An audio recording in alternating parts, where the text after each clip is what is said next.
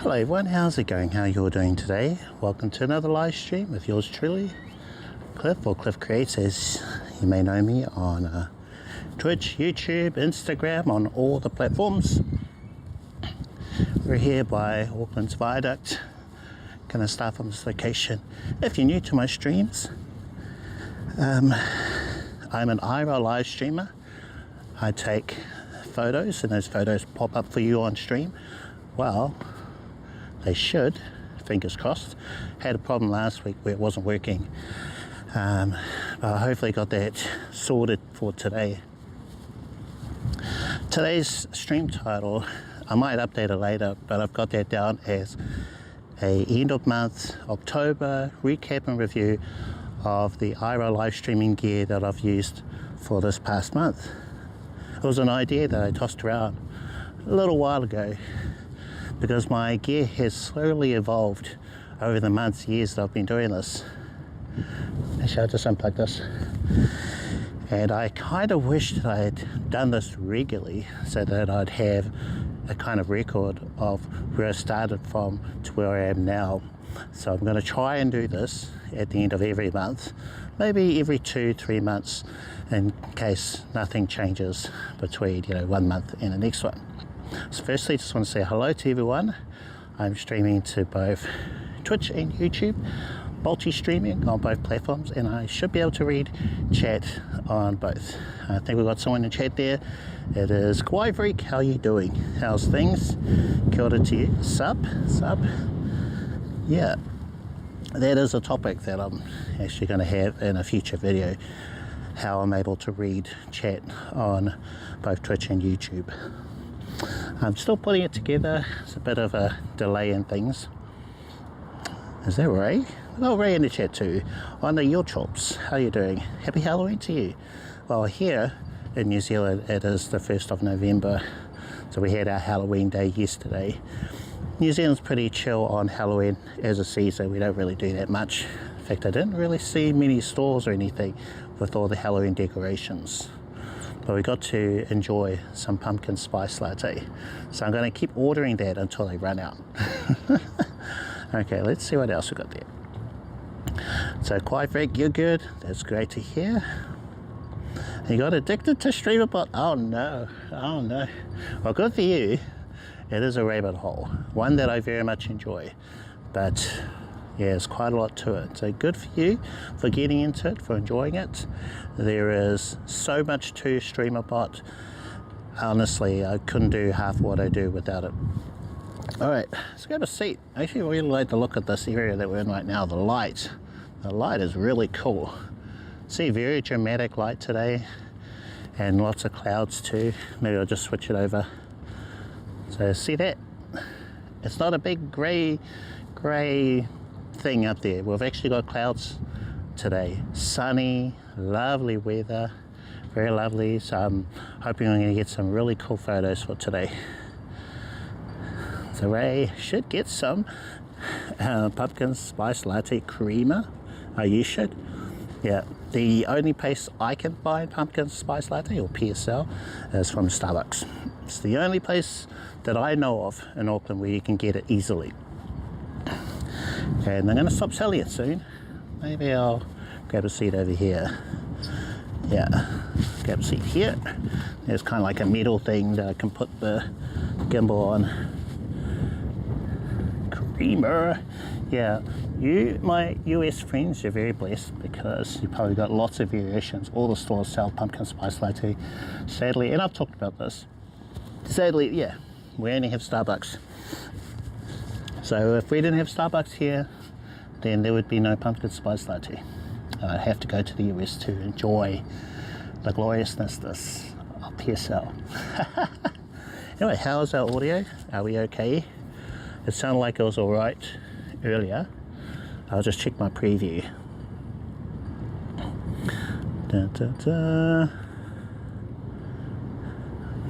Right. So I guess one part of my gear I should talk about is my support phone. I have 2 support phones today. This one here is so that I can hear chat, I can hear TTS, and my preview especially, because I want to make sure that the audio is okay.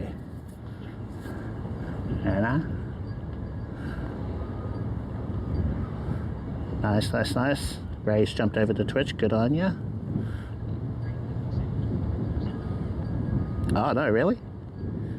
Oh, I just noticed something. I am not hearing the emojis. I think that's because I have emojis and Streamlabs set to my bot, and my bot is muted. So I think I got a question about this on my YouTube channel about the spamming of bots. So this is how you can not hear all those emojis. So anything, well, I suppose from users you'll still get that, but for your own stream, let's say you've got a bot that spams emotes, and then that's one way you could sort of reduce the amount of emote spam you get from the TTS. Okay, I'll just unplug. Now, got a few messages. I think I might have missed a few, so I'm just going to go back a little bit on this phone. Very handy. Let's see. Caught those. Caught those ones as well. Addicted to Streamlabs. Great, great, great. Switching to Twitch. Yes, caught that too. And then Ray jumped over to Twitch as well. Let's see. YouTube mobile broke. Ah, that's weird. Okay, well, I can't do anything about that, so sorry. Good old Twitch chat. Okay, alright, cool. So let's start with our gear review. So I might have to do a dual cam thing today. I'll try and keep an eye on the chat. Let's see. So maybe we'll cover this part. Might have to plug in my headset now, so that while I'm not looking at this screen over here to be able to read chat, I'll be able to hear TTS on this phone. Okay, so if you're wanting links, or like Amazon links, that kind of thing, to buy any of this stuff, then I'll have those in my YouTube live description. So if you go over there, whether you're watching this now or the VOD later on, and you want to support the channel, I got affiliate links for all the things that I'm using. Of course, you don't have to use those if you prefer to just go to Amazon directly, or maybe there's a local store that's cheaper, that kind of thing, and go for it. But yeah, if you did want to support the channel, I get like $1, maybe not even that, from anything you might buy from the Amazon affiliate links. But they're there, they're there. At least you'll know the exact model. Okay, so one new purchase I got for this month was this guy. This is the Lanzi JJ02. It is a phone holder. I really like this. And yeah, I wish they had this earlier when I bought all the other millions of tripods that I've bought. But it's just awesome. Look how small that is. It's so small, so compact, that will fit in your pocket, and it covers multiple uses. So you can just pop your phone in here, we'll pop the iPhone in. So I might just turn around the other way first. See, so this little thing, the phone holder part, spins around, and we'll pop it in like so. Okay, so you can use it like a camera grip. See that? There's a button, Bluetooth remote control on the top, so you can link that to your phone via Bluetooth and then take photos or start video recording with that button. I haven't connected it yet, but you know, that is something that you can do. It just makes it a lot easier to hold your phone doing this. Take photos this way. You know? Okay, let me see. Actually, I got that on the wrong way. There's a camera so under here. So we should really have it this way, right? For a proper demo. Professional Twitch and YouTube streamer, of course, naturally. So you see it there. Once you've installed it properly and got it in the right direction, you know, so that the grip isn't covering the cameras, then you can just unlock the phone. Hello. you see? And then with this connected, press that button, and then you're not touching the screen, not blocking the screen. It's a lot more stable. And in fact, when I did an unboxing of this, was that the unboxing? I think it was. So one of the very first times that I used this holder, I'll just unplug it. One of the first times that I used it, I think this was actually a lot more stable than as a tripod, so the usual way you would use one of these. So that's just one method. The lighting is a bit wonky in here, so I'm wondering if I should move, maybe change position. So a little, no, it's not even there. No, it's not even anywhere.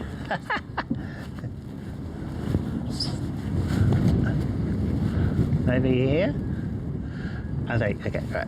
So I think there's like a thing up there that's blocking the light, making the light a little more even. Alright. Kinda, not really. That's better. Alright, let's try over here then. A little bit better. The light might shift too. It's like right on the edge of the seat that I'm on. Okay, right. So this is just one way that you can use the phone holder or tripod. It's kind of like all in one. Then you can use it in more of a traditional tripod. So it's like a transformer. Isn't that great? So you can hold it like this if you're very much a portrait style user, or push it down a bit. Right, you can hold it like that, or if you of course use it landscape like I do, my phones, use it like this.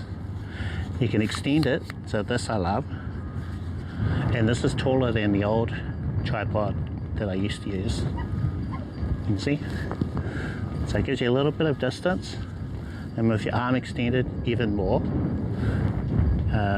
Actually, let's just try and take a photo. I'll try something. Ta -ta -ta. That's fine. So one moment, folks. Gonna use this one. Okay, they're gonna dig into some of our settings. Into here, and then there. Alright, cool. I think that's right. Then we are,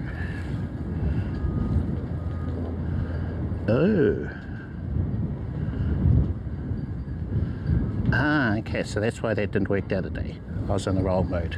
Alright, I should probably connect the Bluetooth thing, but we won't do it as a Bluetooth thing, not yet. So I'm going to take a photo and make sure I get you guys in there. So there you guys.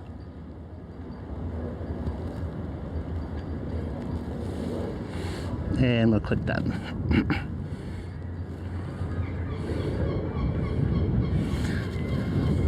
I'm wondering if this is going to pop up for you on stream. We'll find out. Give it a sec. Alright, about the moment.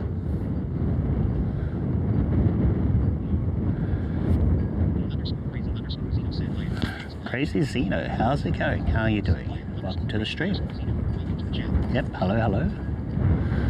Oh, today's first photo.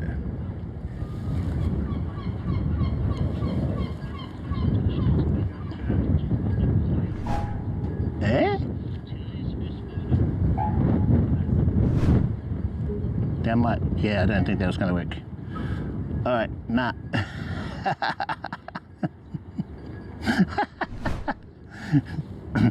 That didn't work. There is a trick to this. It's supposed to be a photo. Okay, we'll try again. Going through Gavin's candy, one of the Twizzlers is so old it snapped in. Oh geez, that's no good. Now we want a photo. This is uploading it as a document. Ta, ta, ta.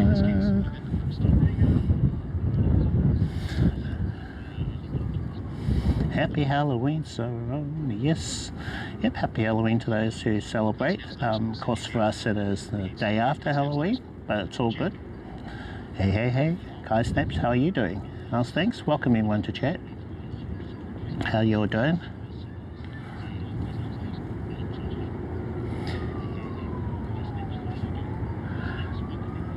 All right. Capture a document. Yeah, okay. So it's trying to upload a document, not a photo. Oh well. Anyway, so that is what I like about this little mini tripod, which is a JJ02. So yeah, it gives you that little extra length. Well, I'm going to switch between these two different phones. Maybe we should try and get this working. Zeno, oh okay, yep, you've been busy, college, marketing degree, well, nice, good on you. I know what that's like. I went through uni myself a few years back and just glad it's over. How's the shot going? Let me check this. Killing some time before you go to the gym. Oh, it's going good, yeah. We just started really, just going over what I, oh yeah, of course. Yeah, just going over what gear I've been using for this past month. I'm going to try and make this a regular thing with my live streams. Yeah, because I've just changed so much over the last 2-3 years that I've been doing IRL, and I just wish I had a record of that, what gear I've used in that time. Yeah, but I've looked way back when I first started, and it was pretty crazy. But I think it's good as maybe not for myself, but maybe for those as well who are thinking about getting into IRL, what different things you could use, what I learned from, going from one thing to the other. First I was using phone holders like this, not as good as this one, but where they're in like multiple parts, and then I tried attaching a chat phone to the phone holder, and just all sorts of different things to where we are now. Yeah, so hi everyone. Okay, let's try switching. Can I open a mobile on this phone? Oh yeah, so this gear, let me go over that. So I've got iPhone 11, which is a 4G phone. It's fine. I'm terrified. I've got the TTS working on this phone, so I'm going to turn that one off because we don't need to hear the chat. Still yet to stream IRL, terrified? Why? Just do it. That's my advice.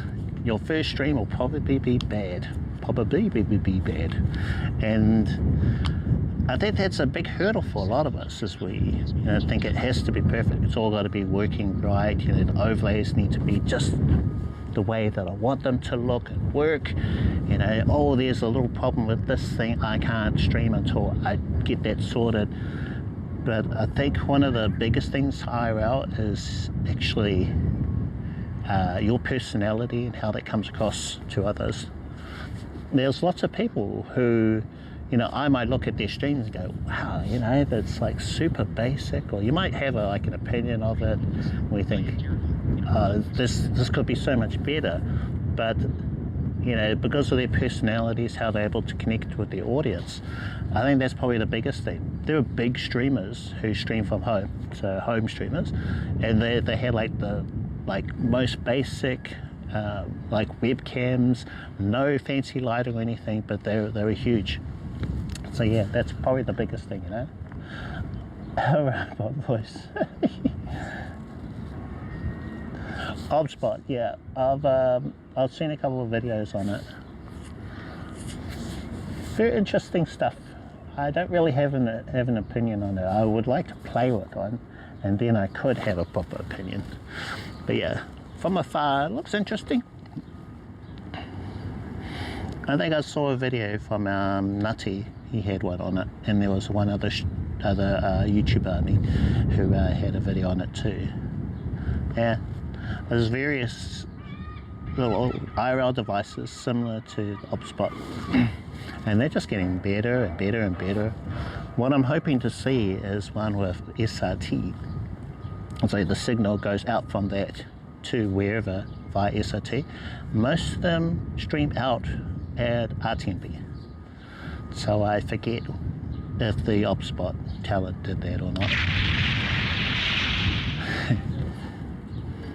Boom! Nice one with the redeem. Okay, alright, so let's get this up and running. So I'm just going to make sure that I am connected to the correct stream. So I'm going to go back a little bit, SRT remote, yes, that's the one we want. And when I start broadcasting from here, this phone does not have a SIM card in it. I have two phones with SIM cards. There's a SIM card in the S23 Ultra that I'm using on this phone, and no SIM card in here. I've got a SIM card, second SIM card in my little hotspot. So I don't have a affiliate link or anything to this. I'm sure you could probably find something better where you live, but I could put that on there. I'm just not really I don't love this. I think it's okay, it works most of the time, but yeah, I can't really recommend it fully. So yeah, probably won't have a link or anything for that. But it's a D-Link little 4G hotspot. My plan, SIM card is 5G though. So I have that in my pocket, and then that gives internet to these two phones that we've got, and the Fuji camera. So Wi-Fi internet to here, iPhone 11, Wi-Fi internet to the S9. So just go over the gear again, get a little distracted. We've got iPhone 11, we've got the JJ002 tripod holder grip thing. Oh, I've only used it in two different ways. So yeah, you can also fold it down, turn it like this way, and then you could put it on a table in that configuration. So it's probably the smallest, most stealthiest way. Although it's kind of looking up at you, and I prefer when a camera is sort of eye line with you instead. But of course, you know, if you're at an airport or somewhere where you want a little privacy, not stand out so much, then you could use it in that sort of configuration like that on a table. So I'll just pop it on the table like this. See, and that's how you could use it. In fact, let's start off with that way. So make sure we're on the correct stream in MIDDLEMAN. Just close out. Got internet. Now when I switch this one, the audio should still be connected to the S23 Ultra. So I'll make sure we're on the front camera. And let's go live. Bam, go live. Now OBS and Loop SRT should switch to Cam 1 plus 2 scene for us automatically. That's part of that setup, port forwarding, Loop SRT, and the broadcast from both of these phones. I'll try and speak to this one because there will be a little bit of desync between both of these phones. I'll pop this down like how I had it before. You guys see?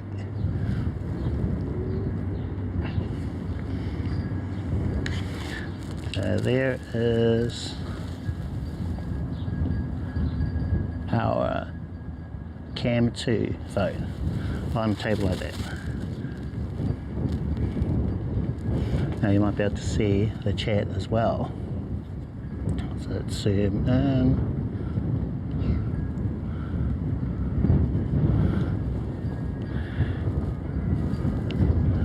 Okay, so there's the built-in chat for MIDDLEMAN. I find it really easy to read, and it's the best way to get your chat working on there. And to get into, to add chat to MIDDLEMAN for iOS, you go into your settings, go into streams, just look away for a sec, streams, and then so down here, I'll show if you guys can see this. So you've got an area called chat and viewers, Twitch, where you put in your channel name and channel ID. You can just Google. There's a couple of sites that'll get your channel ID for you. You can log in too, that's a new thing that MIDDLEMAN added in. And then there's also A YouTube where you need the live ID, unless they've updated that. Yeah, video ID. A little bit hard if you don't have two iPhones, but yeah, that's how you can read YouTube chat on MIDDLEMAN, your screen there. Okay.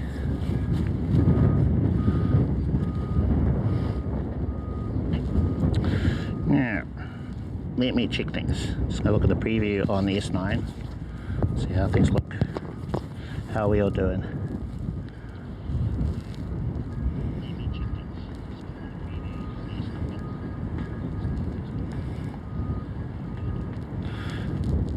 Okay, right.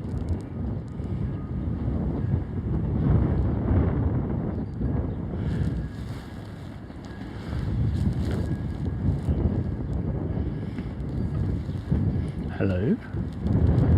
Got quite a bit of wind here.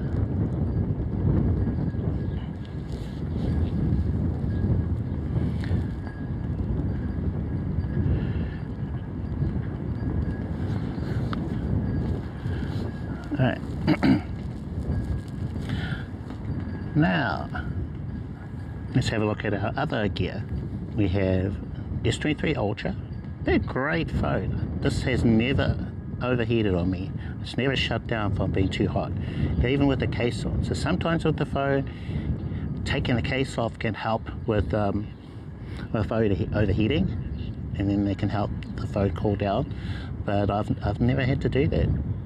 So I don't know if it's this particular model, the S23 Ultra, because I've heard that other phones, the S23 or let's see, S23 or the I think the S24 colder weather. Some of those do overheat, but maybe, yeah, it's quite a tricky thing to find out what they could be. Maybe you've got an application running in the background or something like that causing it to happen.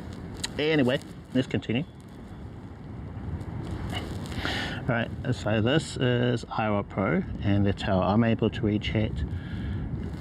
It's using a very similar system to MIDDLEMAN, where there's an area inside of settings to enable chat here. Now I'm going to have to stop streaming with the S23 Ultra and IRL Pro for us to go into the settings. So that's one sort of downside to that app. So you can't dig into the settings while you're streaming. So what should happen is we'll switch to Cam 2, but I think we'll be using the iPhone's internal audio. Now let's just stop broadcasting.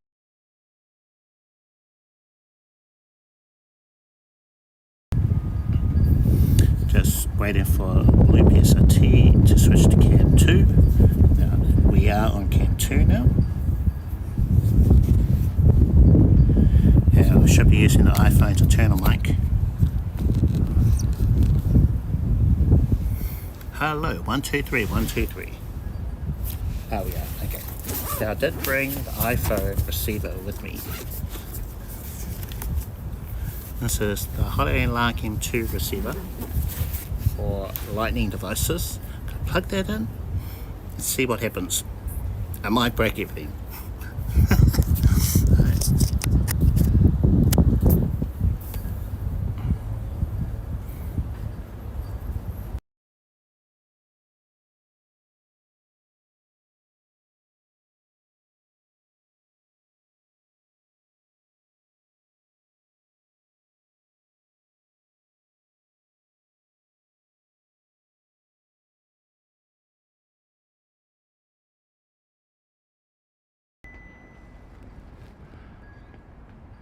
One, two, 1 2.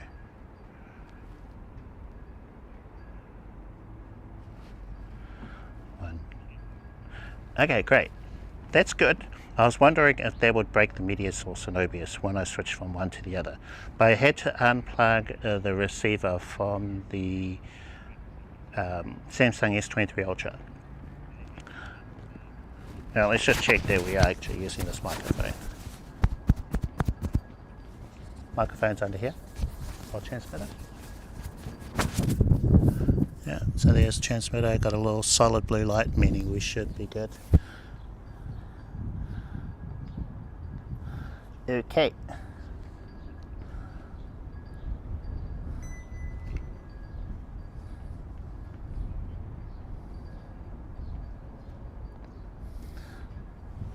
Alright. What is new? Nothing's new. Well, hopefully I fixed our photos thing from last week. Photos to Discord may not be working, but I'll be surprised if it works at all today. So I had to use a completely different system from last week. Let's just put it that way. So it's routing through a different service, and the criteria for it isn't the same. Whereas before we had a limit of 100 photos per month. Nice and easy. The way to connect it all is really hard too. Well, it is, I think, frame.io. So my phone, my camera, which is this one here, Fuji X100VI, it uses that service, and from there you can send it wherever. They had an upgrade to it from version 3 to version 4, and I think how version 4 works broke the connection to the other thing that I was using. Yeah, so almost everything was broken. I tested yesterday while I was trying to reroute it and stuff, and it seemed to work. But I don't know, we're going to have to see. But their criteria is, let's see, it's based on data transfer, which is supposed to be 5 gigabytes, but when I look at the info, it's 500 megabytes. Now that's not much with the size of these files. And also I think the image limit transfer, or file transfer limit is 5 megabytes, which is also an issue because most of my Fuji photos, they're like 6 point something, so I had to reduce the quality further.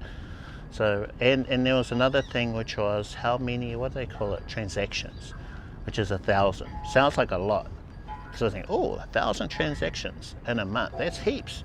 But the other one, if you say it's similar to what the other thing I was using, 100, so 100 photos every month. 1,000 sounds like a lot, but I took maybe 40, 50 photos yesterday, and it says 250 transaction used already. So I think I'm going to run it pretty quickly if this thing even works. Anyway, we'll find out. Yeah, we'll see. But it is cheaper. Whereas the other one, I think it was like $30 a month in order to increase the amount of files, whatever you could use. This one's $9 a month. But I'm already paying for 2 SIM cards. There's the RTMP relay in order to screen share. There's all these other things. So yeah, I don't know. We'll just see how it goes from today after I go through all this stuff. Let's continue. All right. Back to our stream gear review. So I want to cover this part, which I'm thinking it'll be a short portion of the stream, and then we'll go out. We'll take a photo of this gear and then see if it works, if it pops up. Okay. All right. Let me just wake up my phone, this one.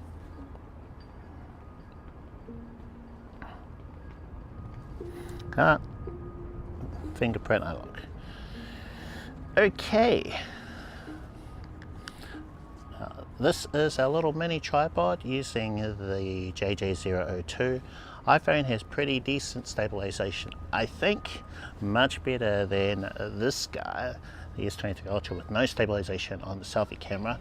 And one of the reasons why I wanted to get a gimbal, because that was driving me crazy. And because I want to use the iPhone for screen sharing, you know, Pokemon gameplay, that sort of thing, then I really can't use this phone for streaming. So that's why I started going back to using the S23 Ultra. As much as I like MIDDLEMAN, so yeah, I kind of need 2 iPhones, and then we'll have then we'll have a lighter phone on the gimbal, various other benefits. We'll be able to use MIDDLEMAN, we'll be able to get the live ID that I showed you before into the streaming phones chat thing. Anyway, so let's see. So here's what I'm currently using for my streaming phone S23 Ultra. We've got the home iSteady V3 for a gimbal. We have, or I did have the Lark M2 USB-C receiver plugged into the S23 Ultra, but I had to unplug it so that we could use the good audio on the on the iPhone that I'm using to stream with at the moment. Now we're in the settings of IRL Pro, and there's a section here called Streamer, so you'd go into that and I'll just click away for a second. Oh yeah, we're okay. I'm not sure if you can see that, but right at the top there's Twitch username, so you just tap on that and that's where you can type in your username. Just doing that, click OK, that's going to bring up your chat on the screen for you to be able to read the Twitch chat. So I'll just go back, and then I'm going to double tap here, and then it's going to rotate our screen around. So that's how I'm able to read chat. I use YouTube, not YouTube, I use Twitch chat. So, and then have Streamable relay YouTube chat into here. And this is the most reliable way I've found to be able to hear and read Twitch chat on my phone screen. And it works in this app because we've got the chat feature here. A lot easier to read. I'll just point it up a bit at the sky. So even it's something quite bright, I know I've got some banding lines here. It's a lot easier to read than using an overlay, using the built-in chat for both apps. So IRL Pro, you know, read your Twitch chat, and then if you relay YouTube chat into here, it pops up. Could someone, actually I'll just type in. So I'm going to jump over to YouTube,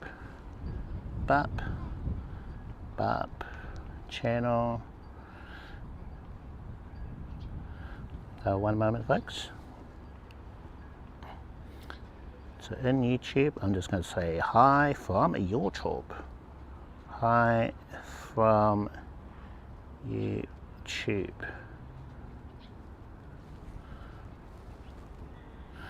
Now, do you see that? So in there we've got my bot, that's a Twitch bot, relaying a message from YouTube. It says Cliff Creates says hi from YouTube. I'll just come in a little bit. So when TTS reads that out, it reads that out as, now you can mute your bot usernames. You can have it not mention a username, but for TTS probably better. So you would say Cliff Creates bot says YouTube, Cliff Creates says, and then it'll read that message out for me. You guys see that? So I will just go back to IRL Link. So there's IRL Link, and it hasn't refreshed. Oh, I might not have connected it up. 1 second. So I'm just going to double tap on it. Double tap on the chat to relink it. So confirm, relink chat. So it says connected, and now that message is showing. So it says YouTube. Cliff Cat says hi from YouTube, and then we've got one from Hyena. Hi, guys, see? Now I'll just gonna turn off my Bluetooth headset. Now turn this off because I can hear the TTS through here, and just so you guys can hear it, I'm just going to turn this off. 1 moment. Okay, and then I'll turn up my chat phone. Let's see, turn off chat phone, go to the back. Now, hi there, could you please type something in again, please? I might have muted my bot though. Yeah, I think I did.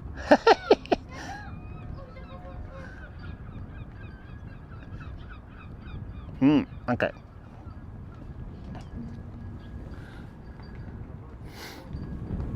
I try to replicate everything on each of these phones. So we have got IRL Link on my S9. I try to have all the same settings in there that I have on my iPhone with IRL Link. Same with the S23 Ultra, depending on which phone I'm using to stream with. I think I'm just going into the settings for TTS, text to speech, and let's see, ignored users. Oh yeah, so I have my bot in there, so I've ignored the bot. So I'm just going to remove my bot, and then if you want to, actually I'll just type a message in here first, so try and spell correctly though. Alright. Cliff creates said hi. Alright, okay. Do you guys hear that?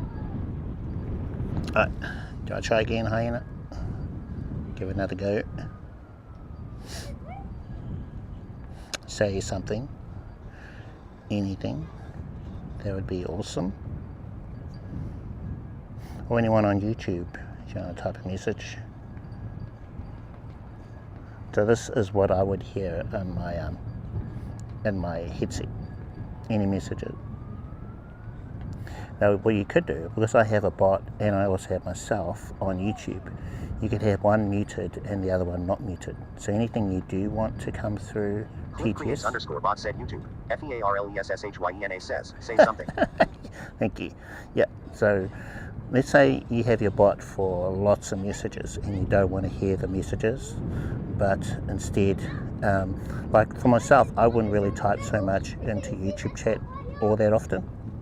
So these messages, YouTube chat, and then Fearless Hyena says something, say something, then I could have that rather than relaying through my bot, I could have it relay through me instead. I guess it just depends which one you prefer, but it would seem a little odd maybe. But yeah, that's a good thing about Streamlabs, you can actually choose, but you've got the option there. So that's how you could work that. So have the YouTube chat, TTS, and everything Hyena working. underscore mix said cool. Yeah. Okay, alright, sweet. So that is how I'm able to read and hear YouTube chat. I'm just going to pop you guys down for a second and I'll show you the gear. So that's what I use, and because of the little extension right there, it makes it a lot very easy to get a bit of distance and not wear my arm out when I'm streaming. And I'm just going to add my bot back in for it to be ignored. So I'll have a video on how to do the relay chat thing. It's actually pretty easy.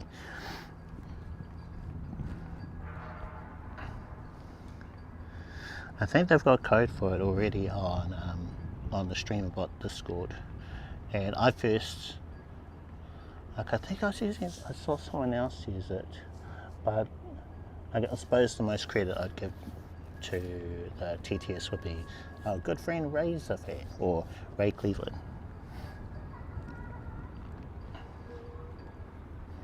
Let's see, Cliff creates.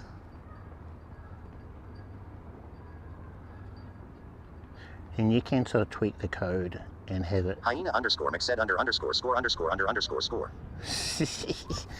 Thank you. Thank you for that. Alright, so I've just put in my bot's name. I put exclamation mark in my bot's name, so we don't need exclamation mark there. So, okay, Cliff creates bot.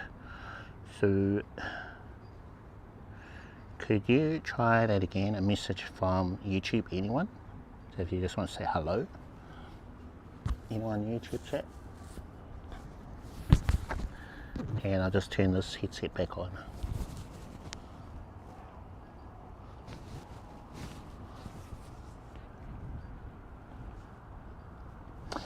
What I've found is within maybe the last couple of months, I've relied more on reading chat off my streaming phone.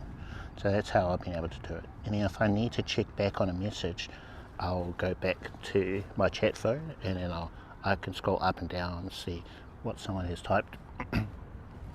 So yeah, for the most part, I don't really use TTS as much as I used to. And I suppose it depends on how active your chat is. If it's very active, then it can throw you off, especially when you're on a rant, if you're talking about something and you're getting the TTS coming through. Like, yeah, that's when you would probably unplug. Great, perfect. So I'll just show you. So there's that new message came through. It says tacos, very important. If you want to live a healthy life, live long, then tacos. Okay, tacos. That is the answer. Okay, right, cool. Yeah, so I, for the most part, I'll look at my screen like how I am now, and I'll just look at the messages on the screen and go by that. And then let's say if something whizzes by, I miss a message, then I can go down to this other phone and check things. Hello, how's it going? Big Brian, is it? Yeah, I've got one of those as well. So I bought Osmo Mobile 6 a couple months ago, and then there was the announcement of the Hohem ISTV3, and I ended up getting that, and that has been my favourite out of the two, the Hohem ISTV3. I have switched, I've alternated to using the Osmo Mobile 6, but I just find this one is lighter, easier to carry around. I like the darker colour of it as well. I'll show you. So that is my streaming setup. Looks very similar. Well, actually, this gimbal doesn't normally come with these feet. So I took these feet from something else and then put it onto this gimbal. It has its own feet that are embedded inside of the handle. And then I just put these on. Gives it a little extra length for the handle when I'm walking around with it, and a bit more stable, I think. Yeah, they're sort of matching colours and everything. Functionally, you know, they work very much the same. I don't really use the Bluetooth part of this, you know, taking it off the handle. So that wasn't really a big deal for me. The AI face tracker is great. That's awesome. So I really love that. And one thing I was looking for in a new gimbal, which the Mobile 6 doesn't have, it extends out like the other one does. And I actually do like when I unfold this whole phone holder part, it doesn't turn on automatically, whereas the Mobile 6 does. Sometimes I might not have anything in there. I've forgotten to put my phone into the holder, and then if you unfold it without a phone in it, it's gonna act, it won't like that. But yeah, so this one here, you press a button to turn it on, and I prefer that versus the way that the Mobile 6 automatically turns it on when you unfold it. So I get why they did that. It does make things a little more convenient, but I still prefer this, the way this one works. I also like that the phone holder is attached to the gimbal, whereas the Mobile 6 is detachable. I'm too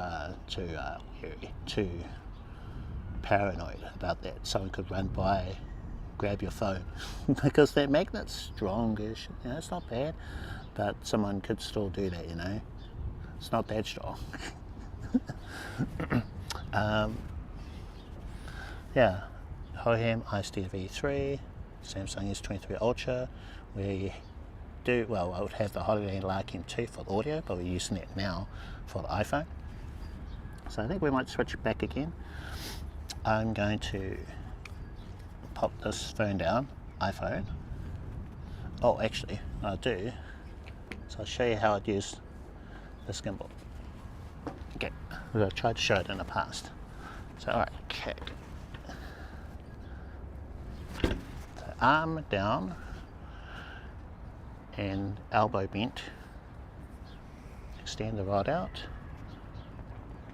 And then, so when I walk around with it like this, my arm doesn't get tired.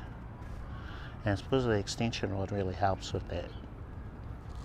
Yeah, so I'm not sure if you can quite see that. Whereas if this was shorter, you're super close, right, to like your framing and everything. So your inclination would be to hold it out further like this. But with the extension rod, it can extend out and then give you a bit more distance. Make sense? Yeah, so this is what I looked like when I was walking around Armageddon last week. I was walking around like this. I had it way up, high up like that to get the sort of angle composition you guys can see. Okay, now let's switch. Oh yeah, and I'd do that in order to pop it down on something.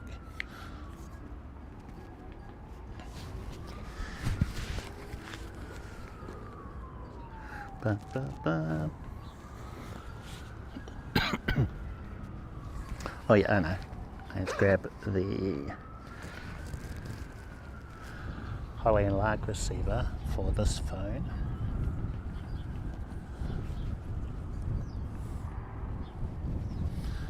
And we'll just plug that in. Now it's going to be thinking these won't work. Like, you can't have two receivers working. You've got to unplug one for the other one to switch over, even though you can just still use the one transmitter. Okay, right, so I'm going to stop broadcasting from the iPhone 11, and we're currently on Cam 2 for this phone. I'm going to start broadcasting with this one here. Hopefully it's going to auto switch with the receiver too. Hopefully. Okay, right, so start broadcasting, but actually, we might switch to a Cam 1 plus 2C when I start broadcasting on this one.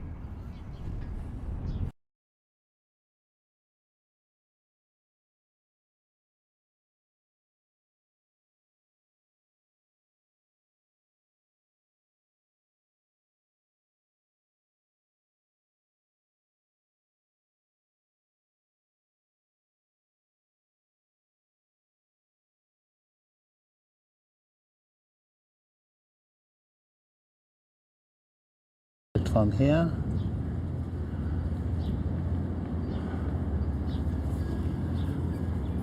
And I think we may have audio back on this phone here now, from what I can see. So it took a little while to switch over. Let's just double check that. There's our transmitter. So go tap, tap, tap. Mic check, 1, 2, 3, 1, 2, 3. Pop our transmitter under our top. Just gonna restart my preview. Cool. Right, so that is the Lightning receiver for the HoloLens Lark M2. That's how we could switch our audio between the two phones. Just gotta unplug one, plug back into the other one.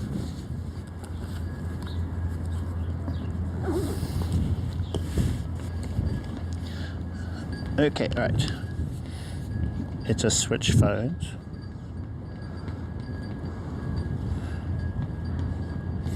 Can you see? So there is the iPhone chat with MIDDLEMAN.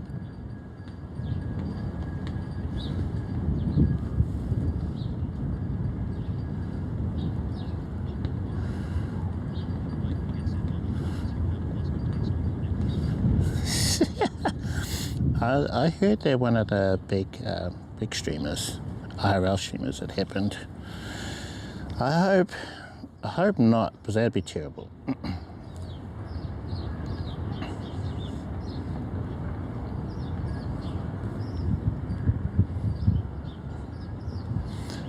Okay.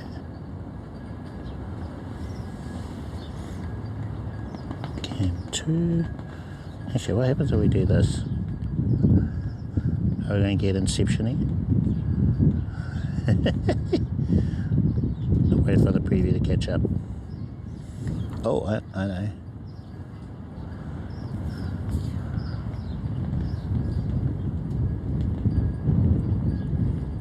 Hello? Oh, preview stopped playing.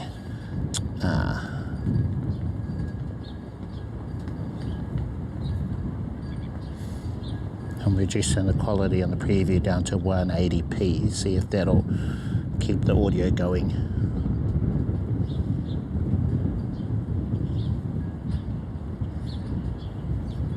I just wonder if you can see the chat on both of these phones. It's near identical.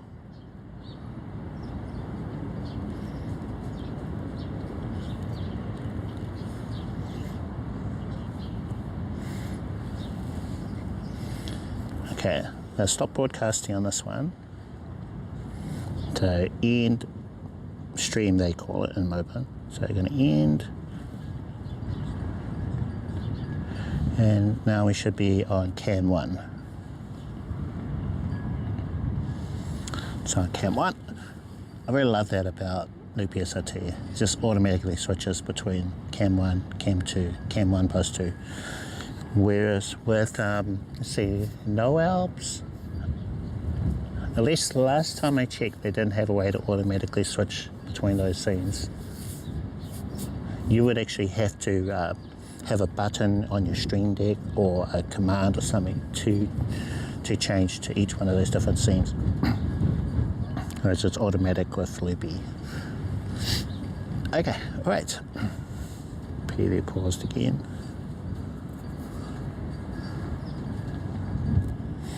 Okay, right, so similar thing with the Ulanzi JJ02 phone holder that I've got here.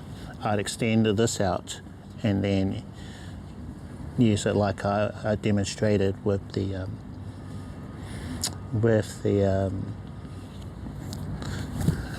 gimbal. Anytime plug. Yeah, so I just hold like this and then walk around like so. But yeah, this has been my gear that I've used for October. Just wondering, have I missed anything?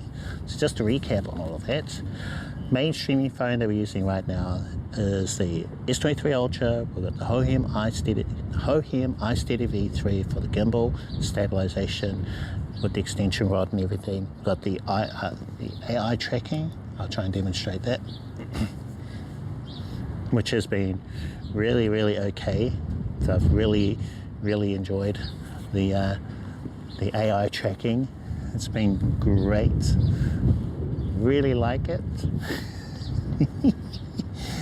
Has been okay. It hasn't quite been the same since I dropped the phone though. Since that 4, it's been a little bit, yeah, it hasn't been as snappy as it was before. So I could just hold, do the OK symbol like that and it'll just lock on straight away. Which is totally my bad. I try not to have the phone charger and thing then plugged in the way that I did. That was a good lesson. Fortunately, nothing really broke and everything's, works pretty well. But yeah, that's one of my favorite things about this gimbal is we've got that, could turn on the tracking if I wanted to. Let's try our photos. What do you reckon? Do you think it's going to work? I'll take a photo of both our gear. Gear for October. Gotta do a check. Is it going to connect?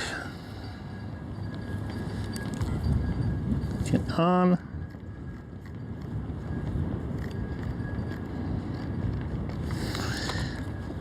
I'm going to go F8. Oh, I might have to turn ND filter on. It's so bright. That's how bright it is. ND filter. Gonna go into a quick menu to do that. ND filter is on. Yeah, it's better. Oh, I've got it on subject detection too, so we don't need that. Turn that off. Cool. You guys gonna smile? Very important, These things don't work if you're not smiling.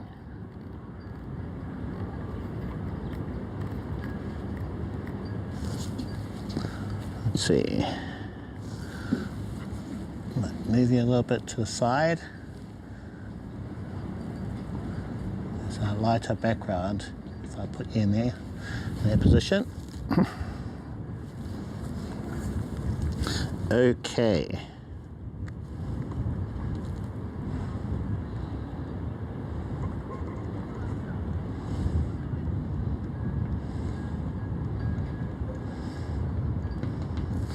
I've got the flash mode on. Actually, that might be good. Underexposed by 1, got in TTL with the flash. So I go to angle a little bit so that the flash bounces off the screens, maybe.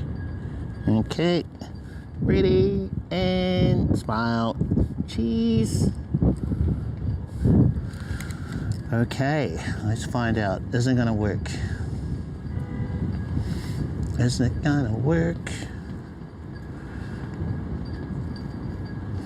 Moment of truth. New system.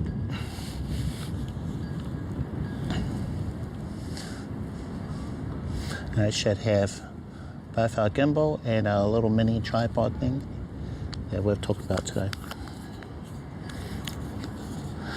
And that is October. Gear for October. Now I'm just going to swipe out of here, keeping an eye on our stuff. Settings, things. Yeah, so compact, folds up. I'm going to pop it in my bag because I had all this extra stuff today. And here's one other thing that I actually forgot to mention, although I'm not exactly, I think I need a better system. So this part here, it's two parts. There's a phone holder, and then actually three parts. There's a phone holder, there's kind of like a swivel ball head connector for the phone holder, and then we've got a clamp, and the clamp clamped onto the gimbal, and then I put my screen sharing phone or Pokemon Go gameplay into here. So like that. So like that, and then it clamps onto the gimbal. So let's pop that on. And or just try and stop the tracking. We don't need the tracking.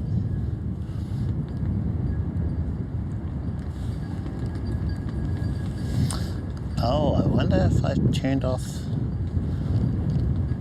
I might have turned off the things.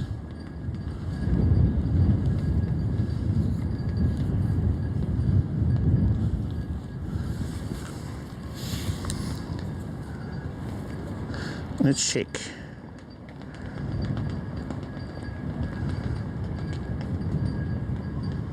So we are connected.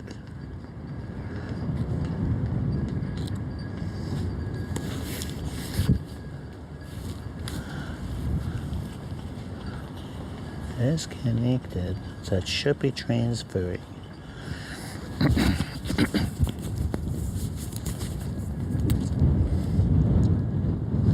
Gonna remotely log in and then see if the file is there. One moment, folks.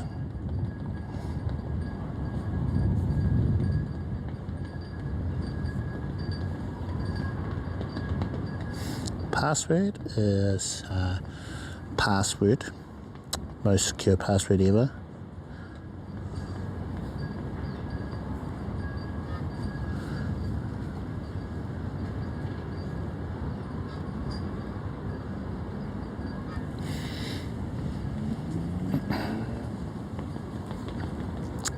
Okay.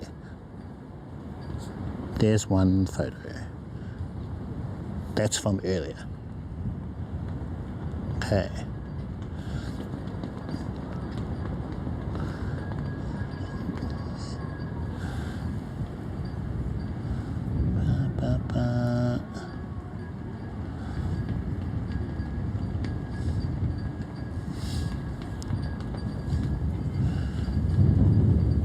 I'm just going to check that new thing I'm using. It would throw errors.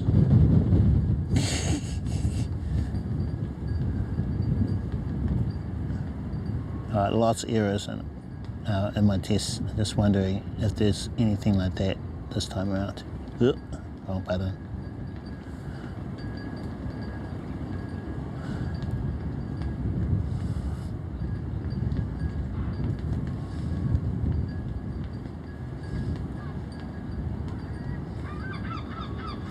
Doesn't look like it.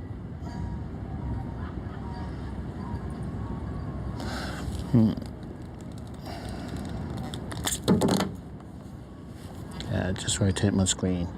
Oh no, there's an error. Guess I've got to manually trigger it. Process all data. I think it'll work now. Stink.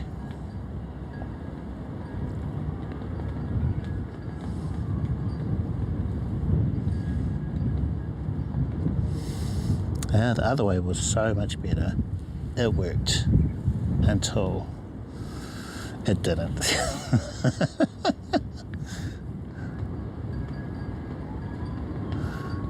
It was pretty solid. It was way better.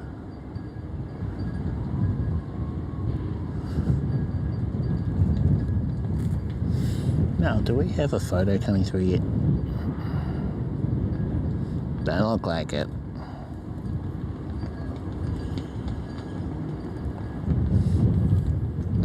I have to manually trigger it. So the auto trigger thing. So, you know, when you get a new photo, it should automatically detect this new photo and then send the photo. So that's what it's supposed to do, but it doesn't like it.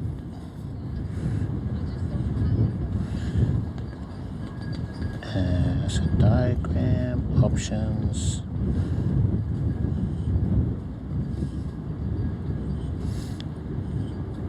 And at least from what I can tell, it appears to be a frame.io thing.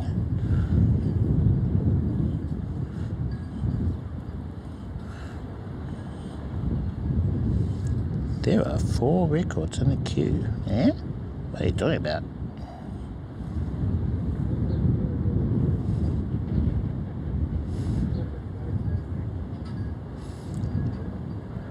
Inactive.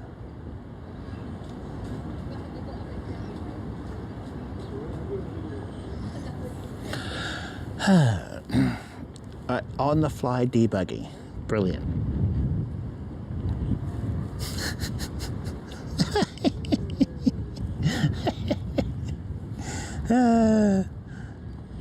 I'm hoping the old one, I can get that to work.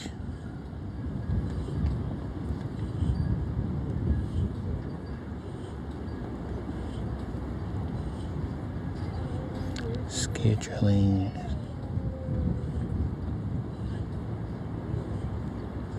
Huh? Right, okay.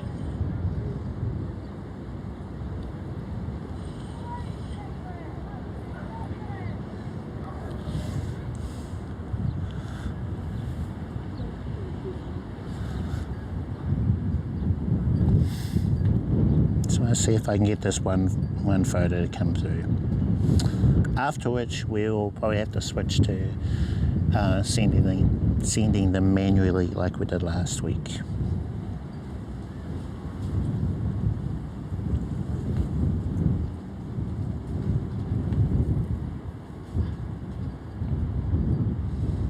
Active.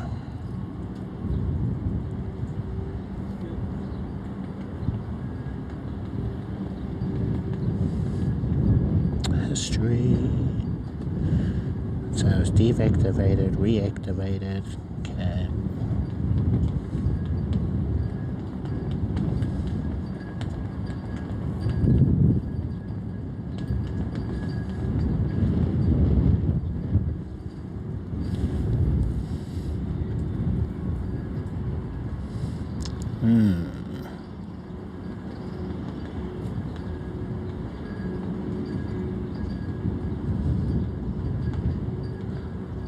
Notifications. More.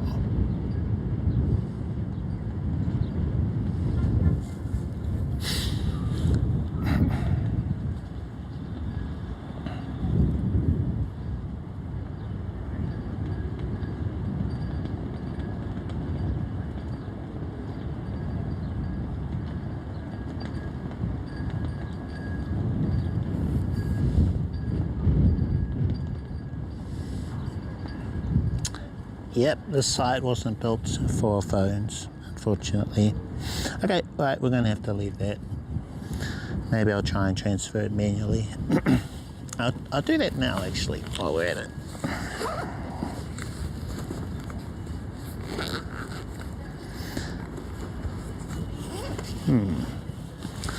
That was a shame.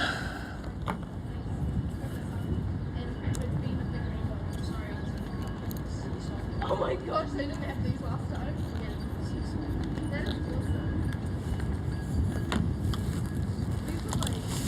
Manual transfer. So for this, just have to take the SIM card, SD card out, pop that into my SD card reader, and then transfer that way. So go photos. Actually, we've got to import the photo. So new photo, so devices, so it's found our new one. Import photo. So I want to keep the photo, go back, close out, look at our photo, how's it? It looks okay, looks fine. And then going to share it to the service we want to use. Yeah, it's got to find the thing, upload, and then yeah, that's it. And it's 4 megabytes, so that won't affect the quota of that new service. Okay, that should work because I can see it on my computer. Moment of truth. Moment of truth.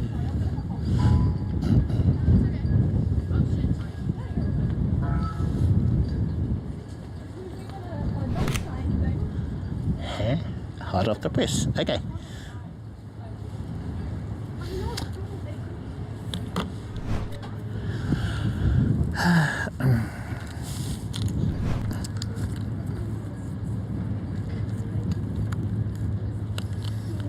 Amazing, right?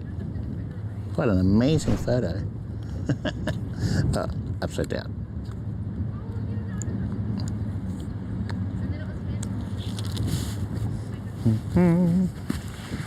Put my SD card reader back in here and then take a few photos.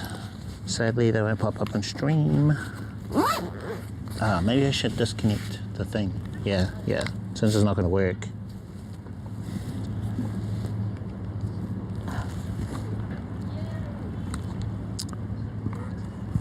So I'll wake this up and I'll put it into flight mode.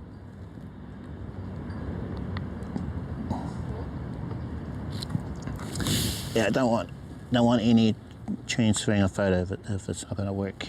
So it'll burn through that quota thing. It did not work, sadly, no. So we have to do a manual transfer like last week. So basically, go around, take some photos. I want to take some flash photos. I've been experimenting with flash photography and the X100VI, and also I've got a triangular prism which I haven't used in forever, so I thought we'd give that a shot as well. What is that? Is that a... yeah. Yes. I spent hours on it yesterday and I thought it was working. Nope.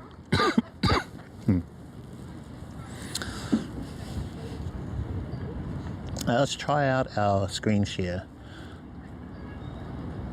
I think I'm going to have to plug some stuff in though.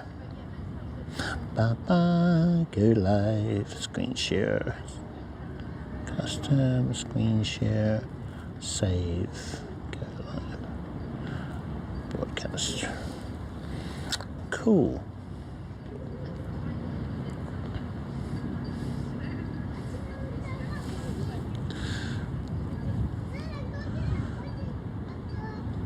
Okay, yeah, I got emails, lots of emails about all the errors and stuff. Oh man. Just need to log out of my computer.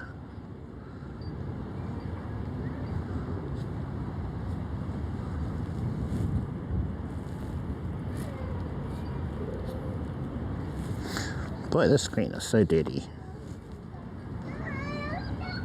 Lock computer.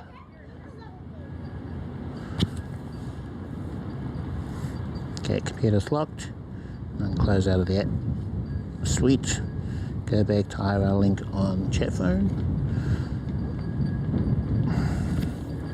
And let's pop in a thing.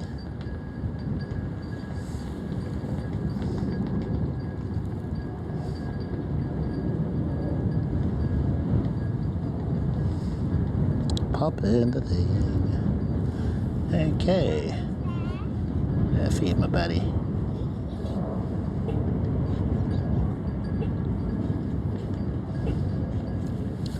Why can I take photos around here?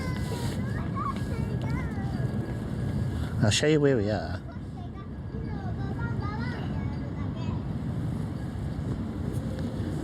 Alright.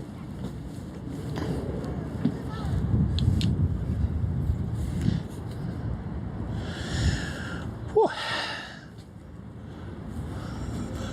So we were seated. We've been here a few times. I was hoping the pedestrian bridge would be open, but not today. It's supposed to be reopening in this quarter. Must be taking longer than they thought. Anyway, let's have a look around. So in this nice little area. Look how cool that looks. I really like the look of that, especially with harsh light, you know. Sky Tower in the distance. There's the city, central business district. We've got hotels, residences over here. Walked along there. That is Prince's Wharf. Yeah, Prince's Wharf.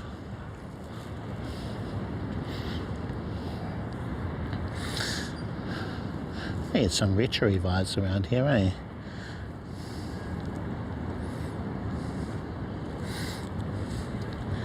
Where you going, buddy?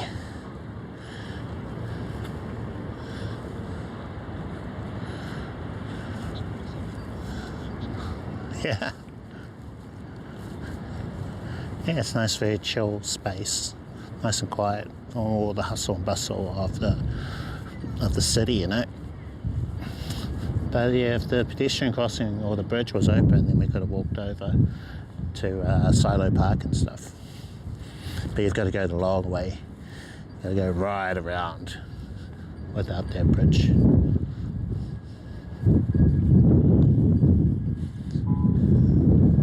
But yeah, today's a pretty chill stream.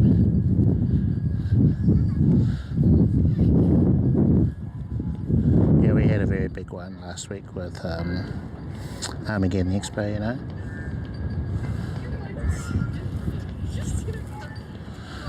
And then I think next week there is that barbecue festival I was telling you guys about. I don't know if I'll stream that. I'm so confused. Where is it going? It's on the top one as well. Holy shit. Yeah, I don't know if we'll do that. So I'm thinking there'll be lots of music, so we get copyrighted big time. I might take a small kit, the JJ02 little tripod holder thing. Just keep it real light, and the Hollyland in my iPhone. Keep it all simple if I do stream. So I'll have that all with me, but we'll see. Charity Tamara, hello, welcome to the stream. How are you doing? Coming from your YouTube content. Oh, thank you. Yeah, thanks for checking out the YouTube videos. More to come, of course. Got OK Blast there in chat as well. How are you doing? What's up, Cliff? How's it going? Thanks for your previous comment for IRL chat. IRL Link, I think you mean. It's very easy to confuse the two. Help me out. Oh, awesome. Yeah, no worries. Yeah, I've got it on. I've got the TTS working now. I'm not sure if you were here when I was talking about it earlier.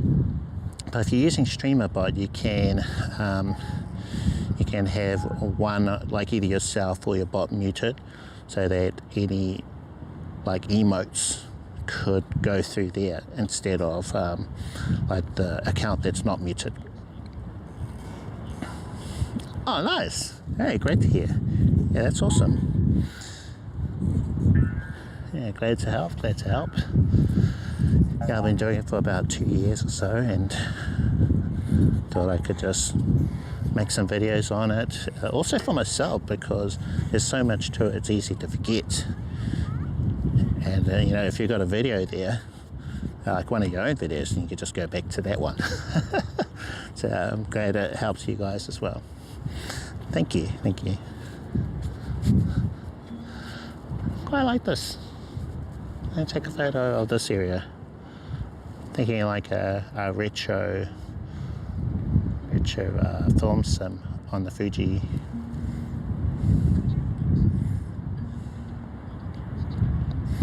Oh, yeah, sure, no worries.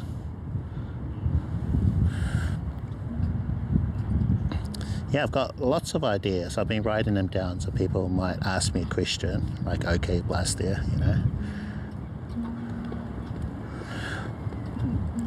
And just checking messages. Do you like a live streaming? Do I like live streaming? Of course I do. I love it. If, like, my streams are generally pretty quiet. And I would stream every day, but it's just not really feasible for me to do that. And also because the YouTube channels, the content for that, need to like write a script, edit the videos, have the B-roll for it. So it takes a while to do all that. IRL, yeah, love it. Yeah, I've tried 3 times a week, daily. At the moment with what I'm doing, the once a week works for me. But yeah, I might always change it up, do more or less, you know. Bika. Yeah, and the next video will be on the relay chat that I was talking about at the beginning of the stream. I think that will be in a way kind of easy.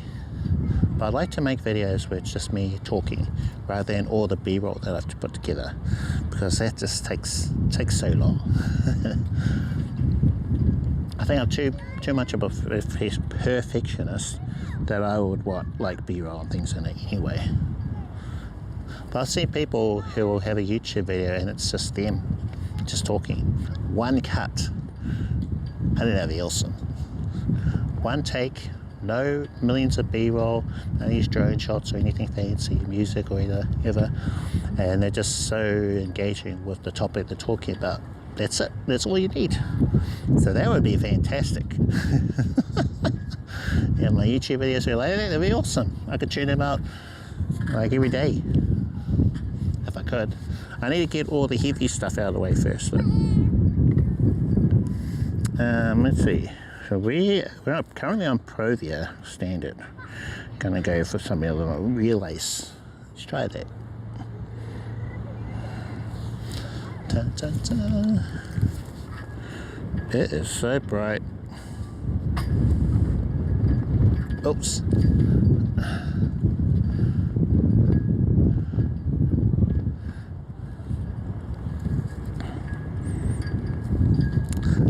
Turned off my camera.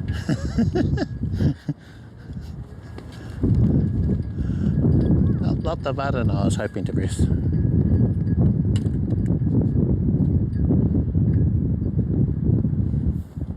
You see that? So that.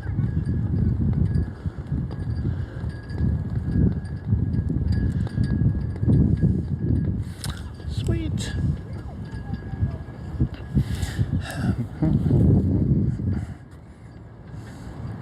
Pika.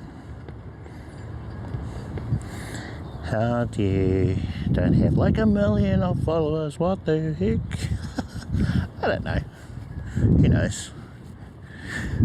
That's one thing I can't make a video on. How to be a successful YouTuber or a Twitch streamer or whatever. I can't make a video on that.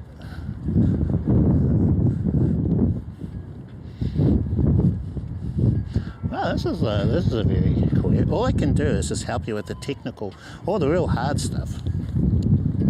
How do you get your gear working? How do you improve your audio? How do you handle disconnects? All that technical stuff. Yeah, I can help you with that. I do what I can. This new Lego movie, piece by piece. It's cool. If you like music, check it out. Oh, okay. I like the first one. It got my attention when he ordered a coffee and it was $35. We're getting to that, aren't we? And he'll say, awesome, everything is awesome. He's a great character. There's way too many moody characters, I think, in TV and movies. It was nice to see someone who was like really happy. So that's the kind of characters I've gravitated towards now. You know, like a Goku, like childish, happy character. Yeah, need more of that. I'm done with all the moody ones, angsty characters. Dun, dun, dun. Big up, big up.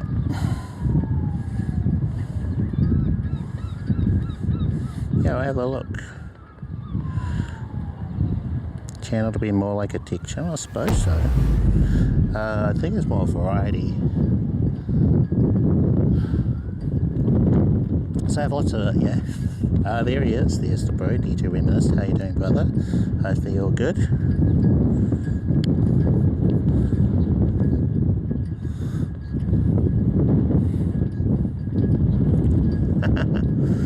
How you doing, bro? How's things? Living life in the midst, or RGB, I hope. The tech channel, I'd say variety, because I like Pokemon Go, so I'll play a bit of that. I play it every day. Hey everyone. Good, that's the one. Nice to hear. Great. We're just here on Auckland's Viaduct, going for a little bit of walk, taking some photos. Yeah, glad you guys could join us today. Lovely day here in Auckland. The sun, we're not used to that. Might get to the stage where I'm wearing shorts and t-shirt. Not quite there yet, not quite there. Yeah, lovely weather. Good light too. I just wish the photos would pop up on stream for you guys. It's part of the experience. Let's see. Okay, nice. Would you ever consider doing skits? Skits? I have.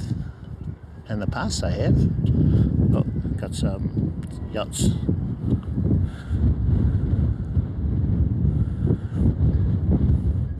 I had a redemption where I would turn into an eggplant. You know those Snapchat filters? Or Snap filters? You could have an OBS. I had one which was an eggplant. So there was a character who would join us. His name was Eggplant Cliff. It was as silly as you can imagine. It was very silly. Someone would redeem it, and then, you know, Eggplant Cliff would be talking like a whole character in a kind of British accent.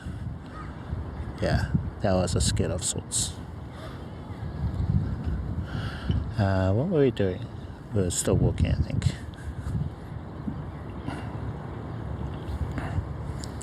Checking everything.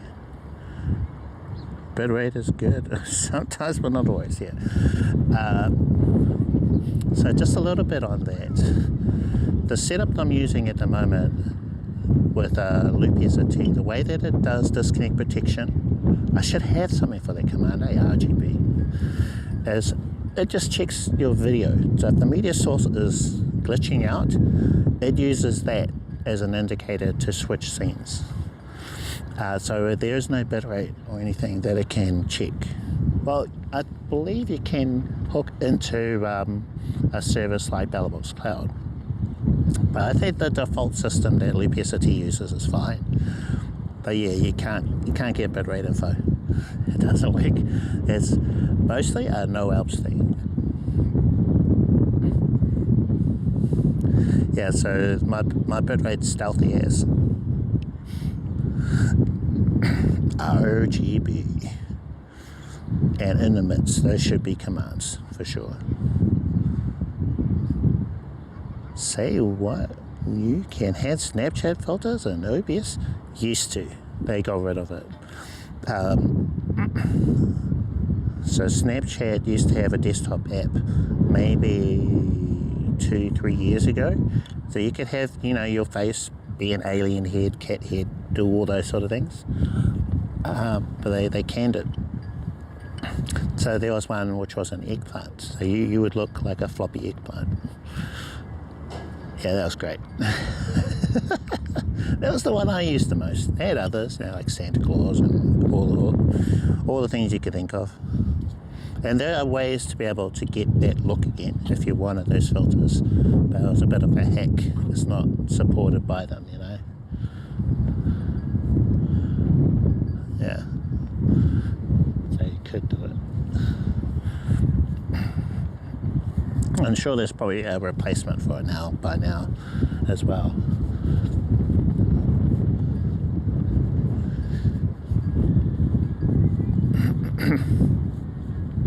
Well, I'd hope so. Should be right.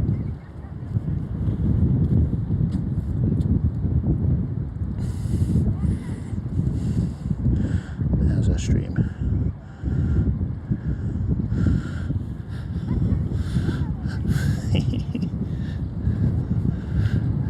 Yeah, on desktop it was called Snap. One was called Snapchat or Snap.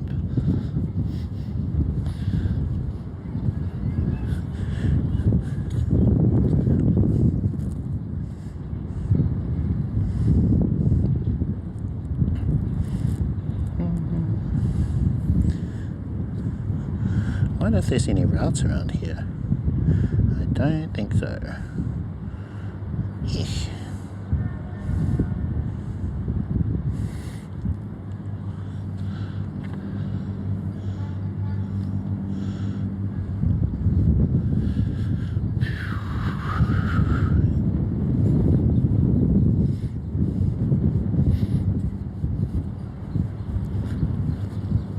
Can you hear that wind? It's so windy.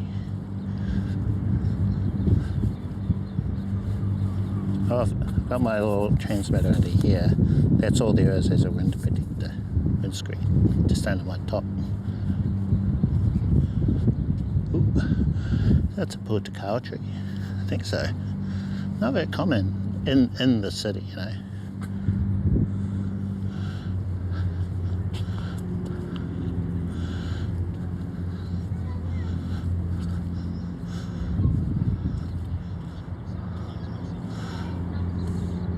Oh man, yikes, terrible, sounds so cold.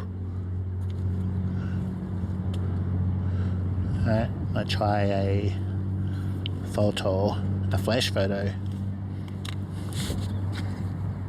It's flash still on? Let me check. I think I turned it off though. Oh no, it is on. Okay, alright.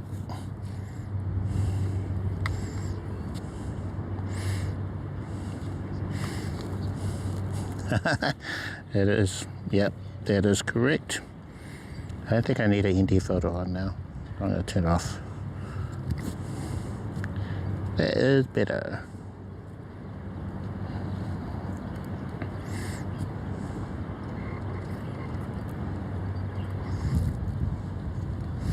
Dun, dun, dun. Here's our flower. Here it is. Ah, it's too windy. I should just grab one anyway. Maybe the flash will freeze it. Let's see. Would you ever do an Orange Pi 5 Plus setup? Well, I've got a Jetson Nano.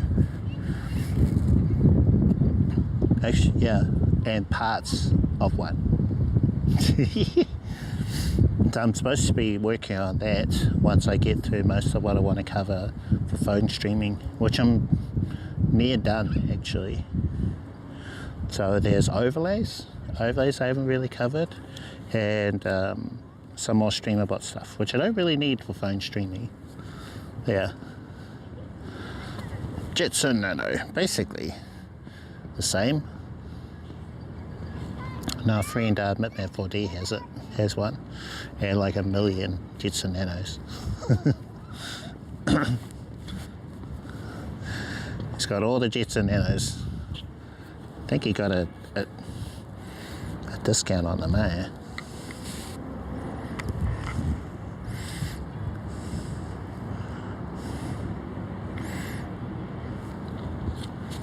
I like this backlighting, but it is a bit much.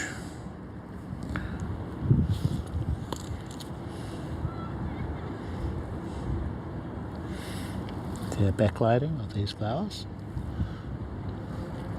but the sun, which is right up there behind them, is washing everything out. Too bright.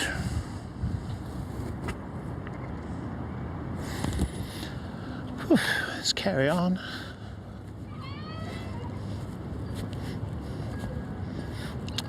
Get a lot of red and yellow around here for a signal. You okay? Maybe I should lower my bitrate.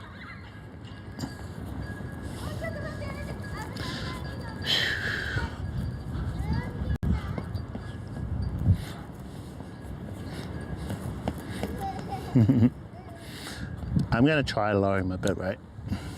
Pretty sure I can do that in IRL Pro. So audio, log, display, network.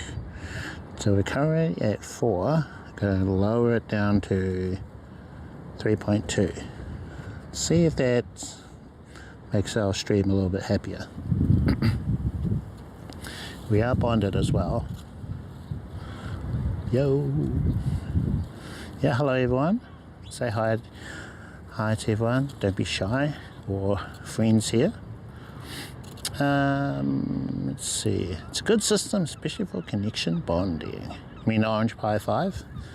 I believe one of the benefits to it was that what do you call it? The capture card was built into it. Is that the correct one? Because there's so many of these things. It's hard to keep track of them all.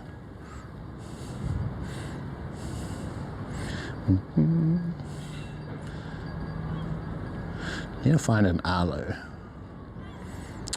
We need to make 4 more nice throws.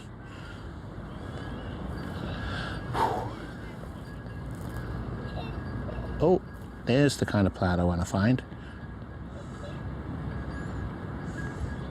Oops. Ah, no, that was a waste. Ah!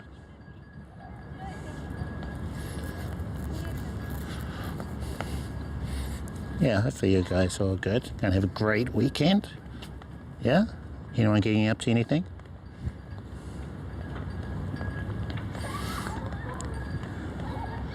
It's supposed to be Diwali. I should really check to see if there's anything in the city.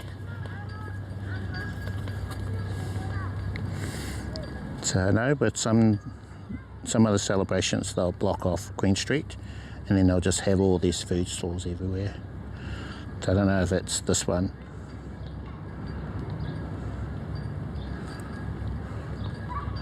So we'll just transfer it. Okay. Do I need a cam link? And also a lot cheaper. Yeah. Oh, true. Fair enough. What's up, Twitch? There we go. Yes. If you're on either platform, great, fantastic. You should be able... Oh, I think for YouTube, I chose to turn off the relay chat because it was a little overwhelming. I think like almost all the messages were from Twitch relay. So I turned it off there, but you'll be able to read the Twitch chat in the overlay down the bottom. So I kept it there. Whereas Twitch, yeah, they'll be able to read your messages in the chat. And then I can read both, which is the main thing, right?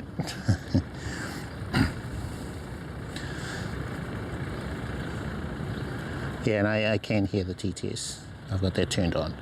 But because I have the way they've set up the relay, I can't hear the YouTube messages. I have to look at the screen up here to read them.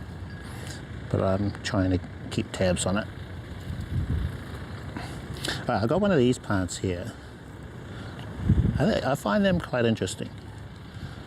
I'm going to try our, what's that thing? Our triangular prism. Take a photo with it. And also, something that I wanted to do. One of the reasons why I got this, this AI tracker, is that I can have that on. Oops. Ah, no, I had the power plugged into the iPhone, but I wasn't actually charging the iPhone. Stink. Okay, all right. Might have to exit out of the iPhone. So I'll stop broadcasting.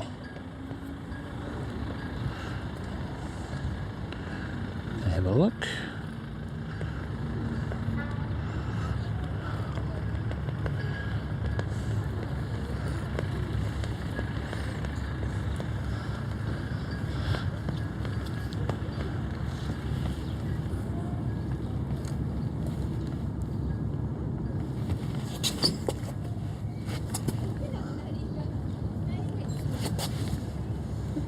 see if I can activate the AI tracker.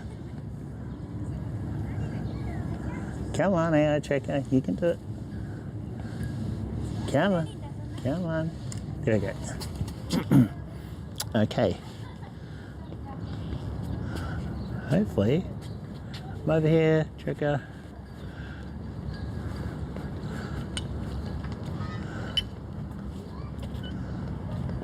Oh no, the light turned red. I think it can't do it in the sun.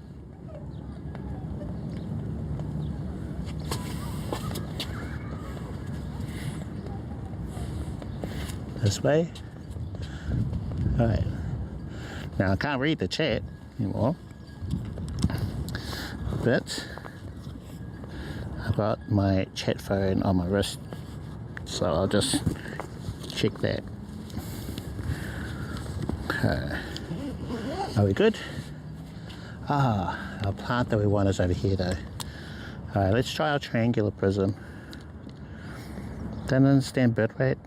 Like the higher I go, the better the quality, but also depends on the internet speed. It is, yes, correct. Okay. Alright, so you got it. If you want a nicer looking stream, you need a higher bitrate. As soon as you lower it, it's going to affect the visual quality. But because your mobile depends on internet, it can only output bitrate based on how good your connection is. So if your connection's really bad, it's really slow wherever you are, then you can't push out that high bitrate. Does that make sense? Yeah, so if you're only getting upload speeds of, let's say, 2 megabits per second, then that's your limit. You're not going to be able to improve that in speed with one connection. So you have to lower your bitrate in order to stream at that quality. And sometimes you might have 0 bitrate, then you can't stream at all. But with mobile connections, they go up and down, up and down. So you might have like awesome connection 1 minute, but then it'll go down and then, you know, you can't stream anymore. It's just the nature of how it works. Alright, let's try this triangular prism. But yeah, the only way, let's say if you like the quality of 4 megabits per second, but your speeds are only 2, the only way to get a 4 megabit connection is to bond. So you bond with two mobile hotspots or whatever, delivering 2 megabits per second each, then you've got your 4. Now when you use a technology like H.265 or whatever, you can make what you're sending smaller.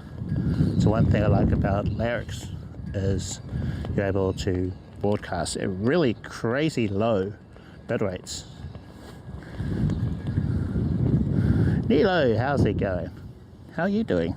Welcome, welcome. Hope you're good.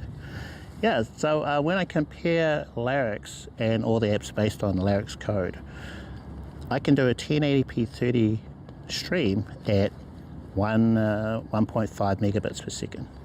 But when I look at what the recommended bitrate is for, let's say, IRL Pro, it'll say 4, which is quite a bit higher. So IRL Pro is saying we need this kind of connection to stream at the same quality, 1080p 30, whereas Larks or Streamcast or Streamcast Pro are saying you need this one at 1.4 or 1.5. How it's able to do it, I don't know. Yeah, not sure. Maybe the way they coded it or something.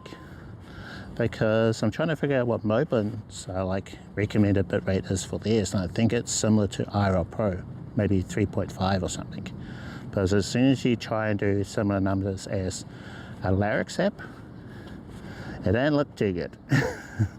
Doesn't look as good as the other one. So let's try Flash with a prism.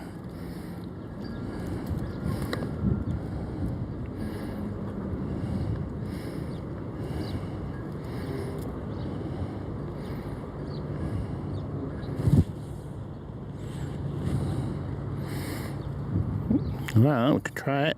We're at 3.5 at the moment. Recommended bit rate is 4. Don't turn off.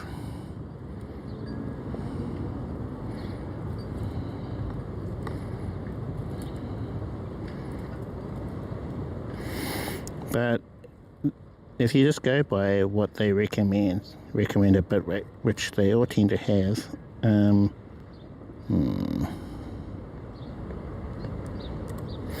just the numbers are different. They are higher.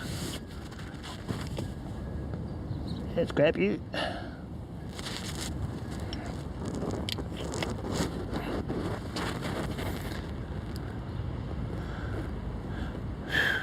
Turn off our AI tracking. Grab a seat because I think I need to pop some things on a charge. And I need a bit of shade. It is warm.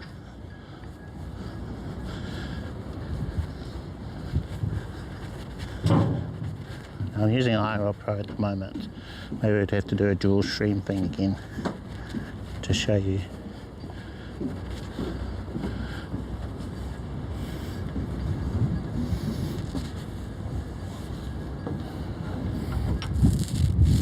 How's it going? Jokey. Okay, so I'll bring up. Actually, yeah, so in this app it doesn't have a recommended bitrate. It just has some defaults in there. I think 5 was one of the initial values it had for bitrate. Yeah, oh good. Wish there was more stuff on. There probably is something on right now I just don't know about. Holy moly, what's going on here? Oh, got it leaning forward too much. The gimbal was shaking hard out. Okay, that's better. Oh yeah. So in this app, there are bitrate presets. That is, can you see?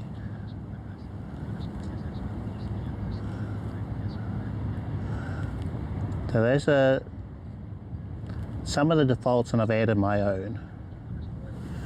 And I'm pretty sure from memory 5 megabits was one of the default presets for the bitrate. Whereas if I was to go into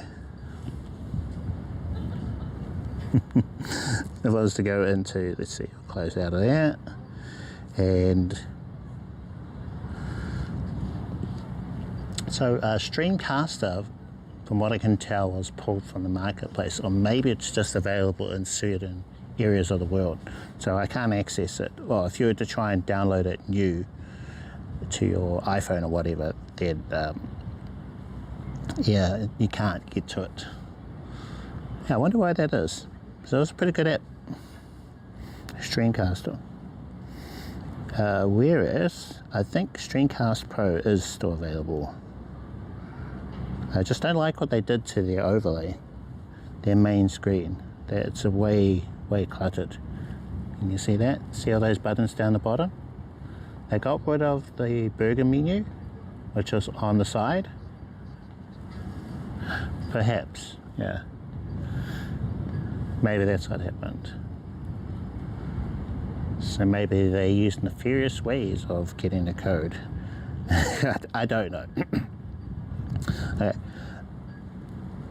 But in here, if I go to the settings, video, this is Streamcast Pro, and it's got similar code back into Lark's. So like Lark's, up until they went pro, you could buy their what do they call it, like core code. You could buy it, I think like $500-600, which at the time, yeah, I thought it was no, it's too much. But now that it's pro, it doesn't sound too bad. Whereas I think they stopped doing that. So when I go into video settings, 1080p 30, and then, oh, maybe I could screen share this. But yeah, there is, do you see there, bitrate matches resolution? Should be there somewhere. It's reversed for me, so I'm trying to see it. So it says 1500. Do you see over there? 1500 for the bitmate matches resolution.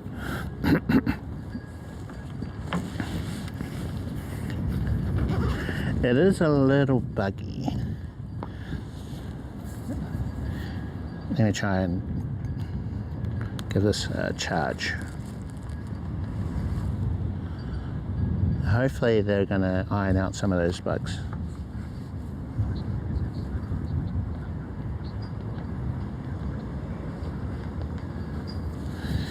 Yeah. Why do you say that?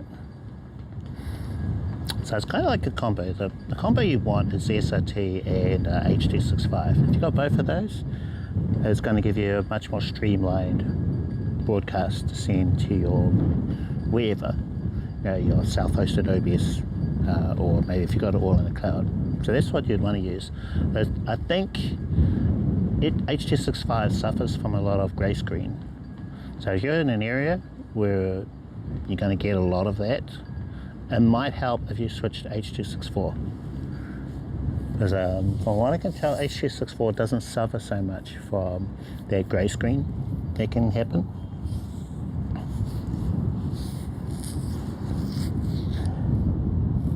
It does still go Lego blocky, and it can start getting stretchy.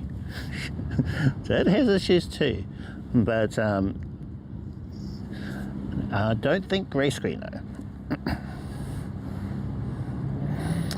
If I had like an engineering background into protocols and all this codecs and stuff, then maybe I could actually explain what is happening when you get those glitches and errors, why you get grey screen versus stretchy screen, or what happens when it goes all blocky and stuff. Basically you're dropping frames or dropping something, you're losing stuff for that to happen. But yeah, I use H.265 and SRT.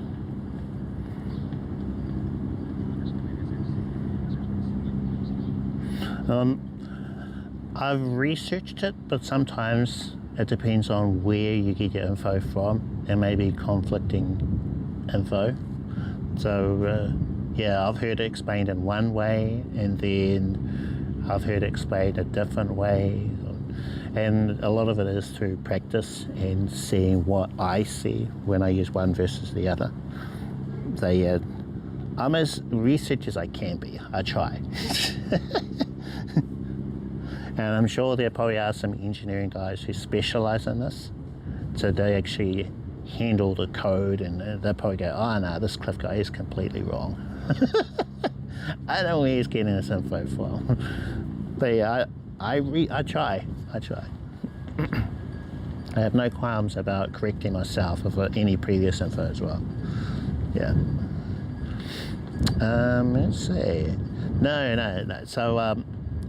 So H.264 isn't better, but it's older and more, in a way, more stable because it's been around forever, H.264.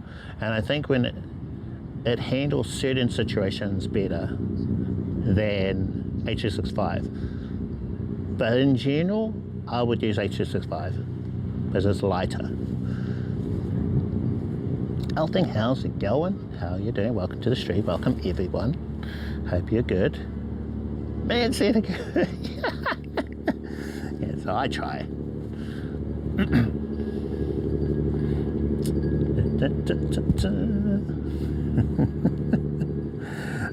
Let's see. Oh yeah, so we were talking about these apps, the Lark based apps. Actually, I'm sure IRL Pro is based on Lark's code too, but maybe there's just a big difference between how it was coded in Android versus iPhone. So get rid of the title. Oh, nice one. Yeah, so we did cover what I used to stream in the first part of the stream. So if you did want to have a look at that, then I covered everything, I think.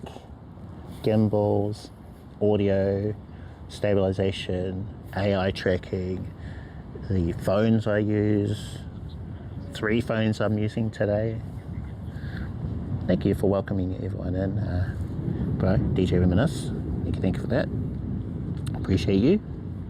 Yeah, so today I've got 3 phones. But S9, which I'm using for chat, and TTS. So that's all that one is doing, really. I got my headset plugged into, or hooked up to this one, and then I got my screen sharing phone, which is my iPhone 11, and I've got the S23 Ultra for streaming. Do people love gear? Oh yeah. So I have 1 battery. Yeah.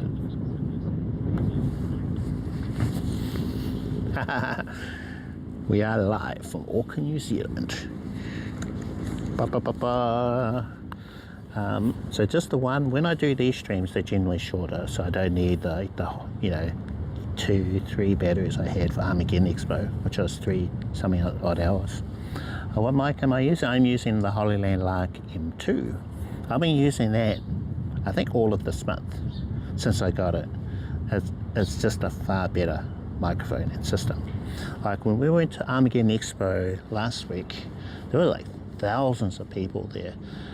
I'm sure the Ulanzi J12 would have struggled, because it struggled at the previous Armageddon in June, which had maybe 1/3 of the amount of people there. You could definitely tell it was very busy. I've turned it off. We don't really need it for general, IRL. I think when we were in a noisy place like we were in Armageddon, like just the general murmur, we needed it for that. But for the most part, I don't need the noise cancellation. Perhaps if we were to go to a cafe, have a coffee or something, then I would have it on. Especially at Starbucks in the city. That one's pretty noisy. Yeah, and it's just under my top here. So I've got this necklace thing that comes with it, and it's magnetic, so I can pop the mic off like so, and it comes with a little magnetic thing that I could clip onto my jacket or on the outside, but under here has worked really well. So pop it back on, down to the top, make sure it's pointing up, and then it's good. And just this t-shirt, it's quite thin, has done a pretty decent job of blocking all the wind noise. Let's see, you live stream using your phone data for internet? Yes, I do. Yeah, so I'm fortunate to have unlimited mobile data here in New Zealand, and so the plans here are about $80 for 1 SIM card, but if you put it to bundle it with friends or family or whoever, then any other plans that are added to the main account, so the main account pays $80, but let's say if you've got an extra SIM, another SIM, they're half the cost, so $40 for the additional plans, and they all have the same plan based on the primary one. So I mean, that is really good, because I used to have a plan before which was metered, so I think it was like 100 or 200 gigs, and I would run out. And they don't what do they call it, they don't, there's a phrase for, I've forgotten what the word is, but if you go over your data, then it slows down, and it does stuff like that. Also, you can hotspot, so that doesn't, there were some companies they turn off hotspotting, so yeah, great plan. I just don't see a reason to change. Throttle, yes, thank you, that's the word. I knew it. I was in the back of my mind, But I know in Southeast Asia they've got plans there that are really cheap. Yeah, which is why it's very popular for IRL streamers. So go there, buy a couple 100 gigs, and only cost a few dollars, things like that, Welcome in, yes. What's up, everybody? Yeah, what's up? They don't follow yet. Okay, I think I caught up on the messages. Am I charging? Yes, I am. Okay. So I just carry this around with me for the most part, because it has all these ports in it. 1, 2, 3 ports. 10,000 milliamps. That works for a good 2, 3, 4 hour stream. If you go any longer than that, that's where you would need more. more batteries. And if you do 12-hour streams, then you need a ridiculous amount of batteries.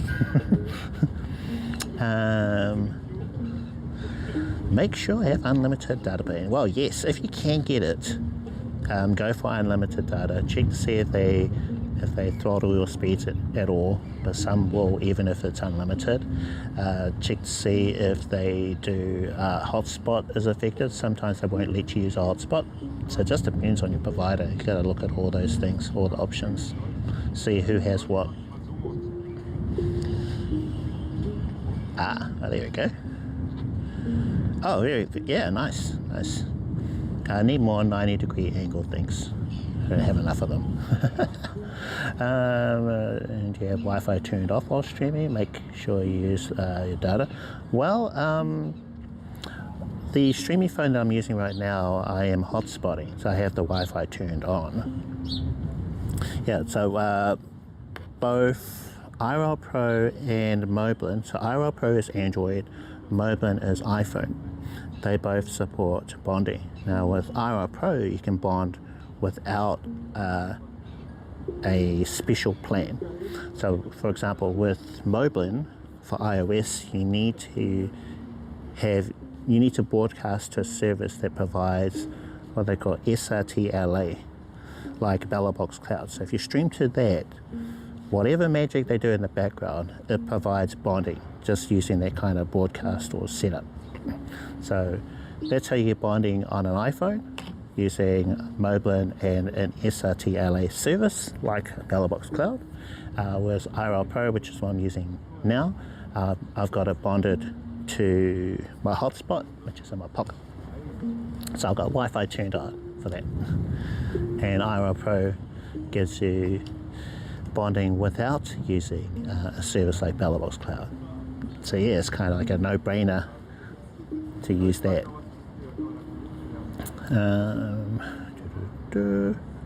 Yeah, but usually it would be one thing or the other with these apps, Wi-Fi or data. Hey, no worries, all good, all good. Yeah, and one of the reasons why I like phone streaming so much is because I'm able to read the chat while somewhat looking at the phone. So that kind of connection I think really helps. Yeah. So I'm looking here, looking at the camera, and I've got the chat just off to the side a little bit. So it looks like I'm actually talking to you. Whereas if you're using a Sony AS300, what I've found is you tend to not look into the camera that much. Whereas this kind, you can't help but do that. I think it just adds a little more to the experience as a viewer. Yeah, you got a bit more connection there, and yeah, that's why I started using a gimbal a little while back, because I was finding myself looking here more, looking to the camera, reading the chat off the streaming phone, and rather than relying on the TTS so much. Cool. Let's see. Oh yeah, we've got the gimbal, we've got the wireless audio, we've got battery bank, so I forgot about that one. Correct. Yes, so my setup is using port forwarding currently. So I've alternated back and forth between using BellAbox Cloud and port forwarding. And I've got videos on all these setups. No, you don't need a SRT relay. So if you did want to look at that, it just depends on your home internet whether you can actually do port forwarding. It's a very complicated setup, and there's all these checks and things you have to do. But basically, if you can broadcast from your phone to your computer through your router and everything, then you can use that way. But the easiest, simplest way to stream is with BellAbox Cloud. It makes it so much easier, way less headaches. Because at least with the way that I'm doing it with port forwarding, I have to alternate between using a local broadcast and a remote one. Whereas with BellAbox Cloud or one like it, a service like that, you just use one broadcast, one stream or connection. That's it, whether you're at home or whether you're away. So it just makes everything just so much easier. Yeah. But check out those videos. I've got a whole playlist on port forwarding or BellAbox. So if you go through those, you'll be able to see, oh, okay, yeah, I can't do that one. then you've got the other option. Yeah. So what I like about port forwarding is, well, one less cost, whereas BellAbox Cloud, you have to pay for that service, which is from $10 a month. So it's not going to break the bank compared to if you put everything into the cloud. The cost can jump up quite a bit, you know. So when you go through port forwarding, it's just from your phone, like what I've got now, to actually I better plug the other phone in.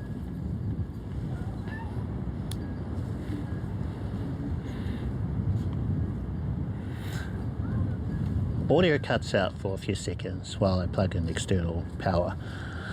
Let's see, why go back and forth? Well, I did it because I had to test it and I needed B-roll. So I was going to do a video on port forwarding. Well, let's say it'd been a year since I'd done port forwarding. Well, a lot of those apps had changed in that year and there were new apps. So I had to do it. I had to redo everything, check to see what is the best app now to use port forwarding with. Also, same thing with BellAbox Cloud. Not much had changed since last time, but MIDDLEMAN wasn't a thing then when I last used that extensively. So yeah, and for a little while I was going back, use this one. I'll be using, let's say, BellAbox Cloud, but the tutorials I was currently doing would be on port forwarding. So I would have these two things that I have to switch back and forth between. Now that I've done most of those videos, I don't need to, and my streams would break a lot. So I decided, actually now I need to just settle on one thing and leave it on that, so we're not getting so many disruptions to the stream. There, yeah, so I chose to go with one thing, and that was the port forwarding setup. And because of that, I can do the two phone setup that I can switch back and forth between one and the other automatically. So Loopacity does that for us. We do lose bitrate info, but that's okay. I just have my little my bot just read out a random message, which I find quite funny. If someone types in !bitrate or !B, it's a random message there. Which always tends to be the bro, DJ Reminisce. You can tell the streamers out there if they type that in chat. I know when I'm in someone's stream and they're doing IRL, I think, should I type bitrate into their chat? We'll see if we get the bitrate info. Should I do that? They might ban us. We might get into trouble if we do that. I kind of like the stream. Yeah. I kind of like the stream. I don't want to get banned, but they might ban me if I type !B in chat. Yeah. But for the most part, streamers go, oh yeah, it's they'll just talk about it. Or they may have their set up stealthily, like Mara and Kai does. Here he is, DJ Reminisce, with the eyeballs emojis. Yeah. So let's see, we talked a bit about gear. What else? Just wondering if I covered everything. This guy, yeah, I know, right? I suppose I don't think I mentioned this wrist strap. So this for my chat phone. Now this one in particular, I think is a little itchy, and also it covers the screen. So see the screen here, we've got these bands that go right over the time, so I can't quite see the time. So I think there could be a better version of this that I could get. But it was good old Temu one, the old Temus. It was pretty cheap. I think it was like $5 or something like that. Oh yeah, let's grab that. So I think that if I was to upgrade And it'd be a pretty cheap upgrade, I think, to get a replacement for this. Something that doesn't block the screen, so you got full access to the screen. And maybe, so if you wanted to take a photo with it, you could. And I don't think you could with this one, because it blocks the back too. So there's some, which I think it just holds onto the bottom part of the phone, so it frees everything else up. So at the moment, yeah, I'm using port forwarding. Port forwarding. So yeah, so phone broadcasts to the computer at home, or middleman services I've called it. Got loop SRT, all this info, if you did want to look it up, it is on the YouTube live description. So if you wanted to pop over to watch the VOD later on, or actually yeah, if you want to look at the description, it should have everything there. Port forwarding, what I'm using, if it would be loop SRT or no ALBs. So all those things are still there. I'm just going to stick to this for now. But yeah, so the one cost I am paying for, besides, you know, SIM plans and things like that, is that RTMP relay endpoint from IRL hosting. So I have that, which was I think $10 a month. If I did want to screen share, and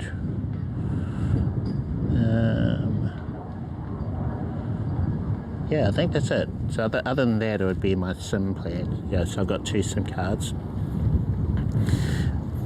I think I really do need at least 2. I've considered 3, because my Ultra, which I use for streaming, I don't use for anything else. It's my dedicated streaming phone. Whereas my iPhone, I can stream with it, but it's my daily. So I really want to keep the SIM card in here. So the one in the hotspot, I just leave it in the hotspot all the time. So I'm currently having to alternate between taking the SIM card, my phone number SIM card, out of my S23 Ultra and putting it back into here, and then switching back and forth again, which is a bit annoying. But I also don't want to buy another SIM card. 3 SIM cards is a bit much.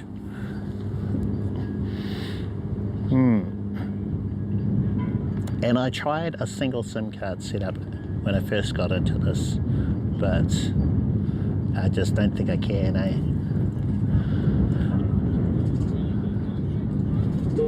Maybe, I don't even know how that works, I should look into it.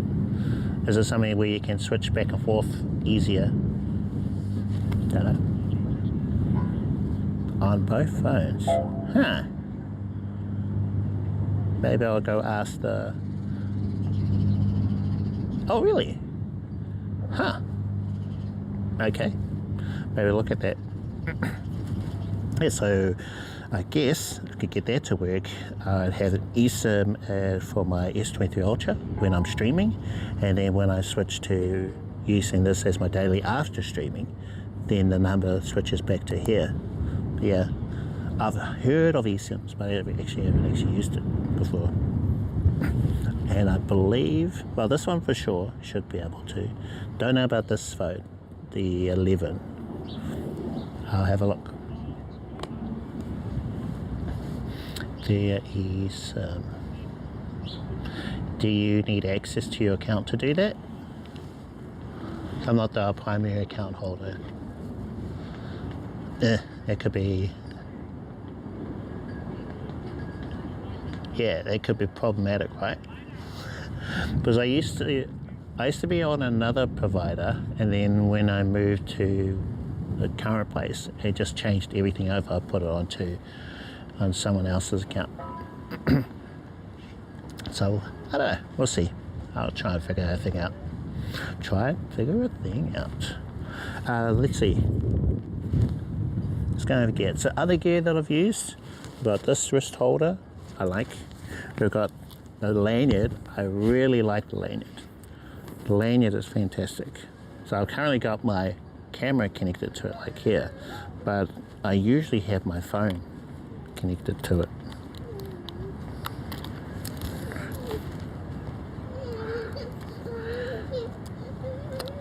And I love having my daily on this. So I might have, oh, poor kid.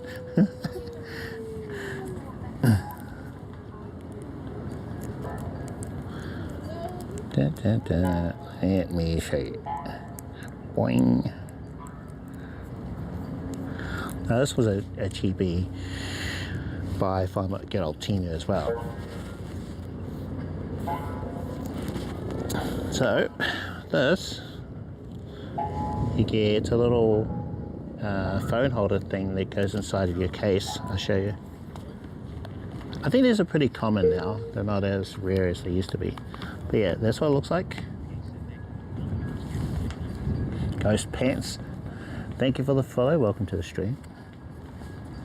So you got this. That goes inside of your case, and then that pops out of the hole where your charger goes. That little bit there. So case, open, stick that inside, and then out through the charging hole down the bottom. So it pops out like so. So your phone can you know, hook into something like your lanyard. Let's see. Put that on.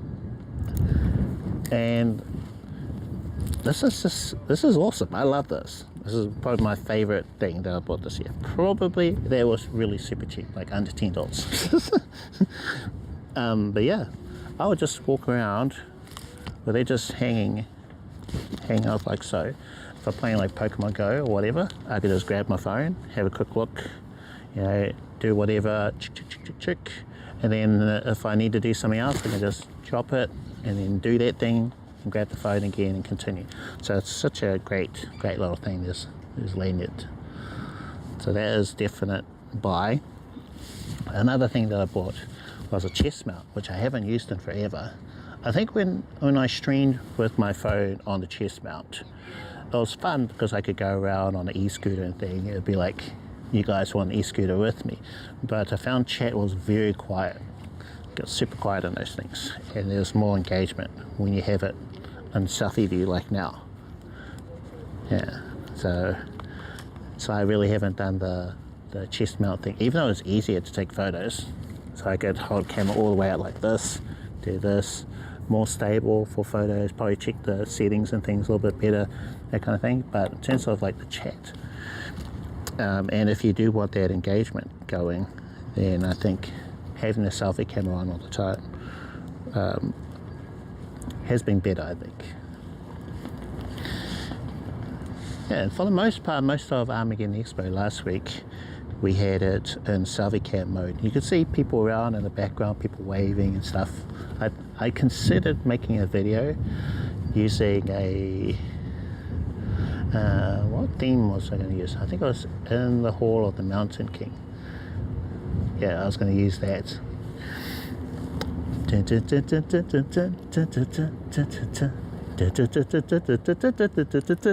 And what I would do is intercut with everybody waving in the background. But I was thinking, oh no, I'd have to watch the whole stream, 4 hours worth. I have at 1.5 times speed, and then trying to find each of those bits someone waved. And I went, oh no, I don't feel like it now. Yeah, it's just too much. Don't want to do that. Change my mind. But I think it would be a pretty good video. And then, you know, people could say, hey, that's me. I remember that.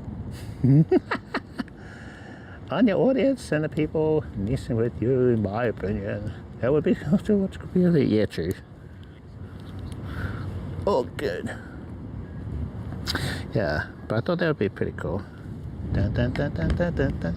Dun, dun, dun, dun, dun. And there's people waving in the background. Hey, hey. There were lots of people. I lost count after 10. I like selfie talk. It is engaging, yeah. For sure. I would say, they kind of have their different purposes. I think this one is a better mic. It sounds better, it's more versatile. All the different types of connection. It's just one mic really that I have to carry with me, and then I can connect it into my Samsung, or I can connect it to my iPhone. I prefer the charging case. I think it's built better, but it's the cost. You know, it's quite a bit jump up from the Ulanzi, which is such a deal. So the Ulanzi is what, $80 now, New Zealand dollars, and it does a decent job. It's good, you know, mostly good. It struggled big time in Armageddon Expo in June. That was the baby one. The audio was glitching out. I think it was just too many Bluetooth signals for it. The range of it's only 20 meters. So when we're in a space like this where there's no one around, then it's fine.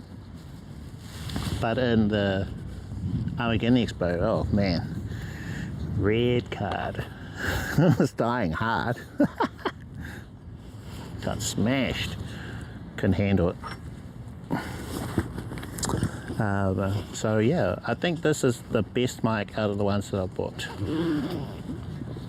The worst would probably have to be, or most disappointing, would be the DJI Mic 2. I don't think it's good on its own. So if you've got a Pocket 3, or if you've got a phone with a receiver and you're only going to stream for maybe 1 or 2 hours, then and also you've got a phone holder with a cold tube out, then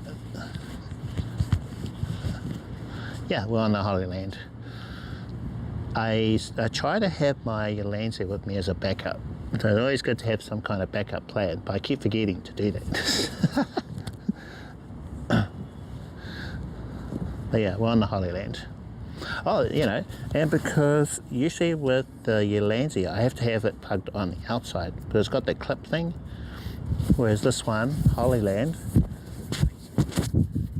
you know, we've got the magnetic attachment, so magnetic here. I could have it on the outside with the other magnet if I wanted to, but if it's windy like today, I can just attach it to there and then it goes under my shirt. And I think the audio has handled all the wind that we have now pretty well. Oops, I need to put my camera back on the lanyard.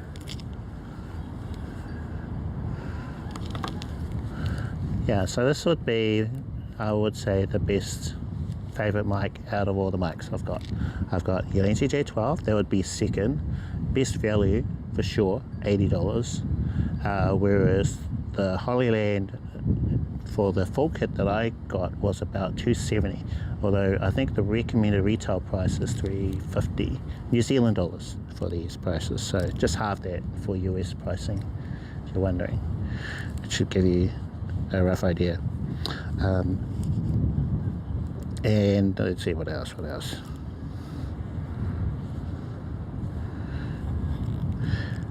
So the Rode is fine. I had the Rode Wireless Me, but it's just too bulky. I like the audio quality out of it. It may be the best audio quality out of all the mics.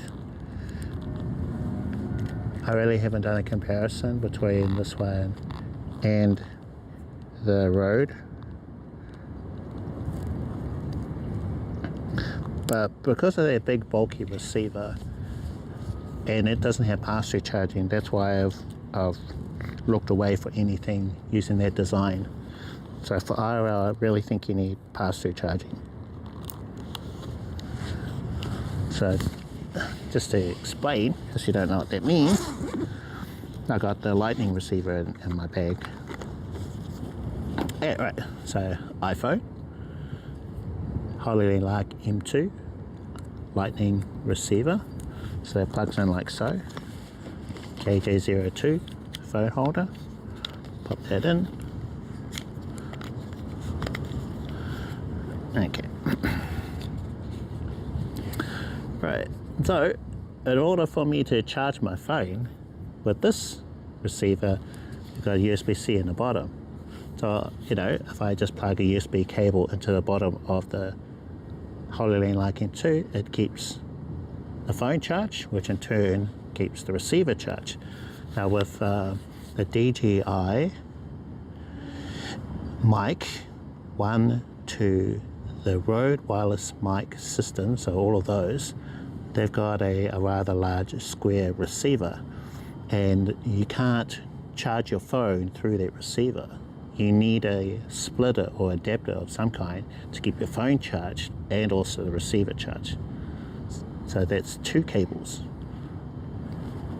and splitting off and stuff. Whereas this, just 1 cable. And if you use magnetic adapters like I do, then you can just easily plug, unplug into here. Less wear and tear on the charging port as well. So for IRL, I recommend a receiver that has pass-through charging. So you don't have to worry about the battery of the receiver, and you're keeping your phone charged just through 1 cable. Cool. And also because of how small this thing is, I actually measured this. This is smaller than the Ulanzi, but thicker. So it's kind of smaller, but also bigger in some ways than the Ulanzi J12. Yeah, I think so. Oh well, I suppose it would depend. Maybe best mic for IRL this year. So I give the award to this one.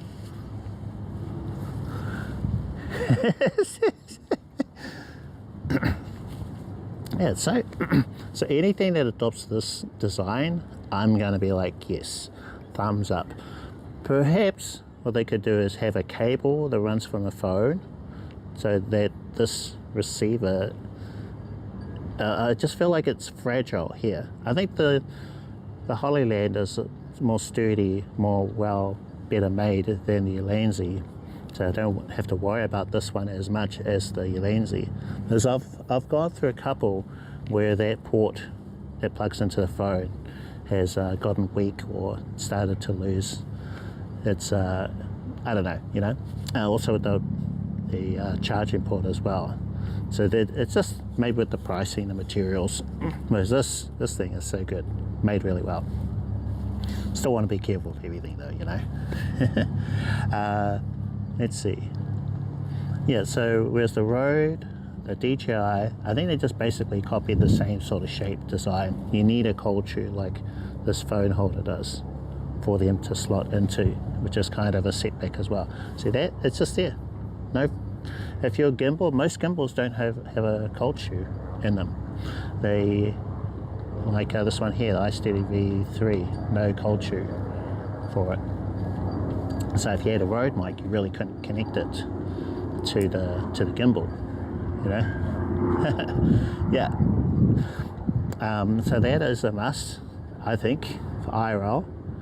If you do like cinematic videos or YouTube videos, and that's it, not IRL, then that's where one of those others will be great. And I'm sure there's probably a mic that could beat the Hollyland in audio quality and everything, but I think as an overall package, this design is the way to go, you know, for IRL. Keeps things light, more compact and everything. So when I saw that this one also had the pass-through charging, it has everything that I liked about the Ulanzi J12, this receiver here from Hollyland. Maybe I'll just turn it around. But it has a further distance. So I mentioned earlier that the Ulanzi does up to 20 meters. This one, I think from memory, it was either 100 or 200 meters. So much further distance for the audio transmission between the transmitter and receiver versus the actually, you know, I haven't really done that test. It's quiet enough here that we could try it. Step away from our streaming phone. Just looking for any suspicious looking characters around. I think we're okay. Do a distance test. We'll do a short one, not 200 meters. Not doing that. As far back as I probably would go. Dun, dun, dun. Okay, just popping those away.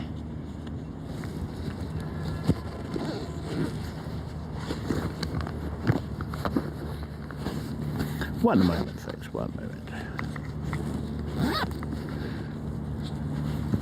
I'll leave the battery here to charge iPhone, yeah. So plug the iPhone in. 51% for the S23 Ultra.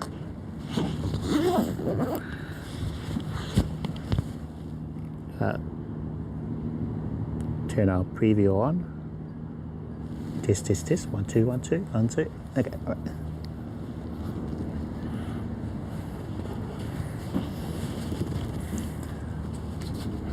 How we all doing? How we all doing?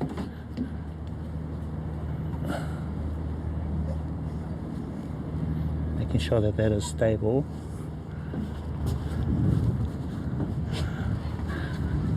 Okay, so that is already quite far for me, distance-wise.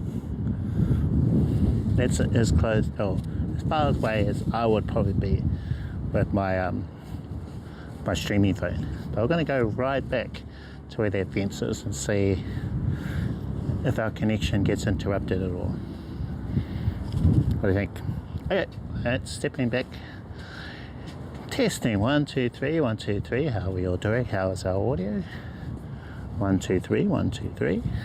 Are we still okay? I think so. Listening to the preview on my S9. Make sure we're okay. I think we're alright. I definitely would not have put my phone down this far away in Armageddon Expo last week. Definitely no. Alright, preview paused again, so start the preview up again. Just gonna wave, hello, hello. Oops, there's someone in the background. Don't want them to think that I'm waving at them. Almost at the fence. 1, 2, 1, 2, 1, 2. Check, check, check, check. Okay. Let's keep an eye on that person. They look not so suspect. Don't think they would run off with my gear. I don't think so. We're going to start heading back now. Whee! There's fire.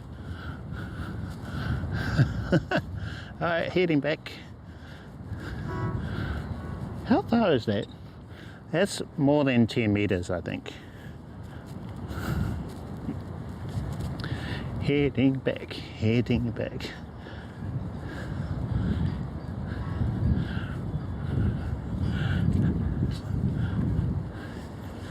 Okay, there's our distance test.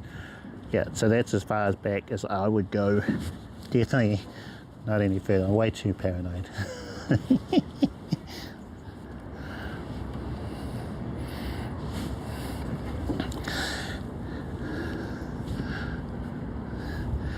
Okay. Check in the chat. Yep. I was imagining maybe the audio could have been better in Armageddon Expo. I'm sure I've heard like studio quality microphones that would have sounded a bit better. Oh yeah, I'm not walking 200 meters away from my phone. I think that's 10 meters, that distance. I would need someone by my phone to do a 200 meter distance test.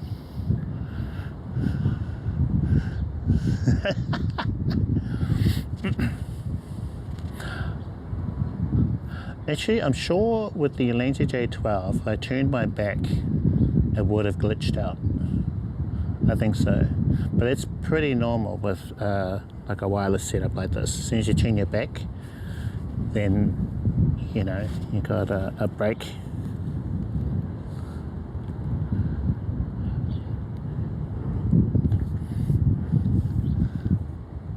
I got a few more peeps now. I think we might start heading back into the city. Maybe I should share another photo. Let's have a look. What photos have I got so far? I think they were okay.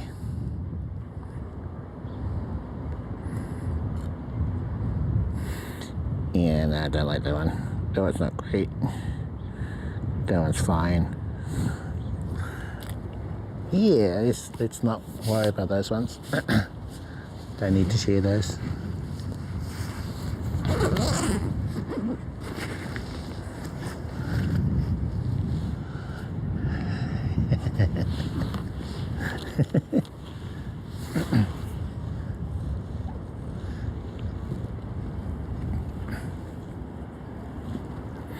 Oh, I was watching a YouTube video on an IRL streamer who's been causing a lot of trouble for us. XLR input. Well, the one that I've got has 3.5mm Lightning and USB-C. So that is the combo pack that I have. But I know there are wireless kits that do have XLR. But I'm thinking that these are more aimed towards streamers and content creators. They try and make it easier, less complicated. XLR is a bit overkill, I think. Now imagine if you hook up your what's the word? Dynamic microphone. Your Rode Dynamic, or what's that brand? Shure SM7B. Got one of those, using that to live stream with. Oh, that's why you bring it out. Yeah. No, I know if you got a UHF microphone, one of the brands like Sennheiser, your price is quadrupling when you start looking at something like that. But the audio quality in those are really good. It's what they use for broadcasts, movies and TVs, news and everything. So those, just the technology behind them, they cut out all that background noise a bit better.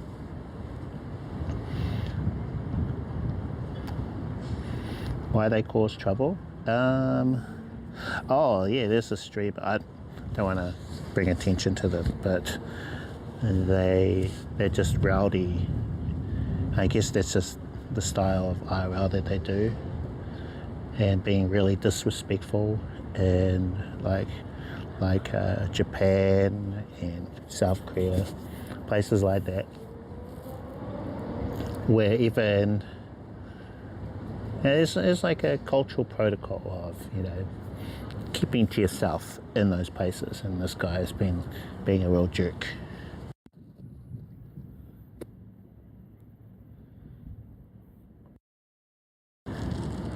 Very bad for IRL. But it's one of the places I want to go to, apparently where the streamer went recently, and police are after them because they've been that bad. They realise the damage they're doing for the community. There's lots of people who just want to share their travels with their audience. All these cool places they're going to, and then they're being a jerk like that. So for anyone else who wants to live stream there, then they might wonder why all the people aren't very nice, and it's because of this jerk. For cloud, yeah, get attention, or maybe their audience just encourages them to do silly things or be noisy, or dare them and stuff. Yeah, possibly. So of all the bad reasons. But yeah, I just heard that they went to one of the places I want to go to next year, or I will be going to, if I can get the funds saved up. And then they're doing stuff like that. Whew. Wow, what a lovely day. So nice. Yeah, I'll show you. I don't know if it's going to come through on the phone for you guys, but it's just really lovely. We just don't get weather like this. These giant swings, or seesaws, I mean.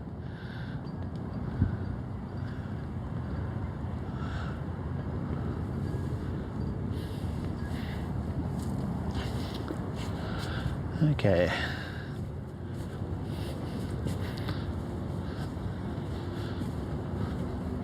Go for a little bit of a walk. We've just been in this one little space. Speed around here. Alright, let's see. So there's a couple of things I want to tell you guys about. So there was that barbecue festival, which I think I'll try and stream. That's next week, next Saturday. So it'll be a non-streaming day for me. So usually I stream on Fridays, by Fridays, from 2-3 p.m. New Zealand Standard Time.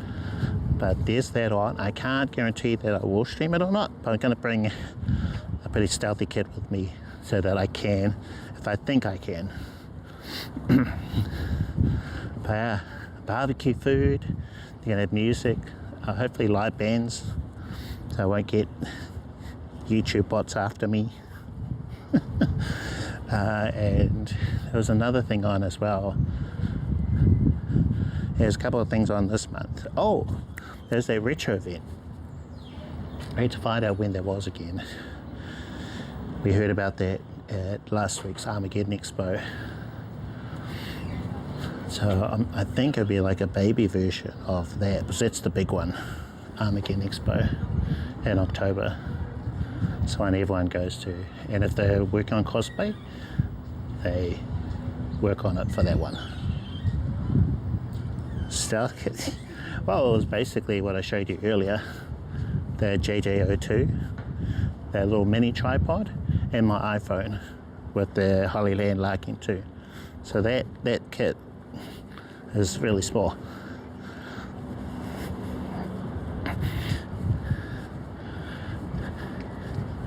I was thinking now, when we went to Weather Unleashed, I probably could have used that and then just streamed for 2 minutes, stopped, streamed, stopped. So I was reviewing those videos that I took and shared to Discord, and they're awful.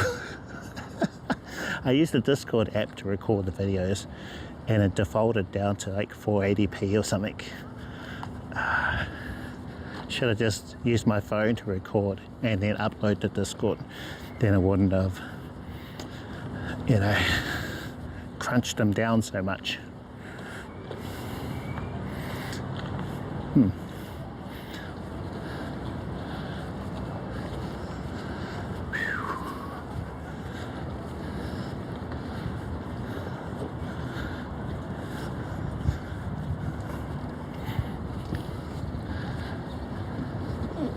Maybe I might switch to it. So I'll check what our battery is. We're using the gimbal now, which is for sure really stable. I don't think we used it that much, the JJ02. Walking around and,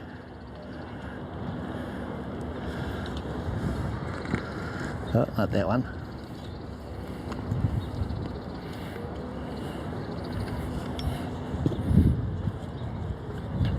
There you go. I do, yep. I create a highlight after every live stream, and that highlight gets saved forever. And the VODs, they're public on YouTube too, so you have either or. Yeah, so that's definitely a recommendation if you do stream on Twitch, is to create a highlight, because in most cases your live will disappear after I think 2 weeks.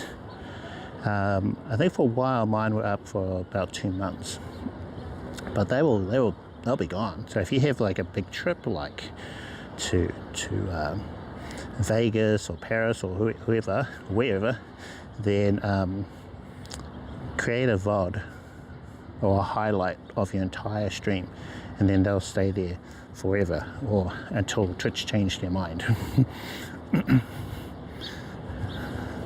So I just get into the habit of doing that after I stream. I create a highlight, then I create a thumbnail for the first couple of seconds of the stream, which includes my title,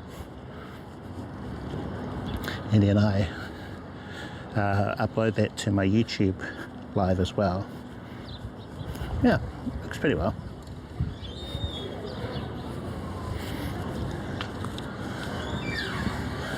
Just make sure I've got everything.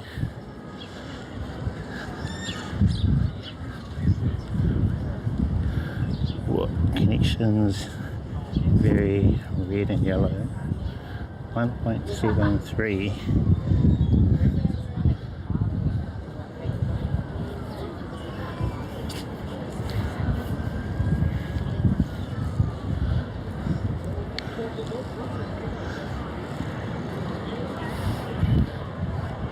sit back there, you can catch a ferry from here to Silo Park. It's only a short walk if the bridge was open. But you know, it gives you an option. It's free too, which is pretty handy. Whew. Pull off a little bit. Hear that noise? It's all the people in the viaduct. It's Friday afternoon here, you know. To be all the workers. What are highlights? You don't know? Oh, okay. Yeah, so if you go into your video, what do they call it? Video editor in the back office, then you can look at your VOD and click on it. Where you would perhaps delete the VOD, you could create a highlight of it. Now the default is just a section of the video, not the entire thing, so you got to like drag the handles to the left and right, so it's the entire length of the stream. And you save that, and then you've got a backup of your live stream. Yeah, so it's basically a clip, but of your entire live stream. There's a Twitch tip for you if you wanted to create one. And then, well, YouTube just creates one automatically. So when your stream is over, it becomes a video. I have mine automatically set to public, I think, in the settings. Whereas you can choose to not have it public or be unlisted afterwards. You know, just depends on your stream. And then afterwards, if you get any copyright issues like I have in the past, you can either mute those or cut those copyrighted bits out from your stream, which I did with my last one at Armageddon Expo. I removed a segment which it thought was a song, but I couldn't hear any music in the background, so I just removed it. No, they don't. There's no limit, which is really surprising. I thought maybe there'd be some kind of limit, a length limit. I have created a VOD for my 24-hour live stream that I did maybe 2 years ago. And it's still there on my account. Now, most of those VODs, they're subscriber only for Twitch members. But recently I decided not to do that. So all my Twitch VODs are public now. I figured since my YouTube lives are public, there's no point making the Twitch ones private or sub-only. So yeah. And basically when I started streaming or multi-streaming to both Twitch and YouTube, that's when I made that change. Unless there was a particular topic I chose to make a sub-only, then I did that. By the way, guys, did you know that I have YouTube memberships now? Yeah, I only have one membership tier. So if you did want to be a member, the first member from my membership, then I think I'll give you guys a shout out. I'll be for this week only though. I'll have it in the credits of my next YouTube video. But after that, I should really have a tier which includes if you want to be in my YouTube credits. The current one is only 99 cents New Zealand dollars a month, so for $1, I think in US, then you could be a YouTube member with access to YouTube emotes.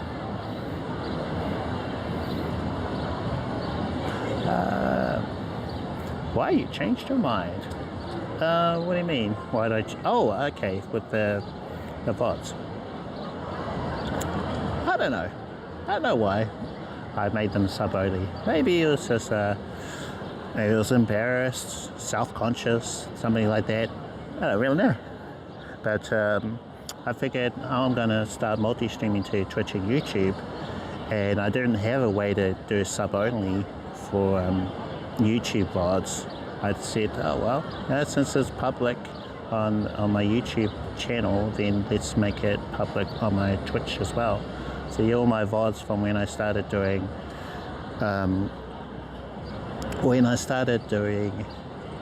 multi-streaming to both platforms. They're now accessible whether it's on my Twitch channel or my YouTube one. Make a sub only and make a beep a dog. True. Dendo. Hey viewers.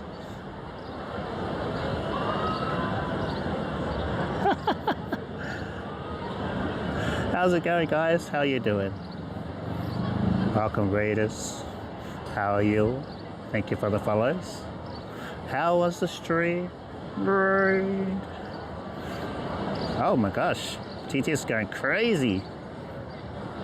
I might have to unplug. I'm getting emotes galore, which is all good. It's all good. How's it going, guys? How are you all doing? 80 viewers. Wow. What did you guys get up to? Did I get a response there? Yeah, thank you for the follows. Rude. Alright, for anyone who's new to my stream, got to do the raidy thing, right? My name is Cliff. I'm an IRL live streamer from Auckland, New Zealand. I do street photography and I talk about IRL live streaming. So if that sounds like a topic you're interested in, then I'd love to have you here. If you need to go, that's all good as well. I'm sure it's probably late wherever you are. But yeah, thank you for the raid. We're in Auckland's Viaduct Harbour. It's in the central city of New Zealand, and we've just been walking around taking photos, and yeah, pretty chill one today. Let's try to escape from a storm. What? Seriously? Dento was babysitting us today while I was working with. Eh? Okay. Let me just check the chat on my other phone as well. 1 second. Oh yeah, we are multi-streaming. We're on Twitch and YouTube, so say hello to everyone, guys. For anyone on YouTube wondering what's happening, we got a raid, a Twitch raid from another channel, and that's where they bring their viewers over from there to hang out and maybe see if this is a stream they'd like to check out more often. Yeah. I'll have, let's see, just refresh my chat a bit.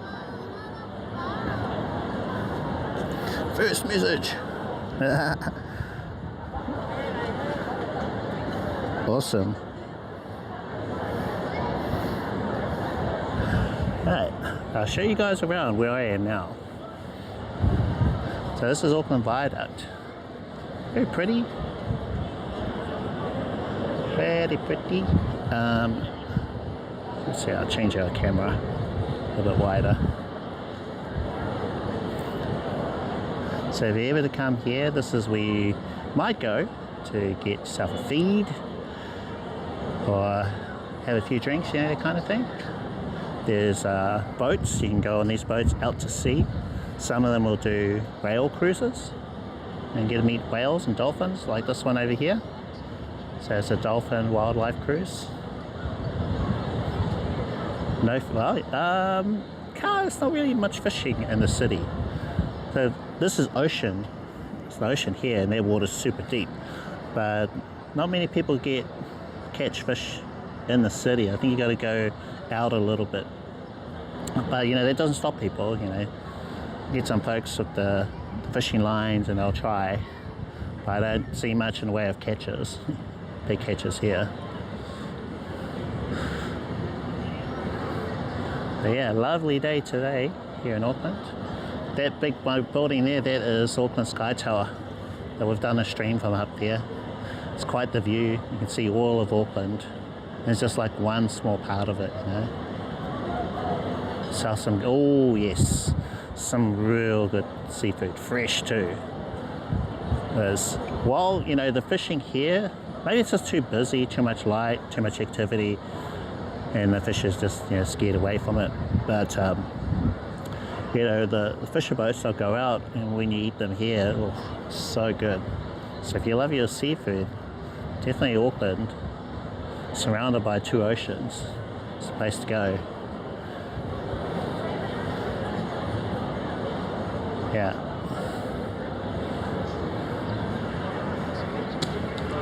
Got a maritime museum here. Been a while since I've been to that. Oh yes, it's lovely. Especially weather like today. They used to race in these boats. I think that one of them won one of the America's Cups a few years ago. So you get to go on one of these yachts, and I think you learn how to do all the, I don't know. I'm not even going to pretend like I know what I'm talking about when it comes to yachting. But yeah, I see them spinning the things and doing the other thing and the other thing. Thank you for the follow. Yeah, lovely. And especially, you know, if you work in the city, you just come down here, South Bitrate, eat, have some tacos, maybe a beer or a drink or whatever. Yeah. So, much as I love traveling, it's nothing like home, you know. My big little city of Auckland has a lot to offer. So last week we had a big convention called Armageddon Expo. I live streamed that. So if there's something to into, we do that whenever there's one. 2 times a year in Auckland. And they've got some smaller ones as well. I'm going to try and attend one that's coming up soon. And then hopefully if I can get my photos thing to work, and I take those photos with this camera, then they'll pop up on stream for you guys. Yeah, we do some food streams. Kind of feel like a coffee. Might go get a coffee. Yeah, for the most part it's pretty chill.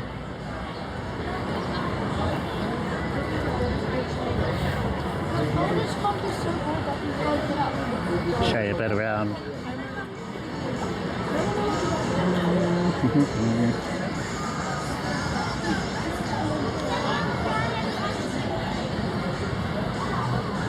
So there's a bar up there called St. Alice. That's really nice. It's very, I think we did a live stream from up there one time. That was a lot of fun. Oh, like some troublemakers here. Oh, that music might get me into trouble. I'll try and move along.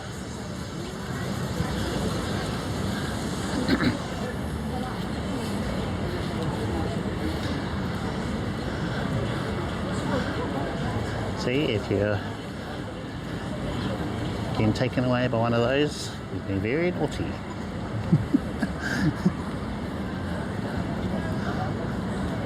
I have not had the pleasure and do not intend to.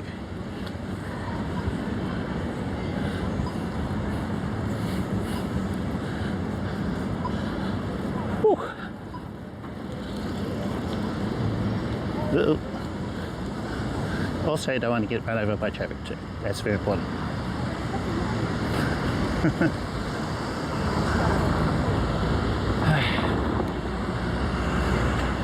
So I'll just continue walking along Key Street to the city. Friday evening, lots of people about for our small city, big little city we call it. Do people ever ask you about your camera? Nobody really. For the most part, most people don't care. Camera, do you mean by streaming gear? Yeah. I try also not to point it directly at people.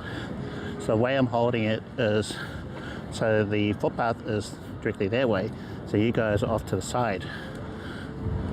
So if someone's walking towards me, they can see that it's not pointed at them. So I try to do that, but there's been a few times where I've forgotten, or maybe I was just so engaged with chat, I've had it pointed at people, and then like one guy was saying, "Are you filming me and my family?" I went, "What? Oh, sorry." And yeah, because I wasn't really thinking about it. That was quite recently too. Yeah, so try not to point it too long in one direction, unless it's like how I've got it now, to the side a little bit like that. So you kind of angle it that way. And people know it's pointed at trees right now.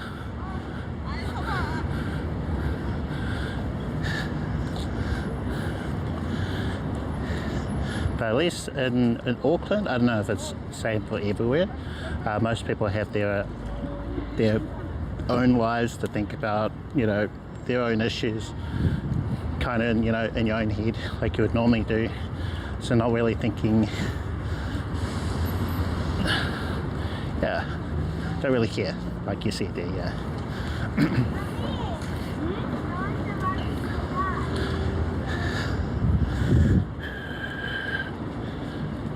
It's a bit warm.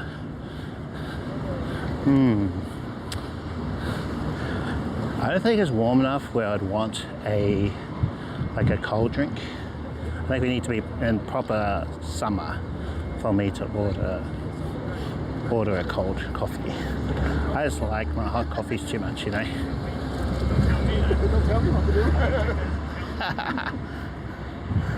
Yeah.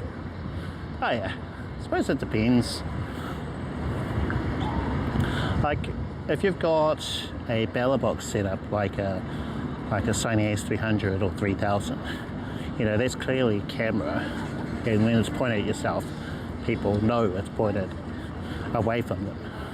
Whereas a phone, you can't really quite tell because it's got cameras on the front and back. That's why you have to do that little extra when you're streaming. And well, that's just my style too.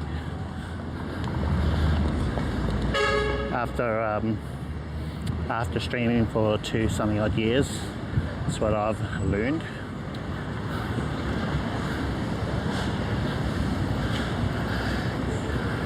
Not to be far away there. Well, I don't think most people are expecting to see a camera or a phone in public anyway. But yeah, I see your point. But at least one thing about this setup is it does look touristy. When someone's talking to a phone on a selfie stick or gimbal like what I have, yeah, usually you are, you know, talking to someone or you're recording a YouTube video, whatever. So at least that's what I would think if I saw someone doing what I'm doing now. And I go, oh, okay, yeah, they must be recording a YouTube video or something. So,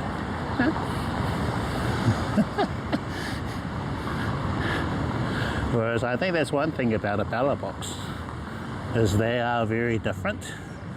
Like you can't really relate that to anything else. It's like, what is that? What is that thing that he's doing? They tend to get a lot more attention, I think, you know.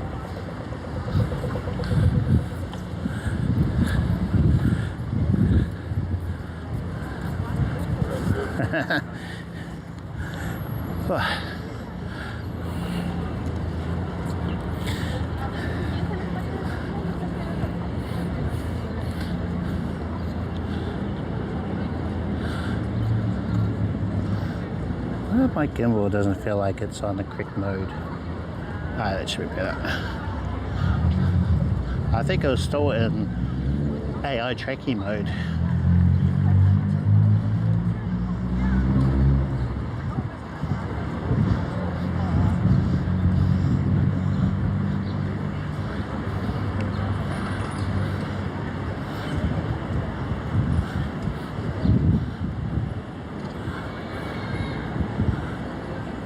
Gonna grab a seat. Grabbing a seat. Ugh.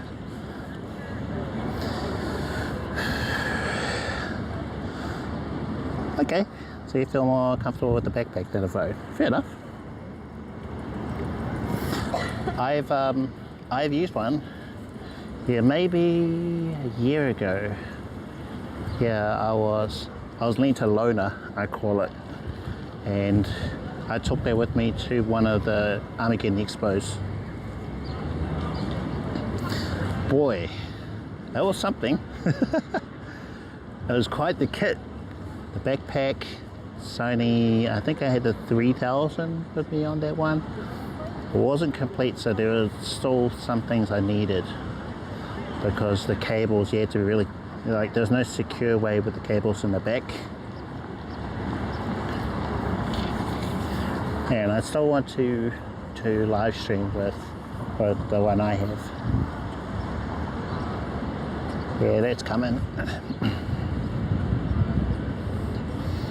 I suppose there's also some benefits to a backpack, like being able to bond lots and lots of connections, however modems you got, SIM cards and things.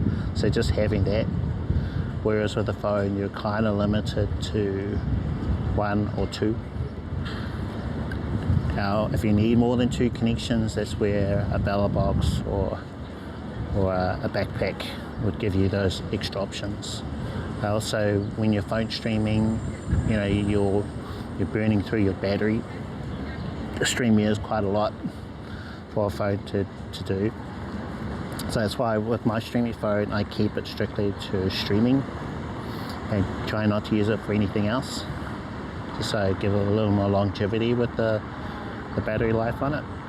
Whereas with a backpack, you can just swap any of these components up. If you need a new battery, just buy a new battery. It doesn't really affect the camera or anything. Or say you want better camera quality, you can just swap out the camera bit. So you kind of lock yourself in once you use the phone. But then it's also, the phone can do, it's all built in one, so there's no moving parts or anything. Chill about engaging with people, thinking that maybe live stream might help me. But to be honest, sometimes I find myself talking to myself on a phone, but damn, sometimes it's therapy. People won't notice the camera. I think you just have to assume there's no one there. And just talk to, what do they call it, an avatar. Or just talk to, like, yourself, if you were on the other side of the phone. So that's what I do. If chat's quiet, I'll just keep talking. I just talk. And it's something that I've learned to do with streaming. And topics that I would find interesting. It's okay, the message is clear. So maybe they're not the best topics, I don't know. But I'll talk about pop culture, movies, streaming, so streaming gear, streaming setups, streaming news, like that guy who's been super annoying and overseas. It's just been really bad for the community. So yeah, that kind of thing.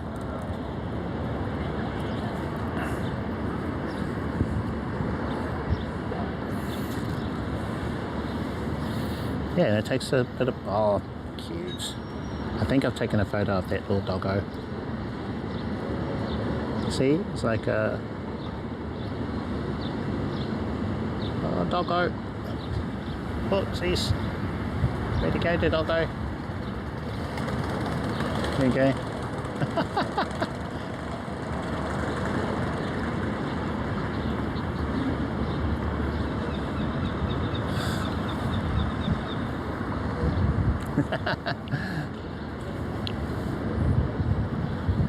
Cute. Right, what time is it? It's 10:07. I can feel it's getting quite a bit cooler now. It's still bright, which is part of daylight savings. Whereas maybe a month ago, I think, it would be dark now, completely dark. That's part of getting into the warmer months. There are some night markets, yeah. I think there's one in, I think it's in the city, Auckland, possibly over in, what's that area, Silo Park. I know they have one on Sunday. I heard recently that they have a night market over there, which is probably the Friday. Oh, I forgot about Diwali. I should look it up. I think there might be a Diwali thing in the city. Diwali, Auckland. Oh, shucks. I did not spell that right.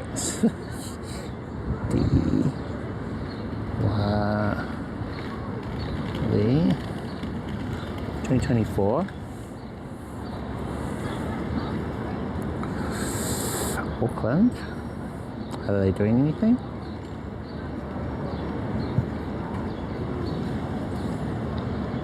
Festival. Oh, we might have missed it.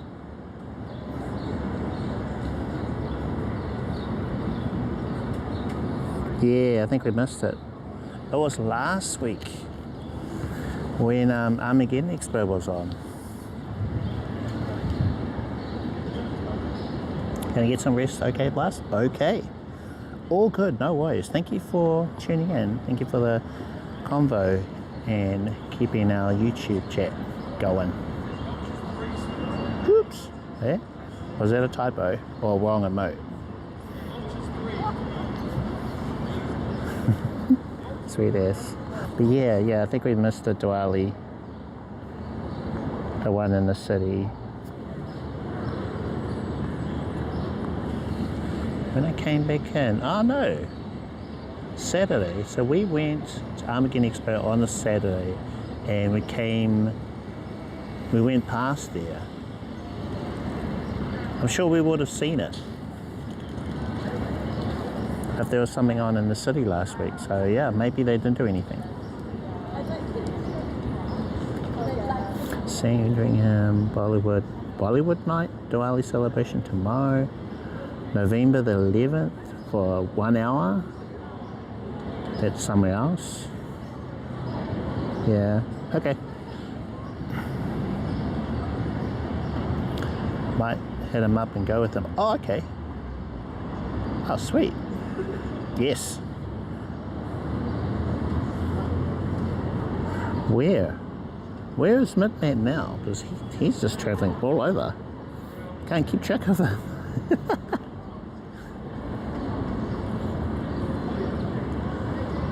Oh, he's not streaming at the moment. Or he's not showing for me. Oh no. Another thing running out of battery.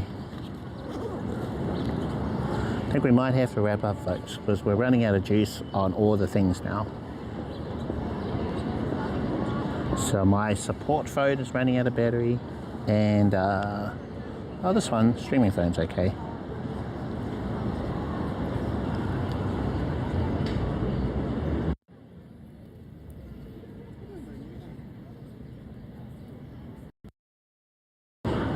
Oh, still got some peeps who are hanging out with us from the raid.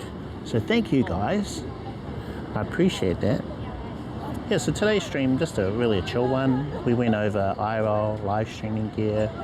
I showed you my gear, I think, multiple times now. But that's what I've been using for the last month. So gimbal, wireless audio, 3 phones, Pokemon Go's sharing. Oh, well, I think I just need new batteries in the phones. That's the big part. The iPhone battery is well past, yeah, it's like down to 70-something% on the iPhone. So I just need a new battery in that.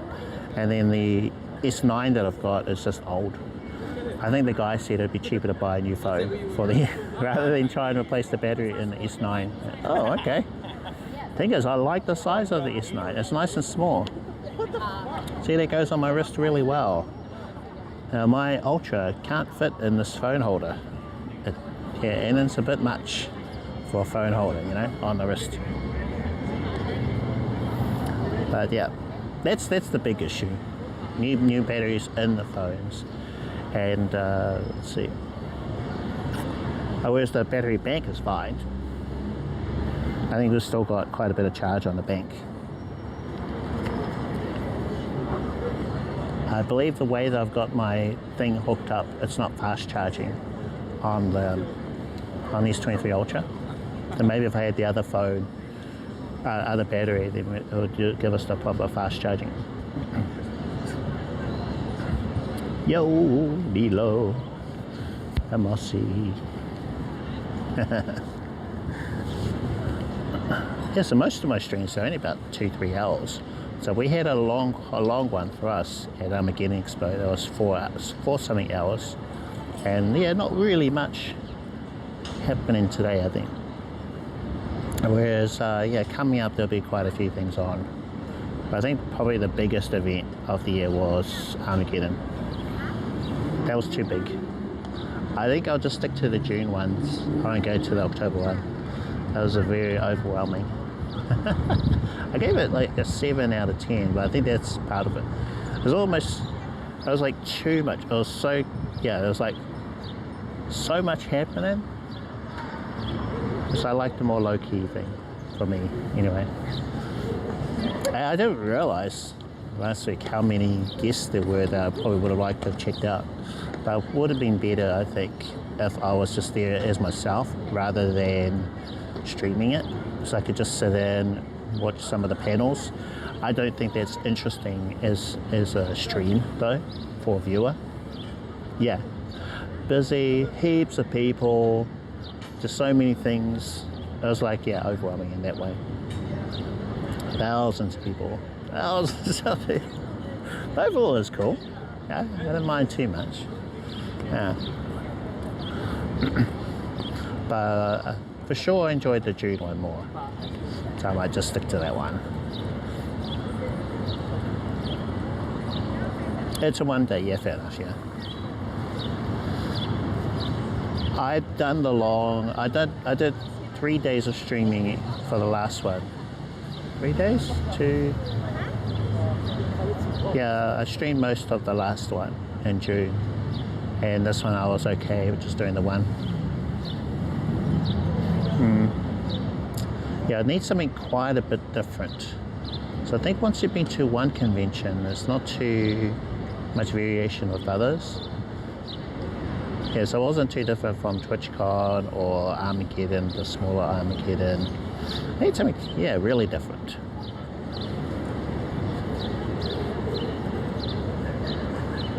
Everything into 1 day. Yeah, I want to do PAX, but that might have to be 26. Yeah, because we have South Korea next year, and probably at the same time that PAX will be going. Probably. I think we've nailed in dates yet. Tabletop gaming? Really? Oh, nice. I watched a bit of your VOD. Boy, that was pretty cool. So I'm curious. I want to see what PAX was like. Yeah, crazy. I think, what was it, day 2 of PAX? I think, the one I watched.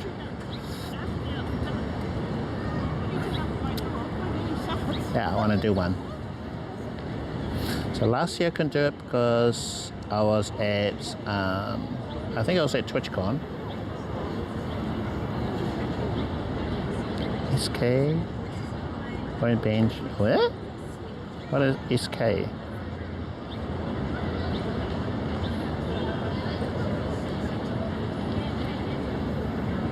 SK. What is SK? Streaming? Huh?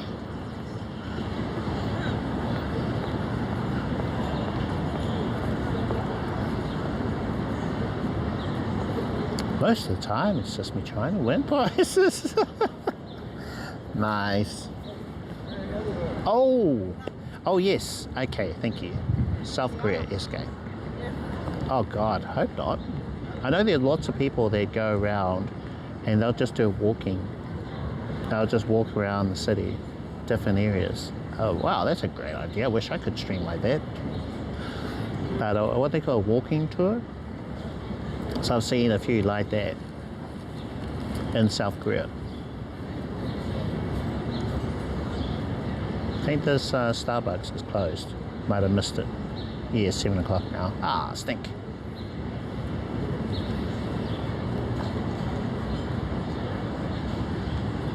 Win prizes.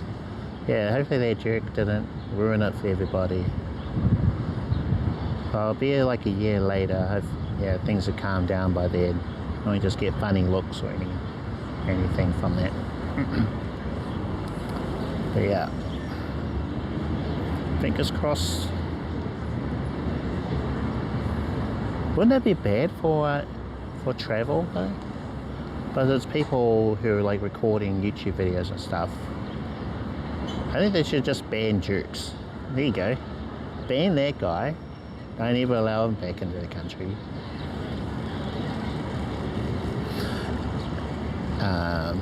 And anyone who misbehaves like that.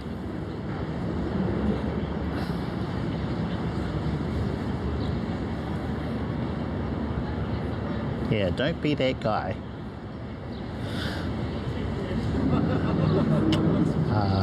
I did not want to see that video today. So it was one of the channels I tune into. They cover news, but mostly pop culture news. Oh, door didn't open. Yeah, I think they're closed. Yeah, have a look. See if they are still open. Yeah, pop culture news, but then it said IRL in the title. What? What's this IRL? It's all about that troublemaker. Don't want to draw any more attention to him than necessary. Oh, I think they're open. They are open. Oh, cool. I'm going to get a coffee. I'm going to compact you guys down.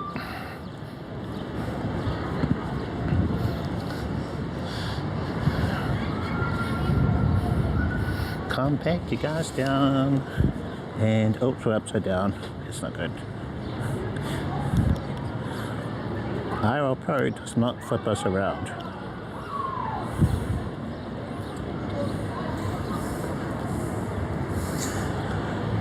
See if I got any credit. Excuse me.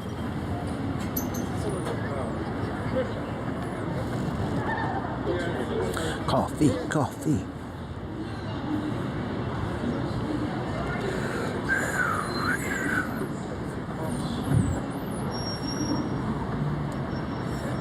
Oh, yep, I got enough. Oh, hold on. Alright, sweet. Free upsize, customization. I think I might just get a normal one. Okay. Alright, coffee time. Yeah, here, Starbucks.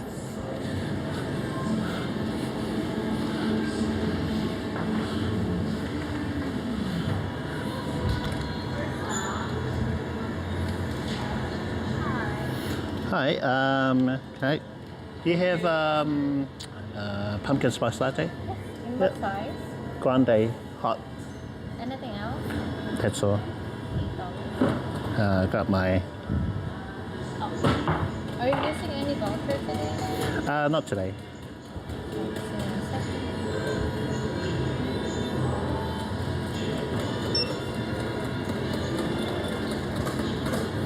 Coffee, coffee.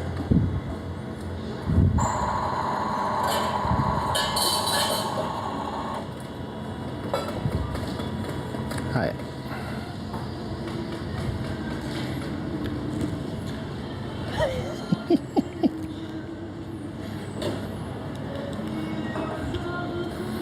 I have to just turn this off. Turn the gimbal off.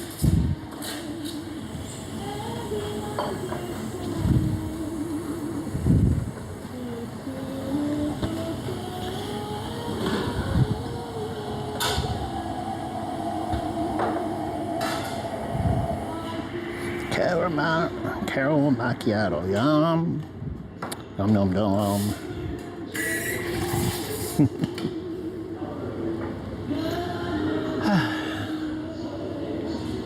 Oh, is that going to get me into trouble? I might have to turn our noise reduction on.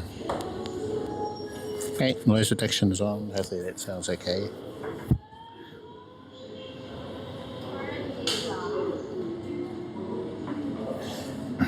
I'll stand over here.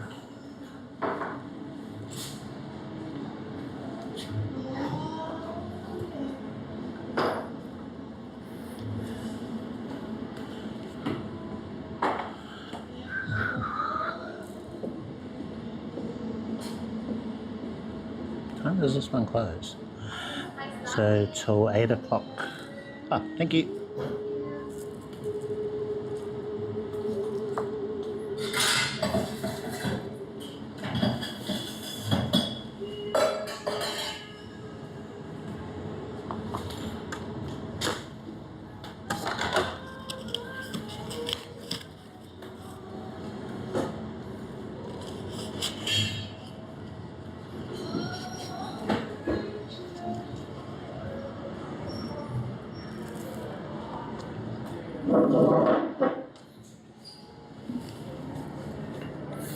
Alright, give it back on.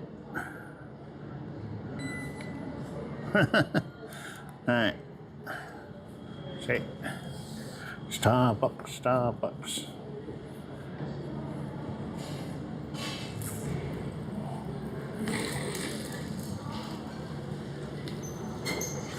Halloween pumpkins? Oh, Christmas twice already, huh?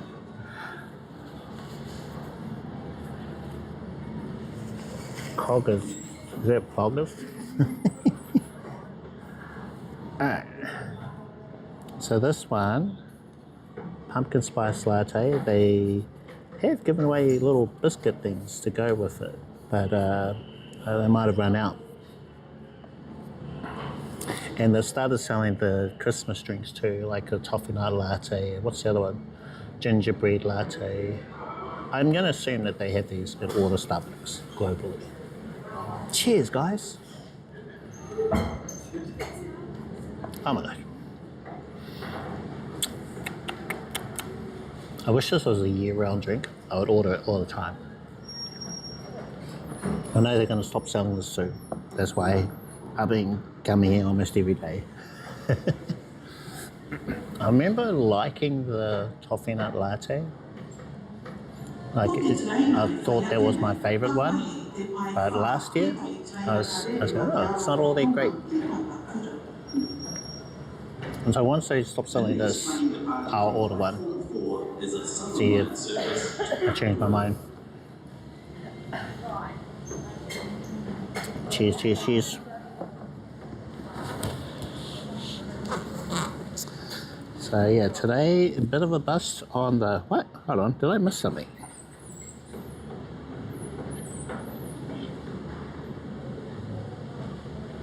Did I get a donation?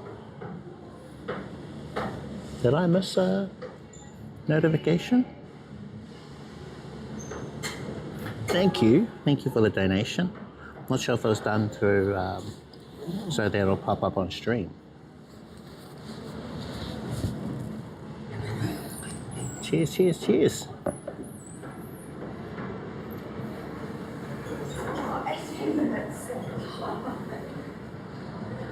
You guys. Oh, I got homework too. I thought that was finished. I got a donation and homework from something else.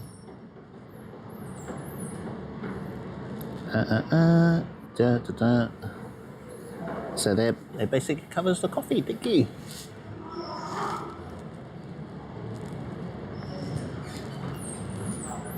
Oh my gosh, so good, so good. Oh, I don't know if you guys noticed, but over the last couple of months, I've had like this really bad cough. I went back to the doctors. After all this time, I just kept forgetting to book in, get an appointment to see the doctor. But I just did it online instead. Went back to the doctors and they gave me all this medication to try. I'm hoping that it works this time. Appreciate the stream, but thank you. Thank you. I try. We all do, you know, we'll do our part for the community. Usually those notifications, if it's done through the correct link, then it'll pop up. I don't know if that did actually happen. Maybe I just missed the notification. Let's see. Yeah, I'm hoping for this medication that I've got now, it's going to be a thing of the past, no more coughing. I don't think I've coughed at all on the stream. Or have I? Now that I've said it, I'm probably going to start coughing like crazy. I noticed as well, Milo, your audio is really good. And I think you've got a Holyland Lark as well. You had yours on the outside. So, wow, your audio sounds really good there.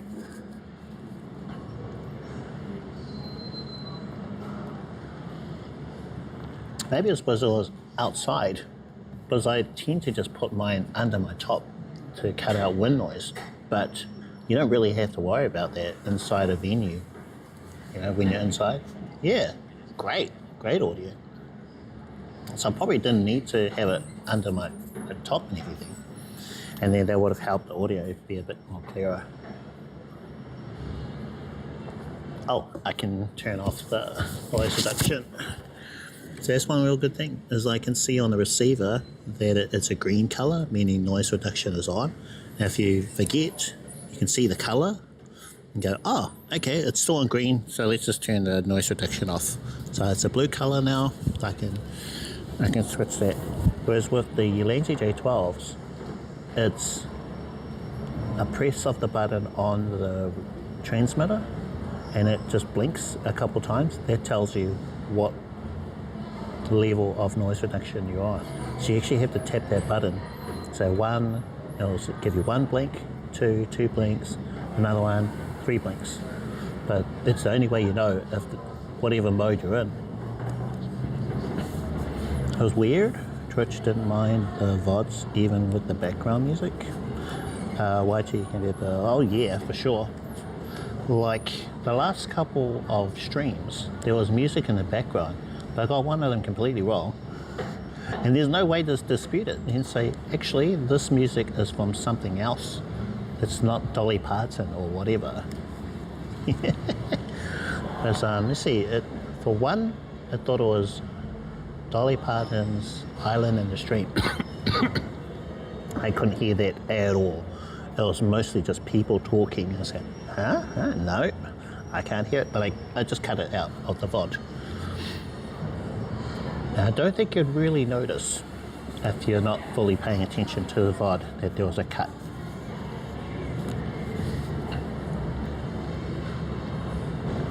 Yeah. And then for one of the songs that I used, let's say in slideshow mode, it would play a song from Harris Heller's Stream Beats, and I know what the song is and where it comes from, but it picked this completely different song which sounds kind of the same for the first couple of bars. So you go, okay, they sound similar, but after, you know, bar 32 or whatever, it's a different song. So I could see how I could make that mistake, but it didn't give me the option to say, well, actually, it is this song. So I'll just ask if you have the rights to use the song. And yeah, I have the rights to use the correct song.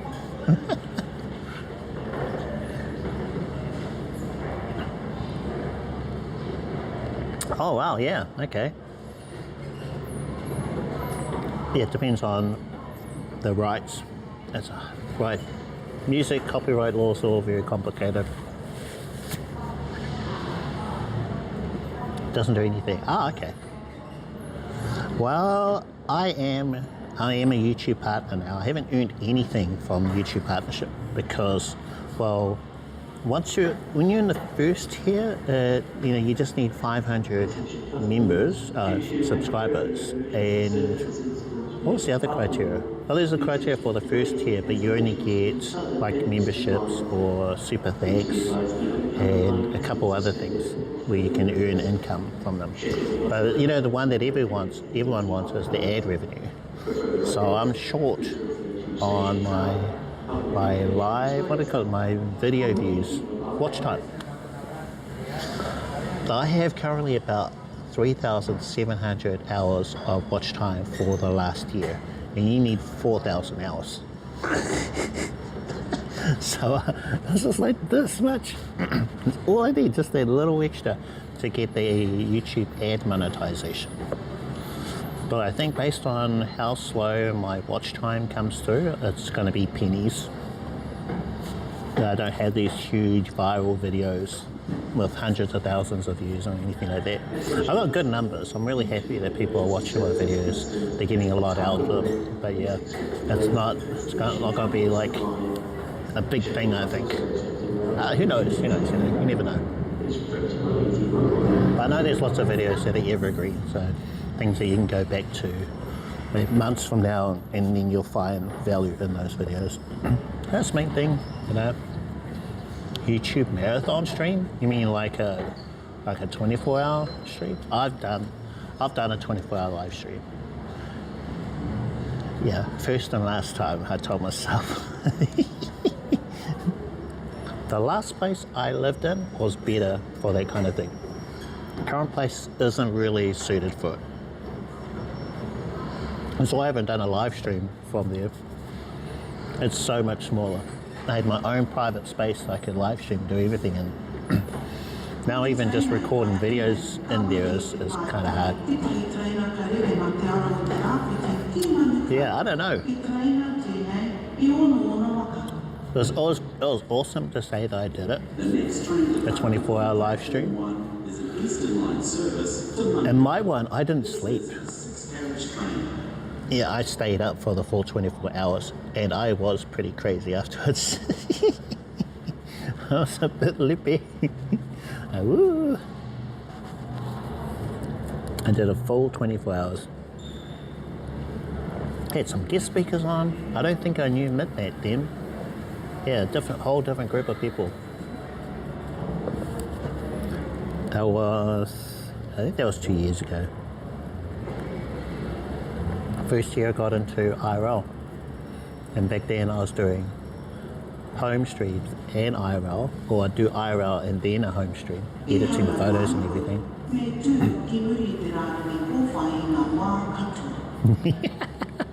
Yeah, start seeing sounds and stuff. Yeah, I think so. That's pretty accurate. I think it was fun. Yeah, we did that on a birthday weekend. Like the recent one, I don't know if you were there for that one. Yeah, so that birthday week stream. Everything's been pretty small compared to that one I did, 2 years ago. Yeah, it was cool. Started the stream IRL, and we had some guests. We had a model, so we took those photos, walked around the city, did a whole bunch. Everyone in chat could sort of recommend poses and maybe settings and stuff. And afterwards went back to the office, so there's a little transition there. Edited the photos from there, and then afterwards we had guests who came in, so maybe it was about 3D. Yeah, exactly. So guests on 3D art. We tried to do a collaboration there. I shared a portrait photo, and then we replaced the background with a 3D background. There was just all sorts, yeah. That was great. Yeah, I told myself never again. Whenever someone's brought it up, say, yeah, I've done that. I need to do that again. I haven't done what our friend Poultry in Motion, or Chicken, has done, and that's a full 24-hour IRL live stream. So I haven't done that, and I don't think I could here. There's not enough to do in Auckland for me to do the whole thing IRL. I caught the last, I think, hour or two of his stream because of the time difference. Yeah, good on him. I think that's a good reason to use a phone streaming setup. Because he had 24 hours with a backpack. I know most streamers, or most long streamers, they'll have a backpack for 12 hours, but 24 hours? And he has enough juice to last the whole time too, so.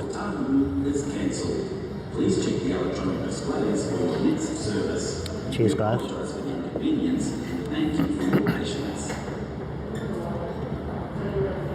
Just checking through our activity.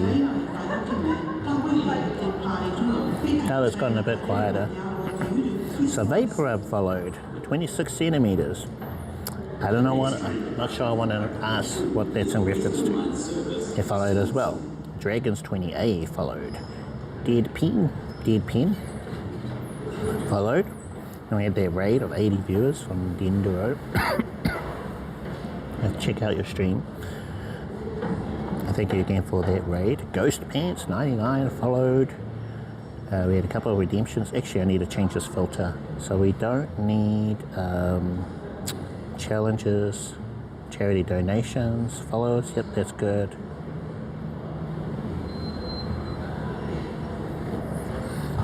So don't need goals. Gift the subs fine. High trains, okay. Polls, power-ups, predictions, nope. So I'm just looking at my activity feed on Twitch, and you can turn on and off all these, activities. So what I really don't need is channel point redemptions in my activity feed. So I don't need to see reward requests, nope. Shoutouts, promotions, probably not.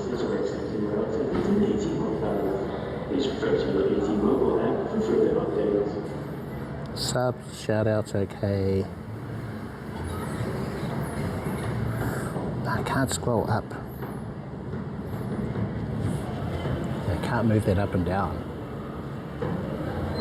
I'm sure there's more to it.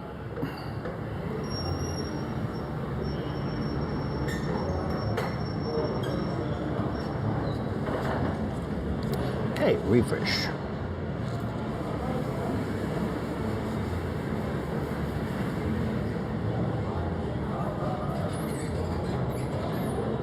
Okay, that's a bit cleaner.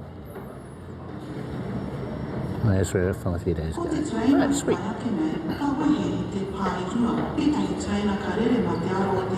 I'll squish this up a bit. Alright. See people taking photos outside. Still going yet? Are you editing photos, Ray? How's that going? Got some good batteries. Well, for the most part, I've been on my phone. S23 Ultra is down to 41%, and we plugged in for a good 15-20 minutes just to give it a little extra top up. Coding! Oh, okay, so therefore on the database we're working on.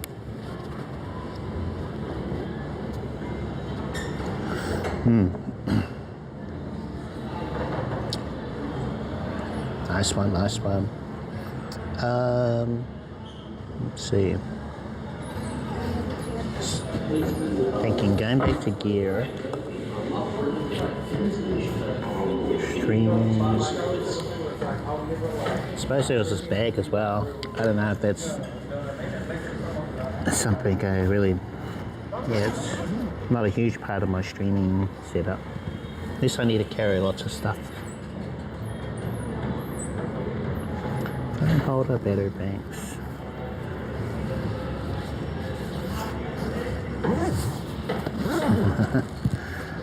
So yeah, we're basically done. Pretty much done for the stream. I'm gonna have to go take some photos. Because what I want with my streams is to take a photo, or take lots of photos, and then the best photos from the stream, as voted by you guys, that gets uploaded to Instagram. So that's the thing that I wanted to do with these streams, and sort of tie it into outputting regular content for Instagram as well. But with this photos thing not working, it's like totally broken.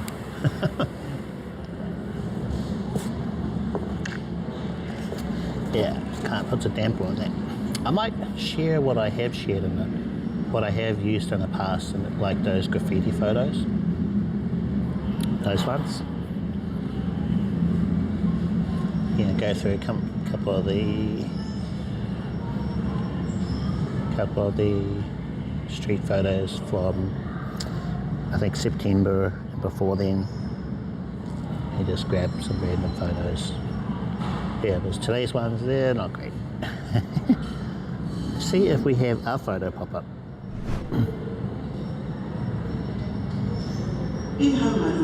Oh, so we did take a photo. I think that's one I manually uploaded. Yeah.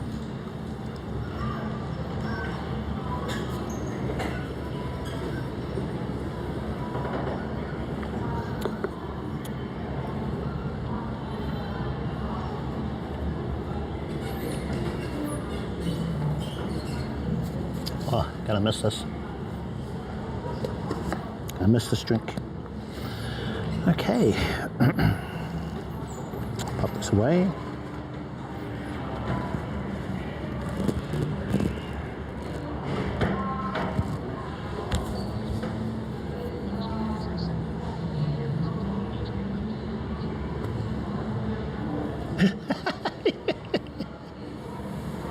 Yes.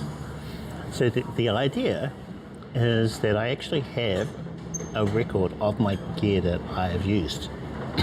Like most of those photos I don't keep. I delete the raws and everything. But I can go through my Discord where the photos are normally shared and go, oh, okay, that's what I was using back in October. Oh, that's what I used back in September or whatever, you know. So yeah, I can just look back and see all of them. And, you know, they go from pretty streamlined, what I've got now, to pretty crazy, maybe a couple of months, a year ago. Yeah, there's been one benefit of that, you know, just having that to look through. And it was always my test photo. So I'd start off, take a photo of my gear, and then from there we'd go off and do other stuff. So if it worked on that first photo, the rest of the photo should be good. But the system hasn't worked at all today. I thought I had sorted it out by using an alternate service. True, yeah, that's right. I could do that. I just wish I did that more often. Like, have I done that at the end of every month? And that's what I'm planning on doing this, at the end of the month. See what gear I used, if there's anything different, and then why I went from one thing to the other. So I go way back 2 years ago, and I see some of the crazy things I used back then. I'm like, what? What was I thinking? Let's see if the other phone has enough juice on it yet.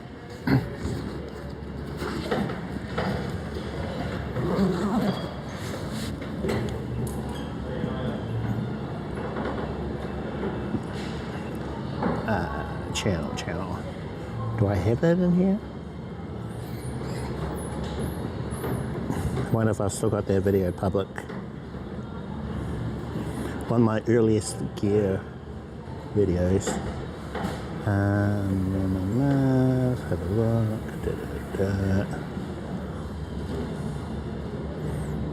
Oh, no, did I remove it? Okay, maybe it's unlisted.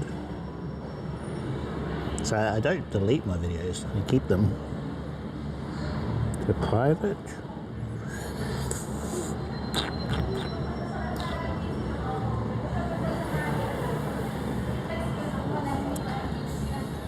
Unlisted.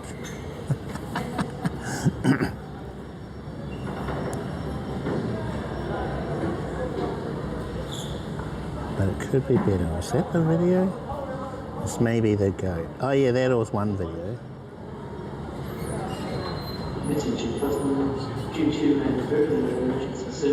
So my channel used to be primarily focused towards street photography, but then when I compared my channel versus all the other street photography channels out there, I went, yeah, I'm not going to make a dent here. These other channels are way better than mine. So that's why I decided to specialize in IRL. Alright, yeah, I found it. I'll try and screen share this.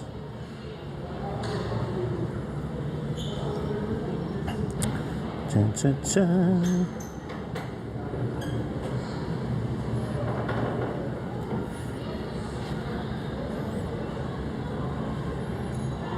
So go live, screen share. Okay, screen share. Bam. Start broadcast.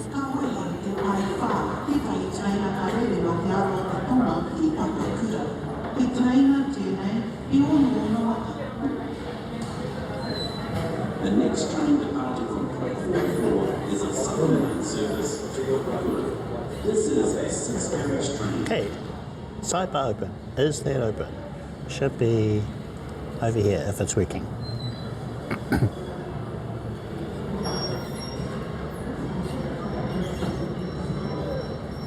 waiting for the preview to catch up. Now when the sidebar's here, there's no audio. It's muted.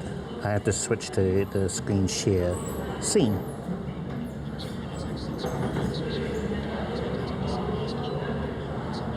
Oh, okay. Well, thank you. Okay, now let's try screen sharing. The lag is quite big. Sweet. Now we should now be on a screen share C.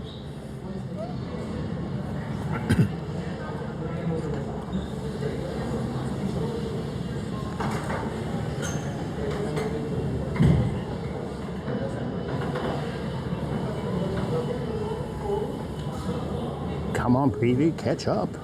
Oh yeah, okay.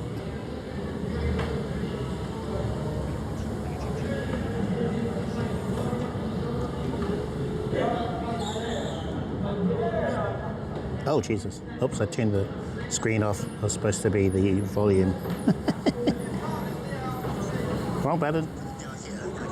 Which frees up my hands. You guys have seen me before. Excuse me. They're playing?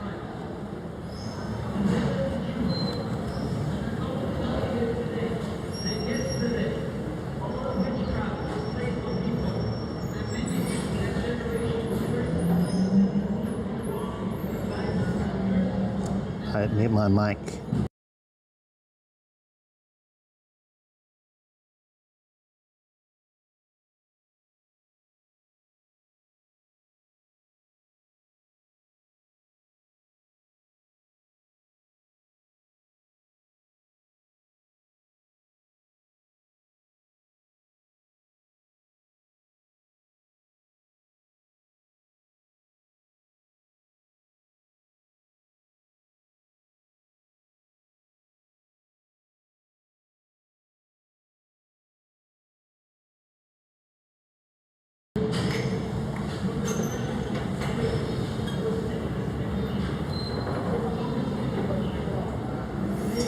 Okay, so the screen share has caught up, but I don't think you guys can see it anymore. Oh yeah, screen share turned off. So it's going to start screen share again. Start as Alec app as screen caster. Hooray!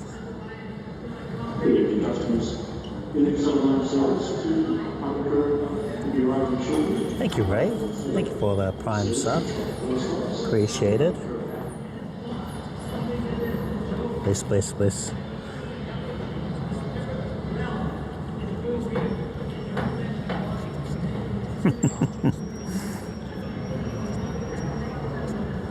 Thank you. Right. Come on, preview.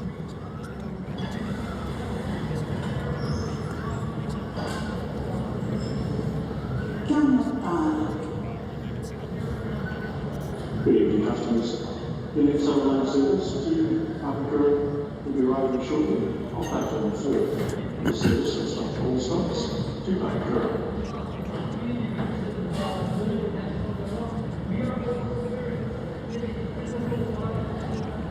I wish I could do a better reaction, but it's my genuine reaction. I know some people go, oh my god, oh.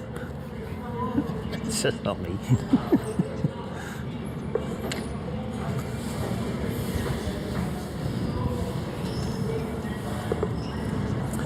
Do we have audio on our screen share? I don't think we do, right?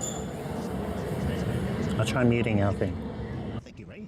We've got Twitch, and this is so I can preview what's happening. I'll be using that a lot because what I plan to do with this phone is to have it in that clamshell mode, which means I won't be able to see what's on the screen, won't be able to switch it to ultra-wide, wide, selfie camera and everything. It'll just be a lot more compact, I think. And then we've got activity, so then that tells us what's happening. And I think in my YouTube videos, having to exit out of IRL chat, this one section here. Okay, yeah, so it is coming through. It's just that my microphone is a lot louder than the screen share. But you see what I'm using? See that setup? Was there a date on it?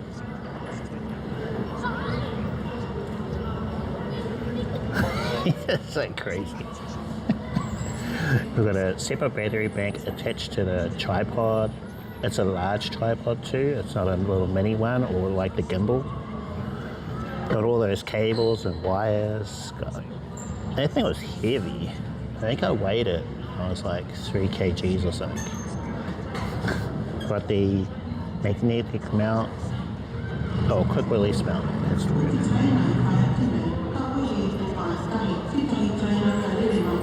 Try and carry that around Twitch called Armageddon Expo.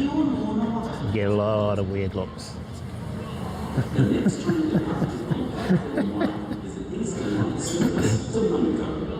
Yeah, chest mounts.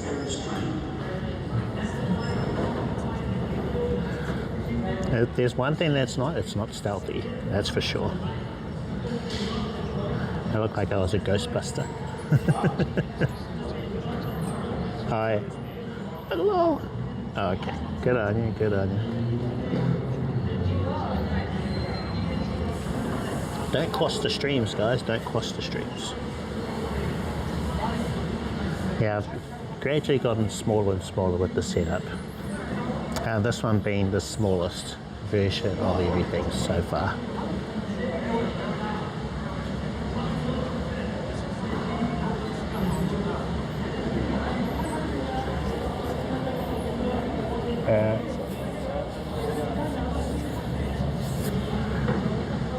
Oh, there's another video. Another YouTube video just wrapped up. Good times, yeah.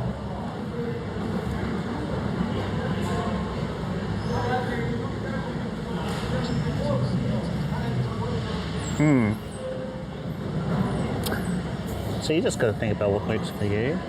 Is it image quality? A phone probably isn't your best option to go for. You got to weigh up all these things.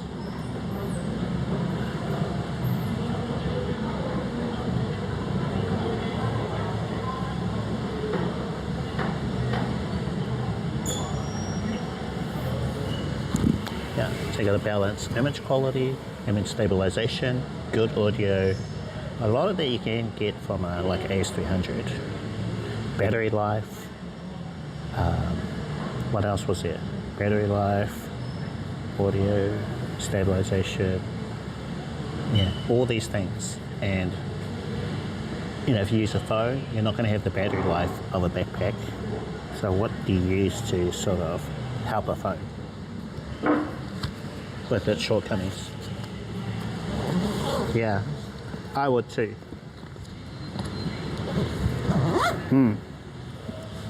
For example, I could probably get a much wider look if I switch this around.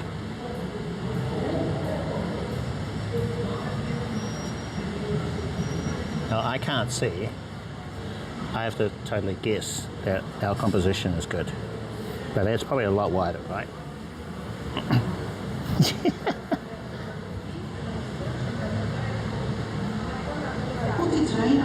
Actually, what I'll do is I'll switch the phone around for a little bit. So,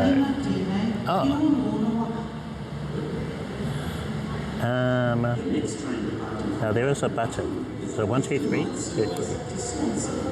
Oh yeah.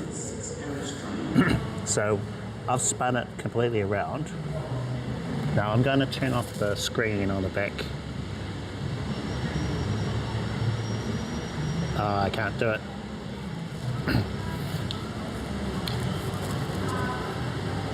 So yeah, I could hold it like this.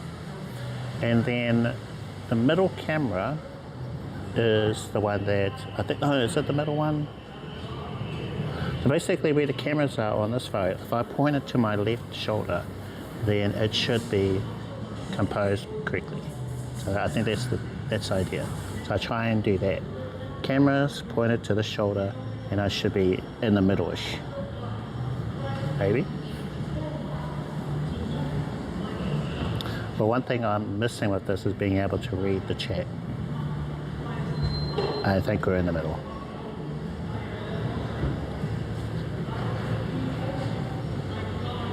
Oh yeah, good point. Well, usually you have to be a bit further away. So you've got to be at least arm's length away for the tracking to work.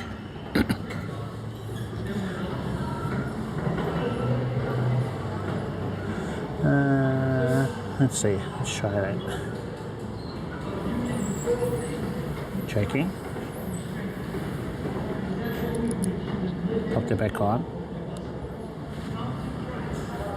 Right, got a bit. Okay, so tracking is on now. What do you think? Is it checking?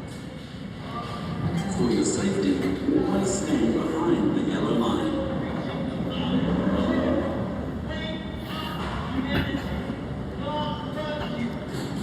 Rather than moving on again.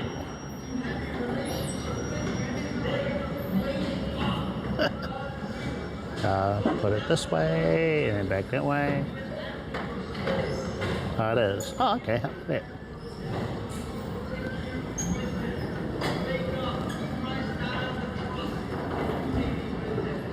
It is wobbling a little.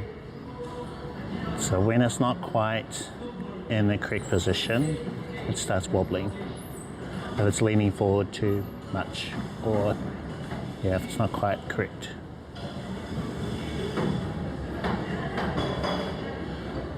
I really want to turn the screen off, so I don't like having the screen on when it's faced away from me.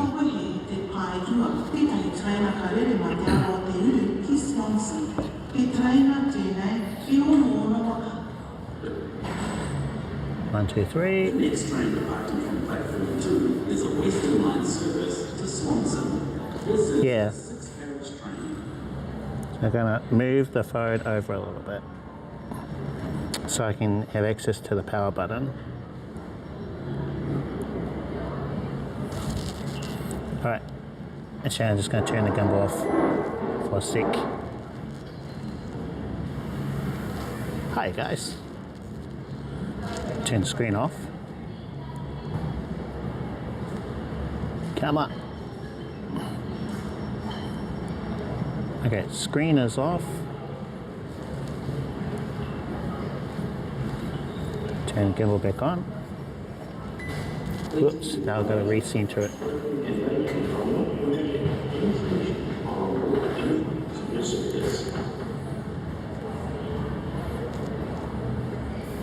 One, two, three. Okay.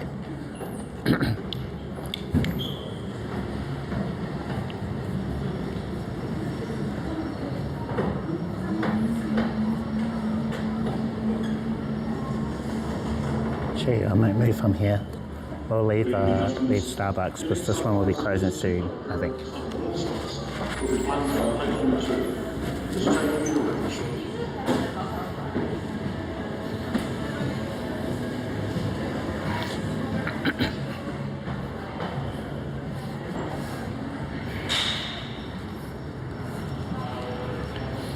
Okay.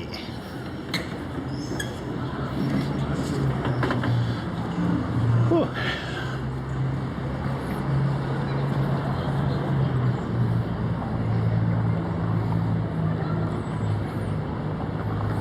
Alright, tracking is on. So we'll just walk around a little bit. How is the tracking? How's it doing?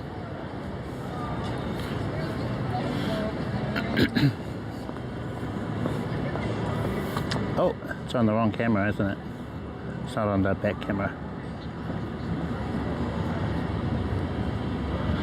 1, 2, 3.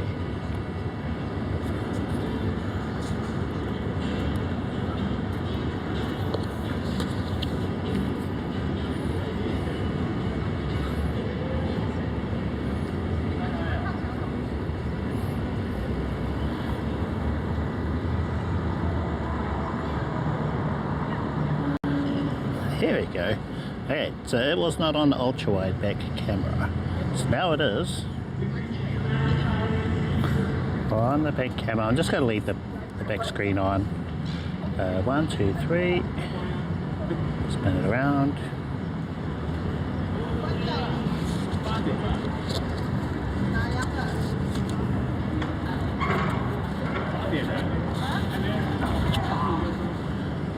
Okay. Shaky.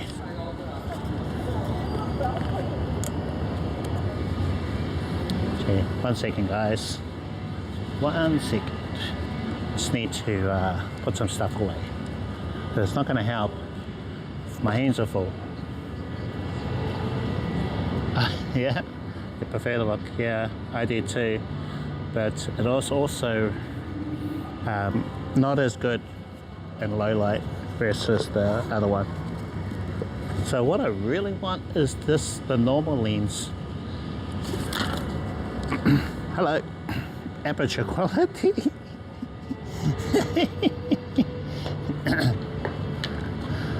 Oopsie daisy.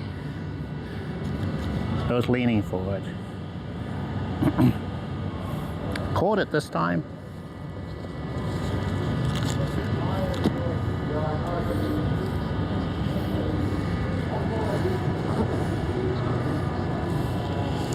Yeah. Oh my gosh. Yeah, that first time when it fell over, or the other time, a little more watchful of the gear now. Actually, I like having the eye line looking right into the phone, so reading the chat that way.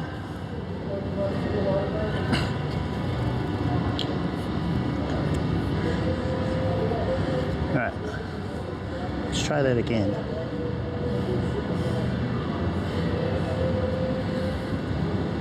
See, I've got to hold it all the way out for the face tracking to work.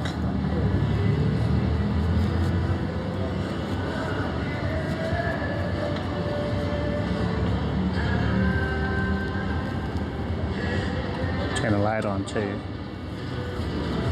Does that make any difference with the light on?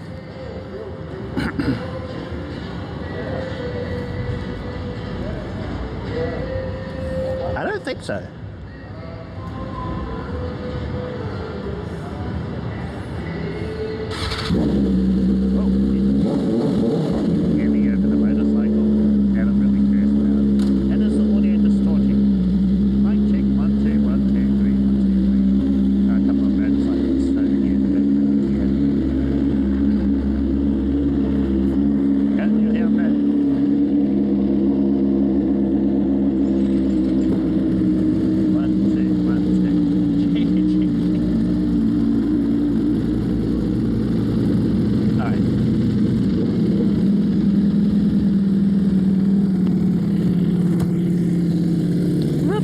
Yeah, I've got headphones on.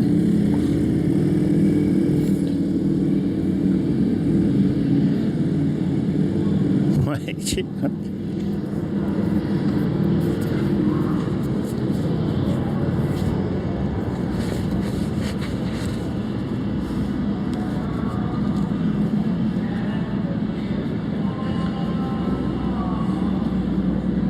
So this way and that way. Boy, I really notice the difference when I hold it out further, the gimbal away from my body. I shouldn't need to. I'm gonna hold it closer to my body since it's already wider, right?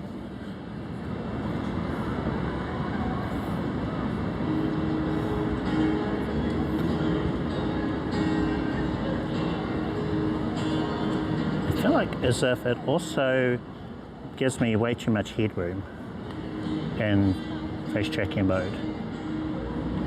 So I want my head to be touching the top.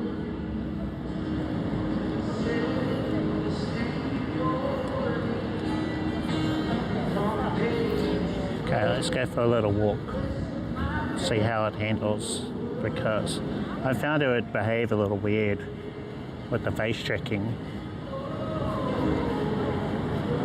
So I'm just going to walk over here a little bit. There's something about this dynamic feels odd. It doesn't feel as easy as when I usually hold it. I don't know why. Why is that? Now, are we maintaining our composition?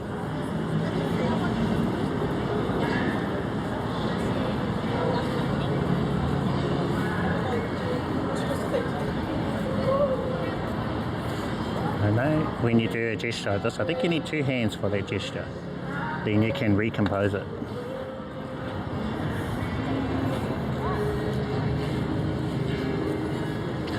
Oh, got shaky there. Right. Oh, more shakiness.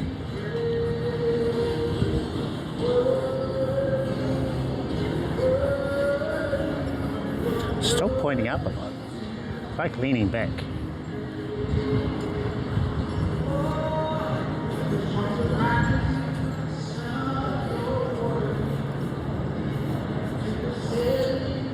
I'm going to turn off the AI tracking.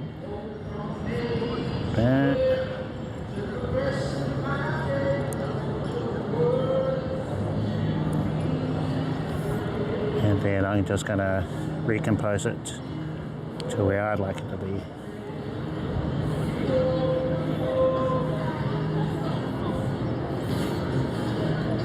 Yeah, whereas I'd like it more like this, I think.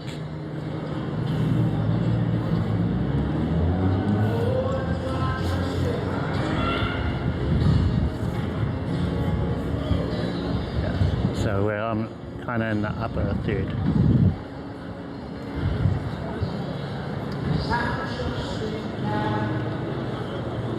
Oh, the screen on the back is on. Boo!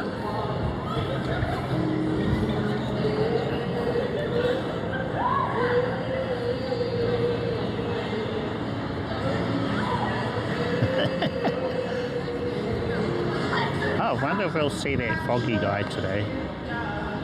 The dancing frog in the city.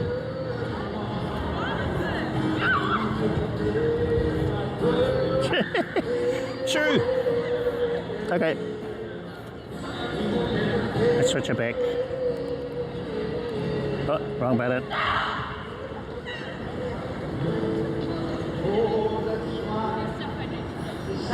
Okay, and here is how I would normally hold it. This way. Huh.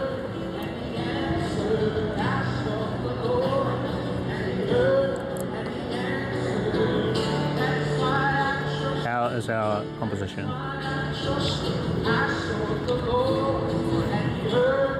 Definitely notice the difference in how wide, ultra wide is a lot wider.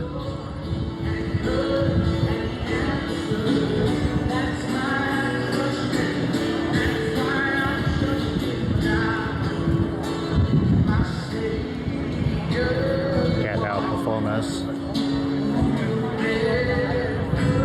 Yeah, can't see much in the background. A lot easier for me to recompose too. Maybe I'm just used to holding it this way because it just seems easier. I don't know. Yeah, I'm curious. I'm going to have a look at it.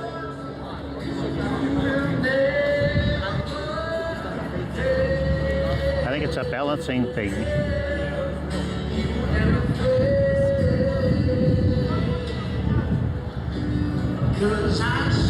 I'd have to hold it probably wide out like this to get a similar look. My arm's fully stretched out.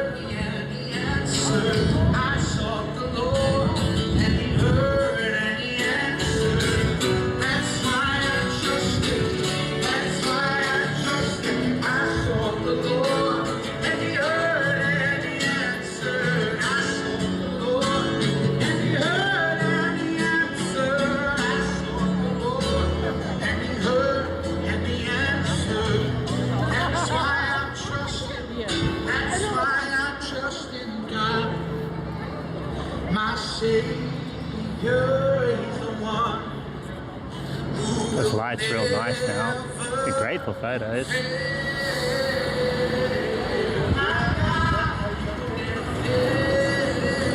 The Christian singers out.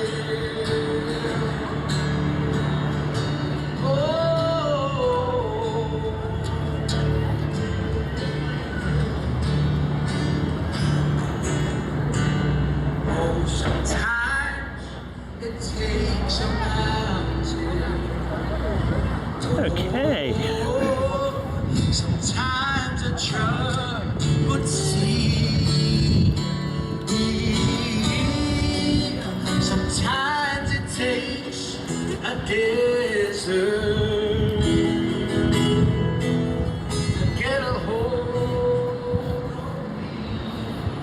if that's the same guy from a while ago.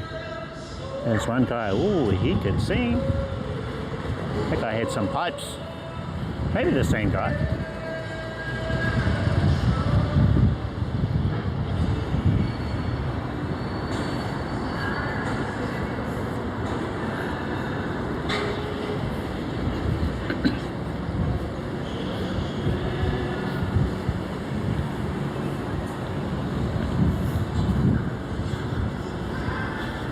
%. Oh yeah, I forgot about my chat phone.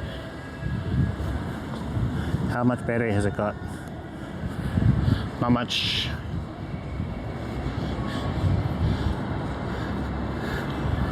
So basically, we're going to wrap up, folks. Thank you all for tuning in. Been an awesome stream. I've enjoyed the convos we've had, talking about gear. We tried a few things out. Let's grab a seat over here.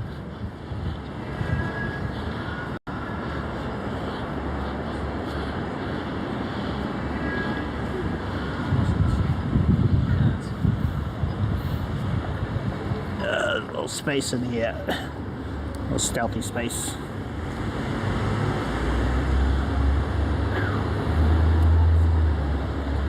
That should do.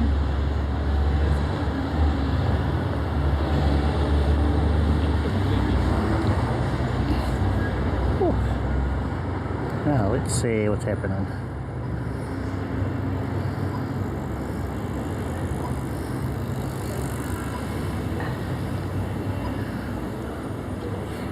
Thank you, Nilo. Yeah.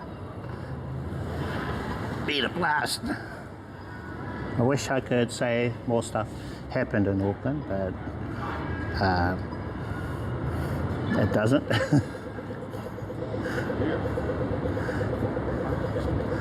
But we will for sure have many more adventures to come. More IRL markets we'll have to do. We've got that festival next week, I think it is. And I'll keep an eye out for any other cool things. I'll try and sort out our photos. Fingers crossed for next week. Checked out Tiffany feed again. So Ray, thank you for the Prime sub. 14 months. That's awesome. And Dean Duo for the raid. Huge raid.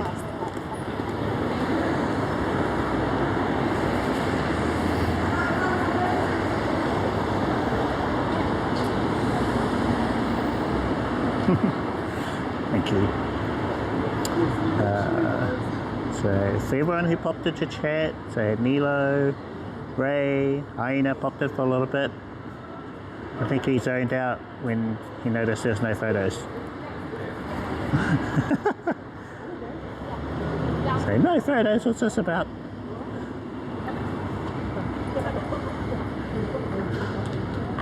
I'll try to get it working. But when you rely on other services, there's only so much you can do, you know.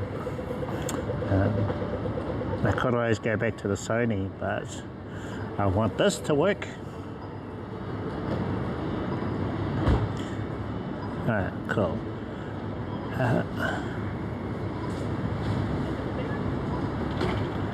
Oh, wrong button. So I'll just try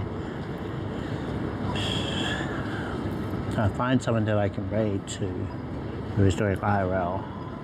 Oh yeah, bro, DJ Reminisce popped up for a little bit as well. I think he has work, so he had to go to leave that work.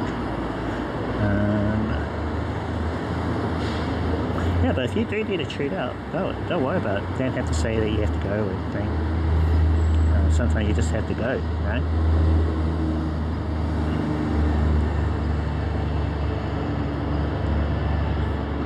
Yeah, I appreciate the licks too. They're all good.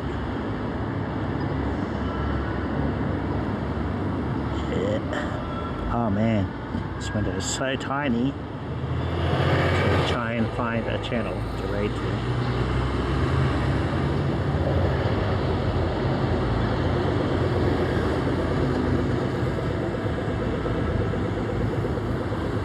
See, the AGC TV is streaming. Usually, the last couple of streams he's been at a couple of cons, similar to Comic Con, Armageddon Expo and everything. I can't quite see the full title. Chilling and HCL and something. So let's have a look at the preview. Oh, it's with got quite the party going on. So you guys see that? That is, what do they call it? Quick actions on Twitch, where you're able to see a channel that you can raid to. So you just pop on the channel and can have a look, see what's happening. And I've got some folks in the car, looks like they're heading somewhere. And then there's a start raid button, so I could press that button. So let me just go back actually. Back, quick actions. I'll just do a refresh. So I think I've got a clip of this. So,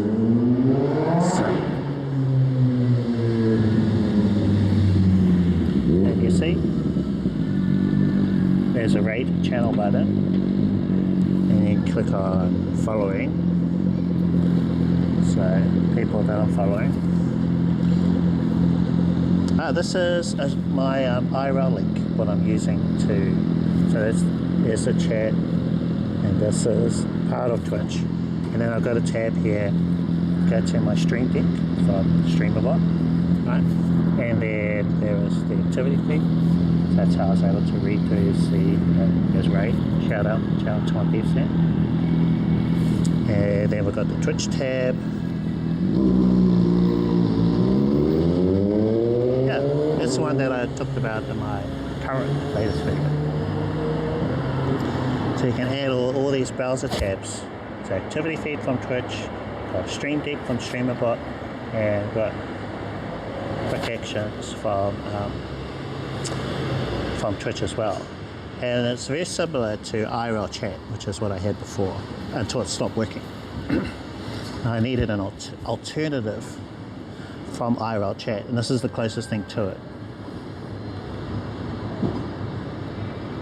Oh, well, no. Oh, fingers crossed that it's okay weather-wise and you're able to at least go.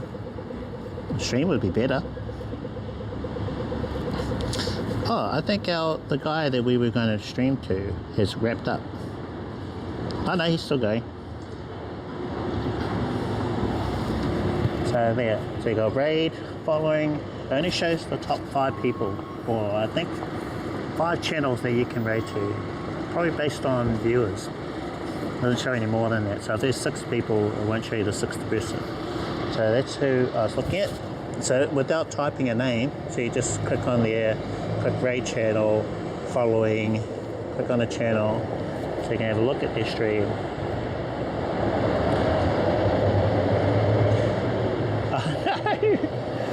Oh no. Well, I've had one. I've had one of those for sure. And then you can see there's a raid, start raid button. So you get click, and it's just with the tap of buttons. Because normally you'd have to type a command. Now I forget what that command is sometimes. So it's like / raid, and then do you use the @ symbol, or maybe you don't use the @ symbol. How do you spell that person's username? Maybe it's with an I, or perhaps it's a 1. So you've got all that sort of stuff you have to worry about when you type in a channel you're going to raid to. Whereas with this, you can, there's even a search in there too. Now you could use the Twitch app, so that's an option as well. But I just like having everything in one app. Least apps you need to navigate between, the better, I think. Yeah. Okay, so I'll do the raid. Okay, start raid. Yeah, go check it out, folks. If you're a streamer, you've got your TTS, check out my video, of course. Watch the video all the way through. Help me with the watch time. Appreciate it, appreciate it. So, tap in the button.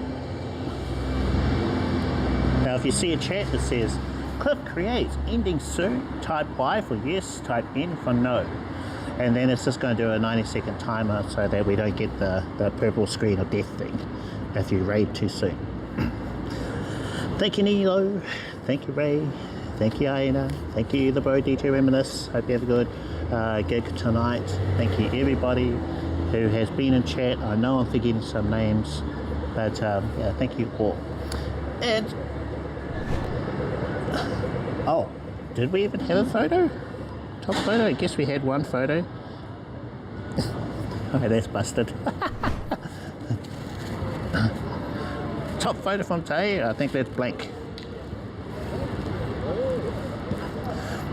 Thank you, one and all. Hope you have a great weekend. See you next time, Friday from 2 or 3 p.m. New Zealand Standard Time. Unless something cool happens, then I might do an extra stream. But I don't think so this week. Pretty chill one. Anyway, take care, as we say here when we say our goodbyes. Peace to one and all. Sure. And I have lots and lots of tacos. Beach and tacos.